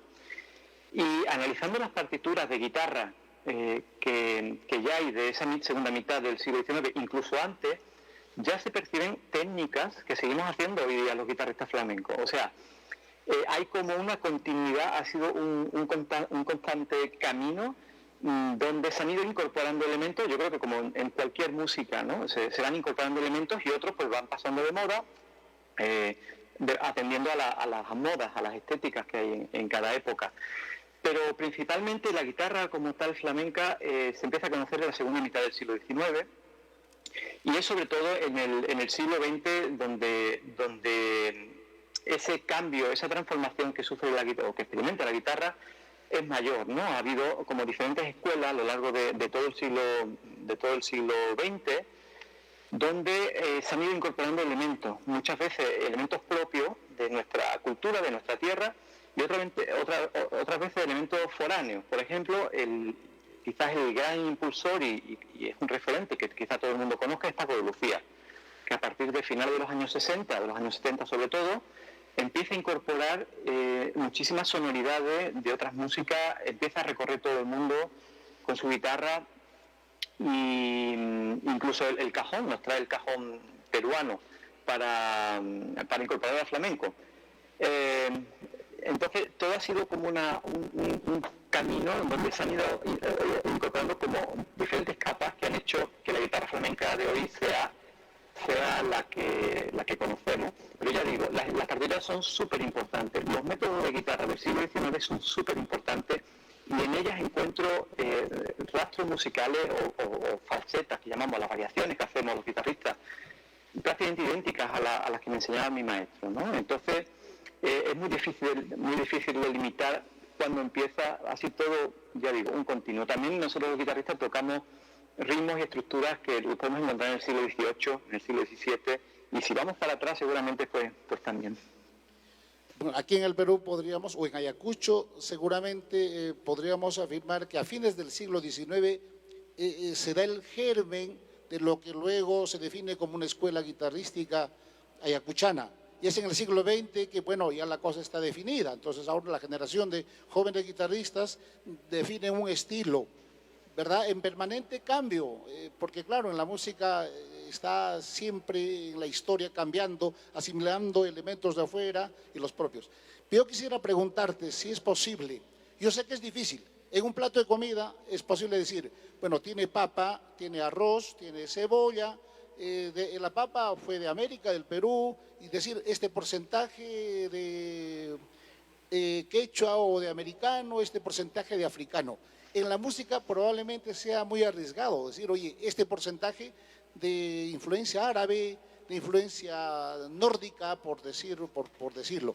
Pero en términos generales, si yo te quisiera preguntar, la base en la que está inscrita la guitarra flamenca es la cultura tradicional española, europea, tiene la base más bien africana o árabe. Podríamos ir por ahí a hacer una especulación, digamos. Sí, bueno, principalmente la guitarra flamenca es principalmente andaluza, y con esto no quiero decir que el flamenco sea exclusivo de Andalucía. Desde los primeros tiempos que se habla de flamenco, quizás la ciudad donde más se habla de flamenco en el siglo XIX es Madrid y otras ciudades del extranjero, más que en la propia Sevilla o en la propia Cádiz. Esto es sorprendente, pero es así. Pero indudablemente la conformación de la guitarra flamenca se gesta en Andalucía. Y claro, remontando a la época árabe, fíjate que si estamos hablando del siglo XIX principalmente, ya estamos como casi 4 siglos después de que toda la cultura y la música árabe estuvieran entre nosotros. Por supuesto que algo ha tenido que quedar, pero es muy difícil, muy difícil. Ya se han conformado otros sistemas musicales diferentes al árabe, aunque algo perdura en la música flamenca. Y realmente es muy difícil, pero la guitarra flamenca se conforma, ya, como digo, en Andalucía y por una serie de modas de estética, de una forma de cantar que en un determinado momento se pone de moda y se empieza a hacer de esa forma, ¿no? Pero eso probablemente no sea más allá de 2 siglos, o sea, no es tan lejano, ¿no? como se piensa. En una exposición el día de ayer hubieron unas ponencias brillantes. Quique Pinto decía que una inflexión de voz en un yarabí, que es una forma musical de raíces antiguas, decimos nosotros, que es un género que no se baila, que tiene un canto libre y que pues se puede hacer solamente con el acompañamiento de una guitarra. Decía que había una influencia, una raíz árabe, porque muchos de los españoles que llegaron vinieron de Andalucía, del puerto de Cádiz, salían los barcos para América. Entonces, mucho andaluz que llega a América del Sur, al Perú, y la fundación española de esta ciudad, Ayacucho, se manifiesta en la arquitectura, por ejemplo, la cantidad de iglesias y probablemente también en cierta afición por la guitarra, ¿no?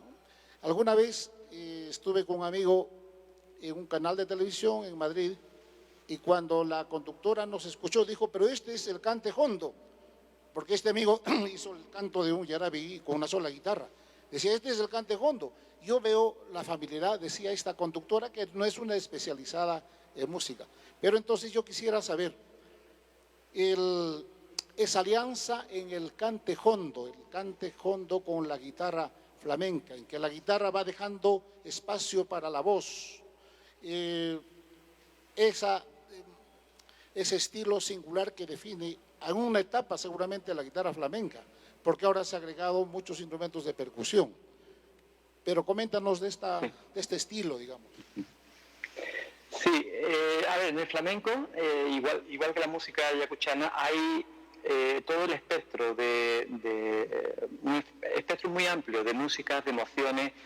Y, por ejemplo, una analogía con el yarabí, nosotros también tenemos ese tipo de música de más sentimiento, de más tristeza, tenemos cantes muy desgarradores, que se hacen incluso sin guitarra, las tonal, los martinetes, o con guitarra, que puede ser la seguirilla, que para mí, hacemos un paralelismo, que aunque nos separan muchas diferencias, sería el mismo espíritu, el mismo a la hora de cantar y a la hora de acompañar. Yo veo muchas similitudes con el yarabí, ya digo, no tanto en lo musical, que sí nos separan, son lenguajes musicales bastante diferentes, pero sí hay esa intención en expresar con el canto un sufrimiento, una sensación de vivirlo mientras se está cantando. Y lo mismo con la guitarra lo vamos viviendo, vamos acompañando, hacemos algunas cosas similares cuando termina una frase de canto, nosotros acompañamos ligeramente, por ejemplo, para hacer una transición de sol a do, ¿no? No la hacemos así tal cual, hacemos algún tipo de pequeño acompañamiento o de guafa, no hacemos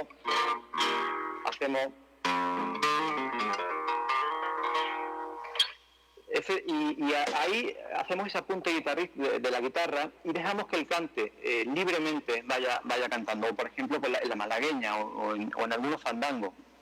Se usa mucho esta forma de interactuar con el cante. En otro, igual que hay otras formas allí en Ayacucho, son estilos más rítmicos, más donde la guitarra va acompañando continuamente con el rasgueo al canto. En eso hay una similitud muy grande, ¿no? Hay esos dos tipos, hay momentos más íntimos, momentos más de canto de sentimiento, vamos a llamarlo así, y momentos más festivos, más para baile, más rítmicos. En eso sí coincidimos. Bueno, muchas... Sí, luego el rol de las preguntas, Rolando, sí. Y están con ganas deseos de preguntar, pero digo que en el rol de las preguntas, después igual van a haber preguntas. Muy bien. A ver, decía que de hecho en muchos de los yarabíes, en un gran porcentaje, son cuartetas que llegaron de España, que acá se adaptaron a esta forma musical, ¿no? Todavía la etnomusicología en el Perú está un poco débil, no tenemos la especialidad de etnomusicología como lo comentábamos, es una pena en un país con tanta diversidad. ¿Cuántos palos hay en el flamenco? Hay así principales puede haber 20 y tantos o 30.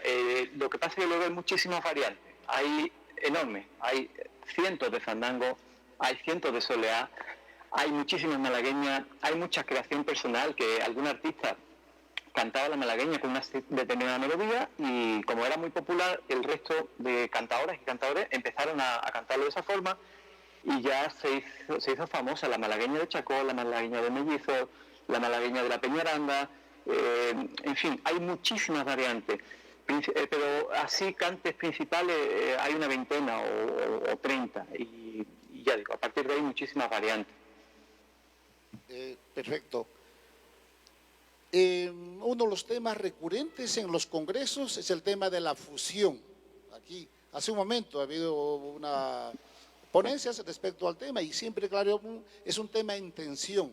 Hay gente mayor, digamos, que no aceptan cosas, una renovación en la música y siempre es un tema polémico, ¿verdad? Sabemos que en el flamenco se incorporó el cajón peruano y te conté, creo que alguna vez en una reunión con Paco Lucía y el percusionista Caitro Soto, Paco Lucía contó que se había llevado un cajón y a partir de ahí los jóvenes intérpretes del flamenco lo habían asimilado. Entonces ahora vemos en un formato flamenco el cajón peruano y en España preguntando en las tiendas decían, este es un cajón flamenco. Entonces yo les decía, pues es el cajón que vino del Perú. Hombre, me miraban un poco mal, ¿no? Pero, claro, lo cierto es que se ha asimilado esto. Yo quisiera preguntarte por el tema de fusión. ¿Cómo ves tú? ¿Hay una tensión, hay un debate sobre el tema de la fusión? ¿Está cambiando el flamenco permanentemente? ¿Hay rupturas? No sé, coméntanos, por favor. Sí, totalmente. Yo la ponencia que ha dado el maestro Chano Díaz anteriormente, si la hubiera dado en un congreso de flamenco y hubiera cambiado la palabra música ayacuchana por música flamenca, yo hubiera suscrito desde la primera hasta la última palabra que ha dicho, porque es exactamente el mismo fenómeno, el mismo debate, la misma discusión, igual que anteriormente Sonia también comentó. Es un tema muy controvertido. Yo te digo mi experiencia. Yo personalmente tuve la suerte, aunque no soy tan mayor, tuve la suerte de aprender guitarra con un señor muy mayor. Tenía más de 70 años en esa época. Nació en el año 1914, con el maestro Castaño de Castiblanco de los Arroyos, de un pueblito de la Sierra de Sevilla. Entonces, este señor había aprendido en los años 20, en los años 30, de niño, había aprendido en la guitarra. Y por supuesto que él fue cambiando con las nuevas tendencias, que sobre todo el niño Ricardo, Paco de Lucía, incluso algunos guitarristas más modernos, él fue incorporando a su repertorio ciertas falsetas, variaciones de estos músicos, pero la técnica que me enseñó fue esa técnica de muy principio del siglo XX. Entonces tuve esa enorme suerte que quizá otros compañeros y compañeras que tocan la guitarra de mi generación no tuvieron, ya aprendieron directamente pues yo luego tomé cursos con Manuel Sanlúcar, con Rafael Riquelme y con otros guitarristas mucho más recientes. Y otros compañeros aprendieron directamente ya con músicos de varias generaciones después de mi maestro, ¿no? Entonces, personalmente, obviamente la tradición es muy rica y el toque antiguo ya hay muy poquita gente que lo siga haciendo. Lamentablemente el año pasado se nos fue un compañero, Carlos Moya, el Kiki de la Marucci, que era más joven que yo, pero tocaba el toque antiguo de maravilla. Yo creo que era de las últimas personas que siguen conservando ese toque antiguo de guitarra. Eso ya se está perdiendo. Las nuevas generaciones están tocando de una forma muy diferente. Paco de Lucía fue como arrastró a todo. Esto es lo que hay que tocar ahora. Este canon de toque, de técnica es el que hay que tocar. Y lo otro ya suena anticuado, suena viejo, suena no tan virtuoso como Paco de Lucía. Y después de Paco de Lucía incluso ha habido un par de generaciones más de guitarristas. Ha ido cambiando. Entonces, personalmente, a mí las nuevas propuestas me encantan. Ver a Rocío Molina como en el baile propone unas nuevas estéticas, unas nuevas formas de bailar. A mí me ponen los vellos de punta, pero también escuchar a los guitarristas antiguos, pues también me ponen los vellos de punta. Es un tema muy controvertido y os aseguro que hay exactamente la misma discusión aquí en el flamenco. Hay de todo, hay las personas más puristas que le llamamos, donde defienden acérrimamente lo antiguo, el cante tal, y no quieren ningún tipo de innovación, y después pues hay otras personas más abiertas que nos gusta tanto lo antiguo como lo moderno. Pero es muy importante, y se mencionaba anteriormente en varias ocasiones, ¿no? Lo importante es conocer la esencia, conocer por qué tocamos una soleá como la tocamos, para poder innovar.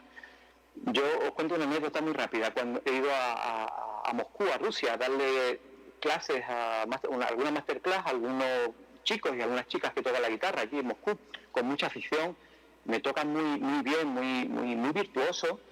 Y a la hora de entrar y enseñarles y tratar de transmitir mi conocimiento, hablábamos un lenguaje radicalmente diferente. Ellos lo habían aprendido por YouTube, por métodos, por partitura, pero no conocían el lenguaje, no conocían la esencia que nosotros tocamos. Entonces tocaban muy virtuoso, pero por ejemplo, cuando empezabas a tocarle las palmas, se perdían, no eran capaces, no se acoplaban, era ajeno a ellos. Y es normal, ellos están a 4.000 kilómetros de distancia de nosotros y nunca habían tenido la ocasión de venir aquí. Entonces creo que todo lo que es innovación, yo por ejemplo personalmente, si se hace bien, me encanta, si se hace mal, no. Hay también muchos artistas de flamenco que personalmente no me gustan, no lo tengo en mi playlist para escucharlo habitualmente, pero hay otros que sí, ¿no? Pero siempre es muy importante conocer la esencia, y creo que Chano lo comentó anteriormente, es exactamente lo mismo. Hay que conocer, hay que ir al carnaval, hay que estar en una comparsa para tocar la música de allá. Pues aquí igual, tienes que impregnarte de la esencia de esta música, ¿no? Doctor José y Julio, les quedan dos minutos. Muchas gracias, José Miguel. Creo que se va a enriquecer más la participación tuya con las preguntas. Gracias. Gracias, Julio. Por favor, fuertes aplausos para el doctor José Miguel Hernández y para Julio Humala. Verdaderamente nos han hecho un recorrido en la historia, cómo ha transitado la guitarra y actualmente nos hemos empoderado. Bueno, vamos a continuar y en esta oportunidad vamos a tocar igualmente un tema muy importante, que son las posibilidades de modernización de la música ayacuchana, que va a estar a cargo de Cristian Reyes Montoya, que participa activamente como ejecutante de folclore desde los 4 años.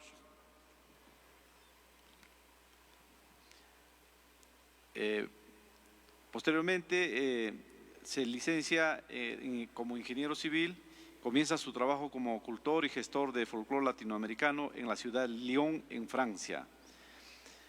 Asimismo, en el 2015 le lleva a radicar en la ciudad de Potosí, Bolivia, durante 2 años, al cabo de los cuales produce su primer CD que se titula Vengo del Sur. En ese sentido, voy a presentar a nuestro compañero del arte, a Cristian Reyes Montoya. Por favor, fuertes aplausos. Muchas gracias. Muchas gracias. Primero que nada, dar el agradecimiento a Osquítar Figueroa por moderar la mesa y todos los asistentes que permiten darle vida a la música ayacuchana, a nuestros géneros musicales. Gracias por su presencia y por alimentarnos, por permitirme a mí también personalmente de aprender de cada uno de ustedes y también de los ponentes que han estado aquí y que estarán mañana. Primero que nada, para decirles que mi ponencia se basa en una perspectiva a través de un compositor y no es como se podría interpretar quizás como un análisis predictivo de la música ayacuchana, como decir hacia dónde va a ir, sino que vamos a ver qué tipo de facultades y herramientas tenemos nosotros como compositores para poder modernizar o qué es la modernización. Primero que nada, lo que es importante definir es esta palabra de modernizar, modernización, que a veces se puede mezclar con la palabra moda, pero en sí etimológicamente no tiene nada que ver moda ni moderno, sino que moderno viene del latín modo y luego modernus, se utiliza a partir del siglo V, esa es la primera aparición, para luego usarlo dentro de nuestro vocabulario castellanizado a partir de del Renacimiento del siglo XV, que sería como modernidad. Modernidad que viene del francés modernité. Bueno, eso primero que nada para que sepamos, modernus quiere decir actual o reciente, de ahora. Entonces, para que veamos primero que nada que moderno no tiene mucho que ver con hacia el futuro, sino con la actualidad y qué es lo que pasa en el momento. Y dado esta introducción breve, voy a desarrollar 3 ejes importantes. Uno de ellos, como compositores, hemos hablado bastante de este tema, es la identidad. La identidad que tiene que estar presente al momento de definirse uno como artista o compositor, ya que saber conocer su historia, la historia propia, ya sea de un pueblo aquí en Ayacucho, que sea en otros lugares, es lo que nos permite definirnos como artistas, darnos una línea directriz. Como he escuchado algunas veces, un pueblo que no recuerda su historia es un pueblo que no tiene memoria. Entonces es importante conocer nuestra propia historia para definirnos como artistas, compositores y darle, primero que nada, un enfoque a nuestra labor. Identidad también, bueno, como lo decía, es conocerse como artista. Voy a usar bastante términos personales, no individuales, ya que al final los que crean la música es una sola persona, a veces pueden ser un poquito más, 2, pero el enfoque siempre, la idea aparte es unipersonal, digamos. Entonces, por eso que siempre voy a darle un enfoque también individual.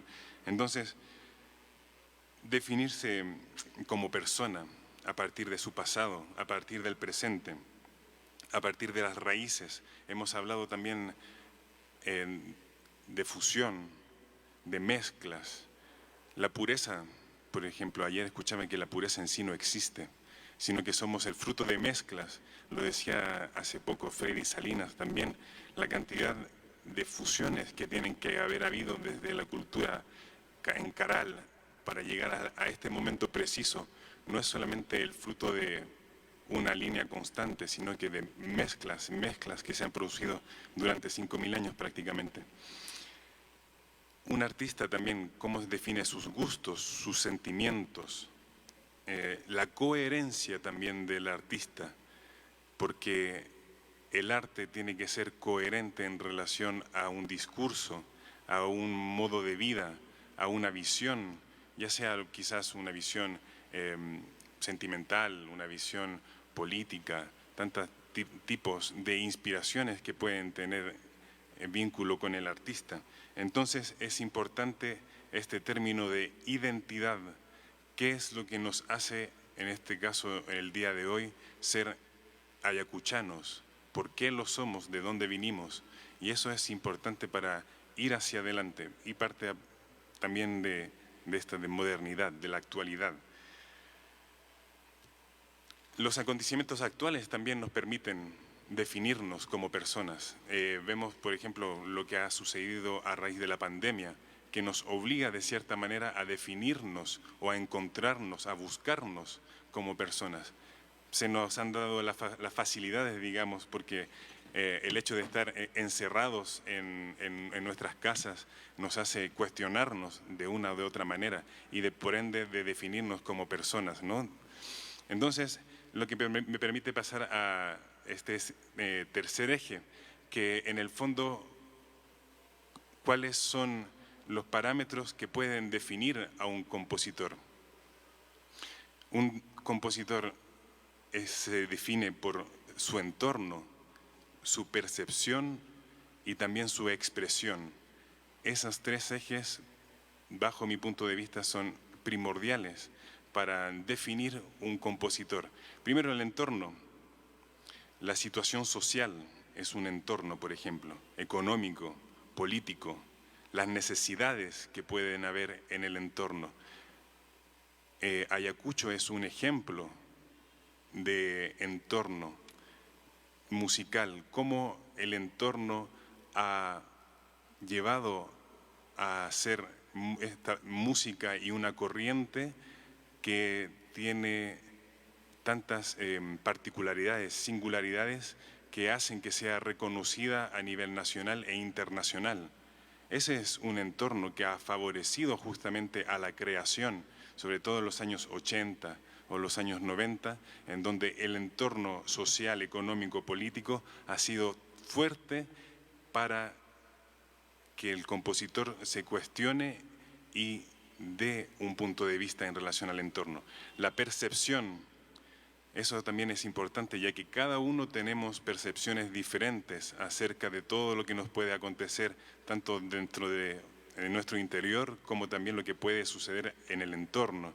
Cada uno tiene su punto de vista que es completamente diferente. Aquí podemos ser 100 personas y cada uno va a tener un punto completamente diferente en relación a un tema determinado. Eso es muy importante. Eso se aprende según la experiencia, se determina según la experiencia de cada uno, según el aprendizaje que cada uno ha tenido, el aprendizaje inculcado ya sea por la educación en el colegio, por los padres, que es lo más importante. Entonces, la tercera parte sería la expresión, de qué manera cada artista se expresa, qué medios tiene cada artista a nivel de su conocimiento para poder expresar su percepción, para poder expresar su entorno. Lo vemos actualmente, por ejemplo, les voy a dar el caso, mi caso puede ser que conozco más en detalle, que puede ser en Chile, por ejemplo. En Chile, en estos momentos, se evalúa como uso de vocabulario común en Chile, se varía o se contiene 800 palabras de modo general. O sea que la gente, la sociedad chilena, generalmente usa solamente 800 palabras dentro de su vocabulario. Para compararlo, por ejemplo, en China, una persona, un chino promedio, usa entre 2.500 y 3.000 caracteres. Y caracteres son diferentes porque cada carácter es diferente. Aquí las palabras están divididas en 28 sílabas. En China cada carácter es diferente. Entonces, ¿qué es lo que quiero decir con eso? Que el empobrecimiento también de nuestra lengua marca justamente la expresión de cada uno de los compositores y los limita de cierta manera. Entonces, una labor importante como artista, como compositor, es ir a buscar mejores maneras de expresión variadas, diferentes, tener un vocabulario enriquecedor. El tercer eje son, al final, como hablamos de música, son los pilares de la música. ¿Cuáles son los pilares de la música? La melodía, el ritmo, la tonalidad, la intensidad o el volumen. Por ejemplo, la melodía, que sería la sucesión de sonidos ligados que sean coherentes o no. pero tienen una coherencia entre sí, un juego, esa es la melodía, que hacen que las notas no sean difusas, sino que tengan una armonía. El ritmo, que es una combinación de tiempos, también más o menos armoniosa. La tonalidad, las tonalidades dentro de la canción, que sea una tonalidad mayor o menor, usar diferentes tipos de escalas. La intensidad y el volumen, el hablar piano o el forte, por ejemplo, que pueden ser maneras diferentes de expresar ideas. Entonces, esos son también importantes a la hora de un compositor poder expresarse. Hablo de estos tres ejes que son sumamente importantes porque para poder hablar de modernidad y modernización de la música, las posibilidades de modernizar la música se establecen dentro de estos parámetros que les he hablado. Son herramientas que van a definir justamente esta modernización. Por eso que en un principio les decía que no es una predicción de hacia dónde va, porque eso en realidad no lo podemos definir. No sabemos qué es lo que va a suceder mañana o pasado, que pueden cambiar nuestra percepción, por ejemplo, o que pueden cambiar también nuestro entorno. Entonces no puede ser predictivo, sino que cada uno puede tener estas herramientas que nos van a hacer impregnarnos, conocer, escuchar para luego producir. Para terminar y hacer un poco más corta mi conclusión, voy a dar un poquito mi visión propia. Creo que la base de la modernización de la música, y en este caso de la música ayacuchana, pasa sobre todo por el cuestionamiento constante de uno mismo. Un compositor siempre está en cuestionamiento constante, o está pensando, o está, a veces nos podemos decir nosotros que somos compositores que estamos en otro lugar, ¿no?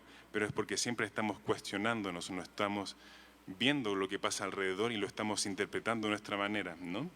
Entonces, comprender la interacción del artista, comprendernos primero que nada, nosotros mismos, cómo funcionamos, qué es lo que a nosotros nos gusta, qué es lo que a nosotros nos hace crecer, la interacción del artista con su entorno, con su familia. Otra cosa que es importante también, que hemos evocado durante el Congreso, y que es la importancia de la cultura, pero dentro de las políticas. Es importante que cada artista se valga por uno mismo y no contar con apoyos exteriores, ya sea de estados o ya sea de mecenas. Siempre es importante, por supuesto, pero un artista siempre va a ser recompensado por su trabajo propio. Eso es muy importante para mí. Para mí, el hecho de contar y depender de ayudas estatales contribuye al empobrecimiento y a la limitación propia. Entonces es por eso que digo que es importante, el trabajo sale desde uno mismo. Cuando está hecho con pasión, con amor, ese trabajo no tiene límites, ¿no? Yo creo que para poder terminar es importante también para nosotros artistas de darle la importancia a la gente con la que nosotros trabajamos directamente, ya sea, por ejemplo, en mi caso, que yo soy artista que toco charango, que toco guitarra, tener un vínculo primordial con luthiers, con los fabricantes, darle la importancia a la fabricación, sobre todo peruana. Lo vemos sobre todo en este momento que el mundo globalizado está encontrando su límite. Entonces, lo veíamos delante con el ejemplo de maestro Joronta. Las zapatillas, que puede ser tan superficial, pero es tan importante dentro de la identidad también de cada uno, ya que esas zapatillas podrían ser hechas especialmente para los danzantes de tijeras. Adidas no sabe quizás si existen los danzantes de tijeras. Entonces, eso es importante, ese vínculo con nuestros constructores, con nuestros fabricantes, que no tenemos que olvidar. Muchas gracias. Muchas gracias, Cristian. Amigos, fuertísimos aplausos para nuestros expositores. Una sola mención de lo que ha dicho Cristian, que nuestro entorno es importante y los luthier han jugado un papel siempre determinante, porque sin ellos, ¿cómo hacemos escuchar nuestra voz, el sentir de nuestra alma? Igualmente saludamos la presencia de Augusto Melgar, un luthier que viene desde Lima y que nos acompaña en este recinto. Bueno, inmediatamente vamos a pasar ya a unas 3 preguntas para finalizar. Primero está, claro, Rolando, después el Joro Guitarra. Ya, pásenle el micrófono, por favor.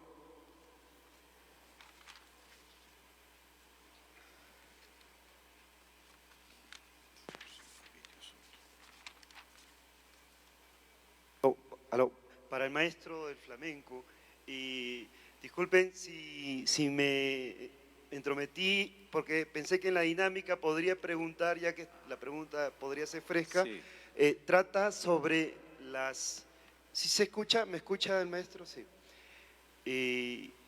Cuando hablan de la guitarra renacentista, barroca, etcétera, en muchas culturas que tienen instrumentos de cuerda y que tienen encordaduras diferentes, y por supuesto Perú no es la excepción, y Ayacucho menos.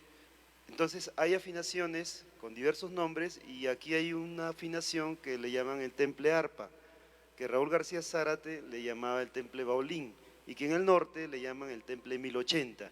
Pero más allá del nombre, esta afinación tiene la tercera en fa sostenido y la sexta en re.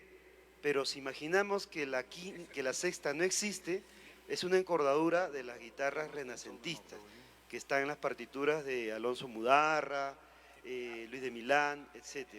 Mi pregunta es, ¿en la guitarra flamenca existen encordaduras? Y si existen, ¿tienen nombres? Gracias.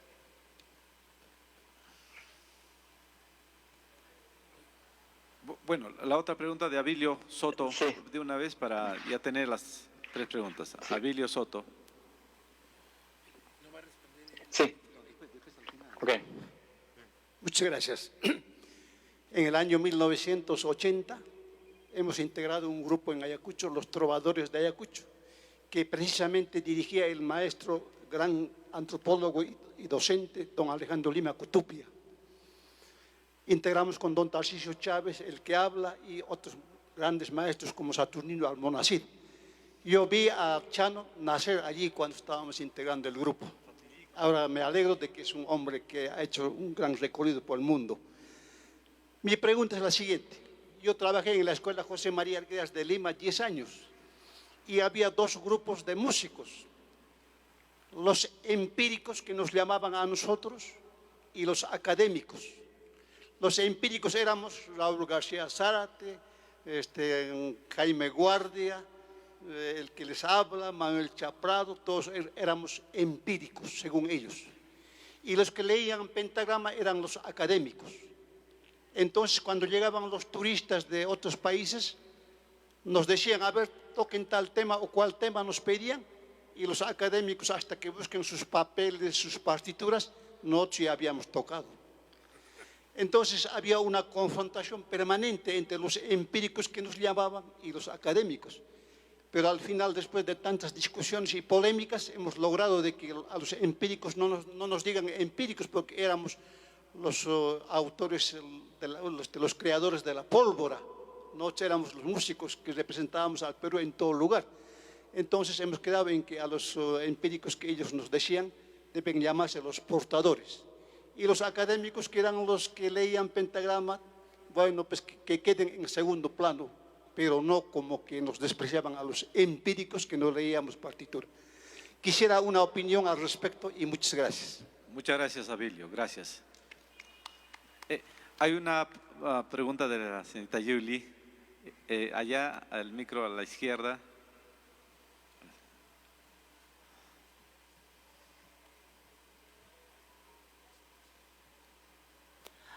Muy buenas tardes. La verdad que me ha gustado mucho su ponencia y quiero hacer una pregunta abierta a cada uno de mis compañeros.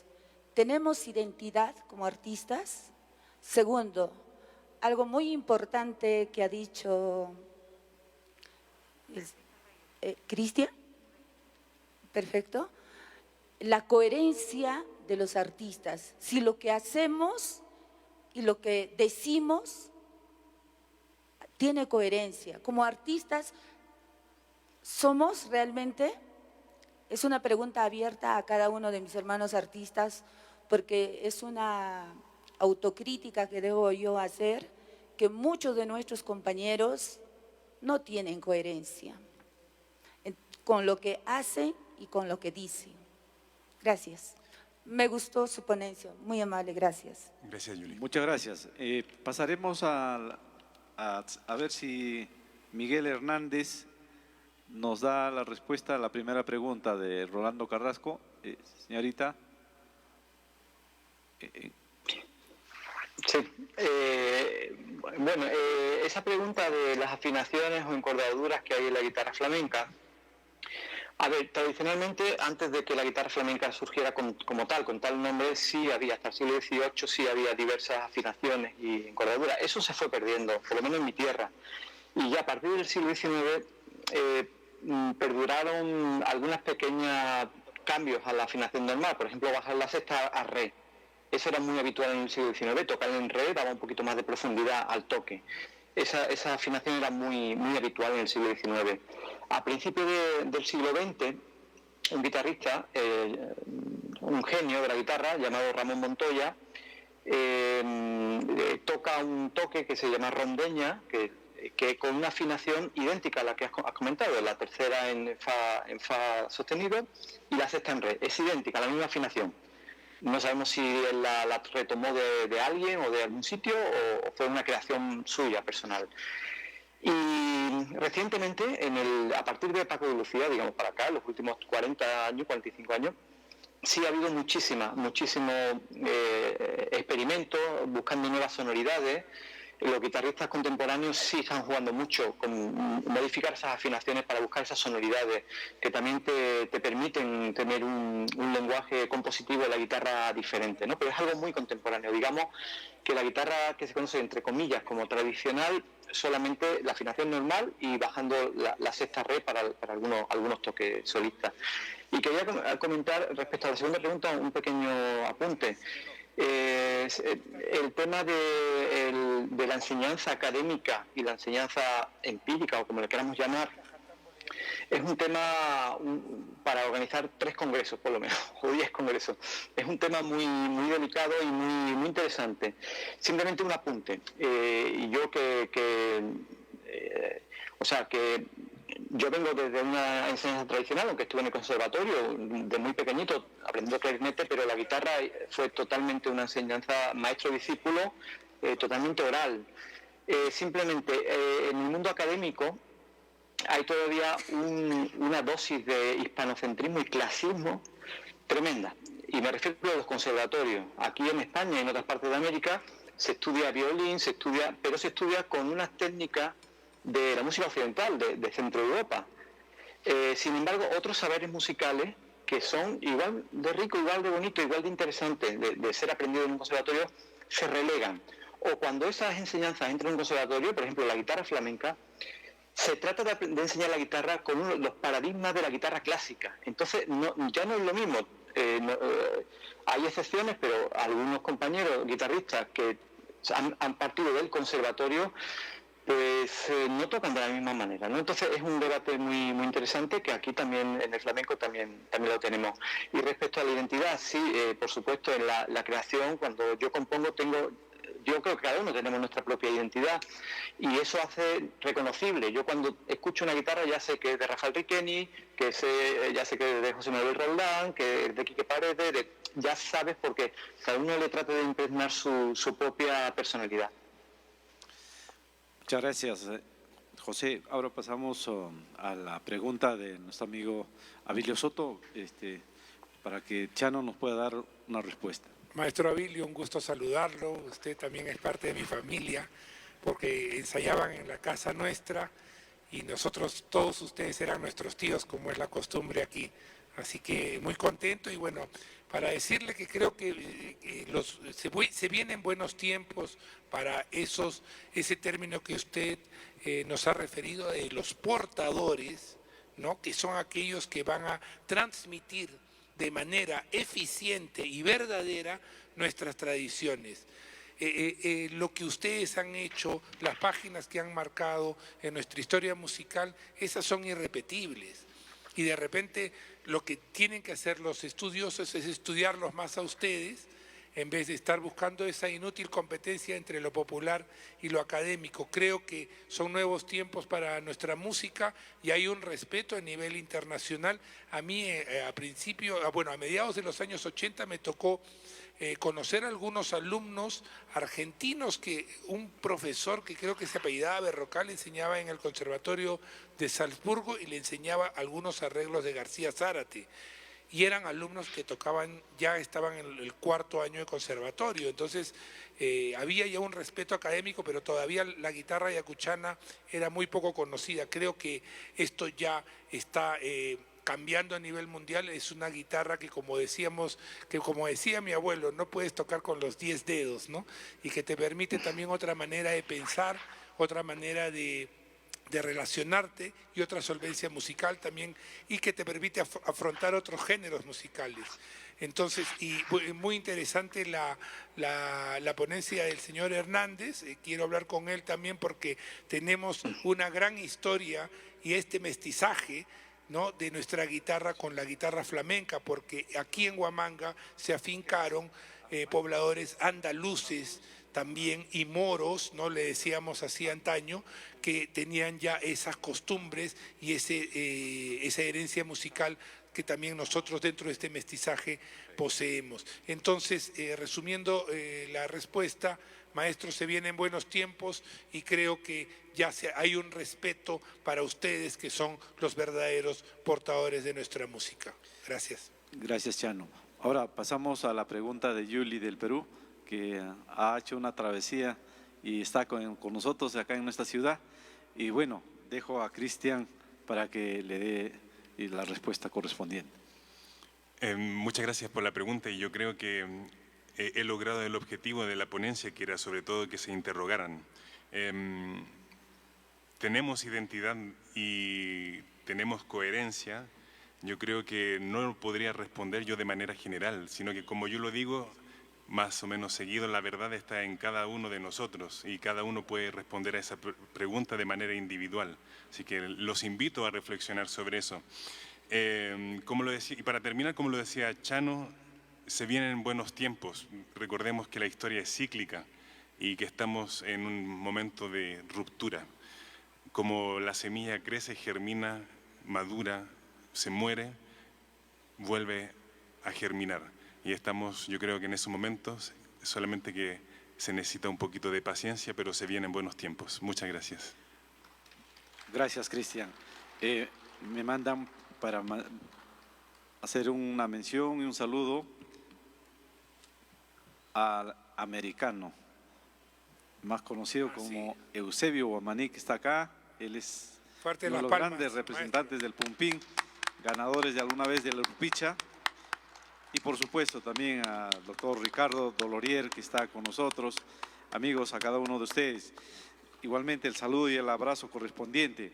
Bueno, voy a ceder el uso de la palabra al doctor Freddy Salinas, que nos dé unas palabras de finales y su despedida.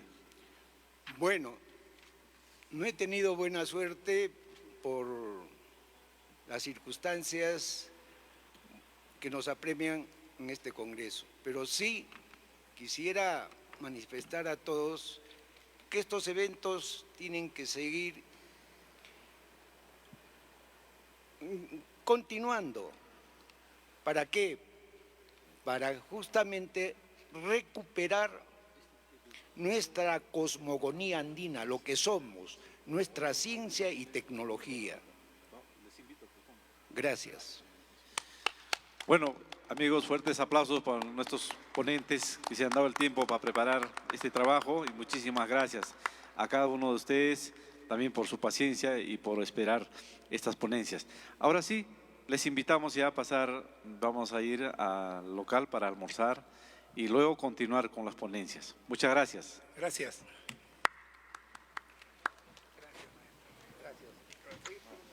Muchísimas gracias. Hasta luego. Chao. Sí, y ahí está todo. Sí, yo tengo su libro, me lo regaló Marina Gómez.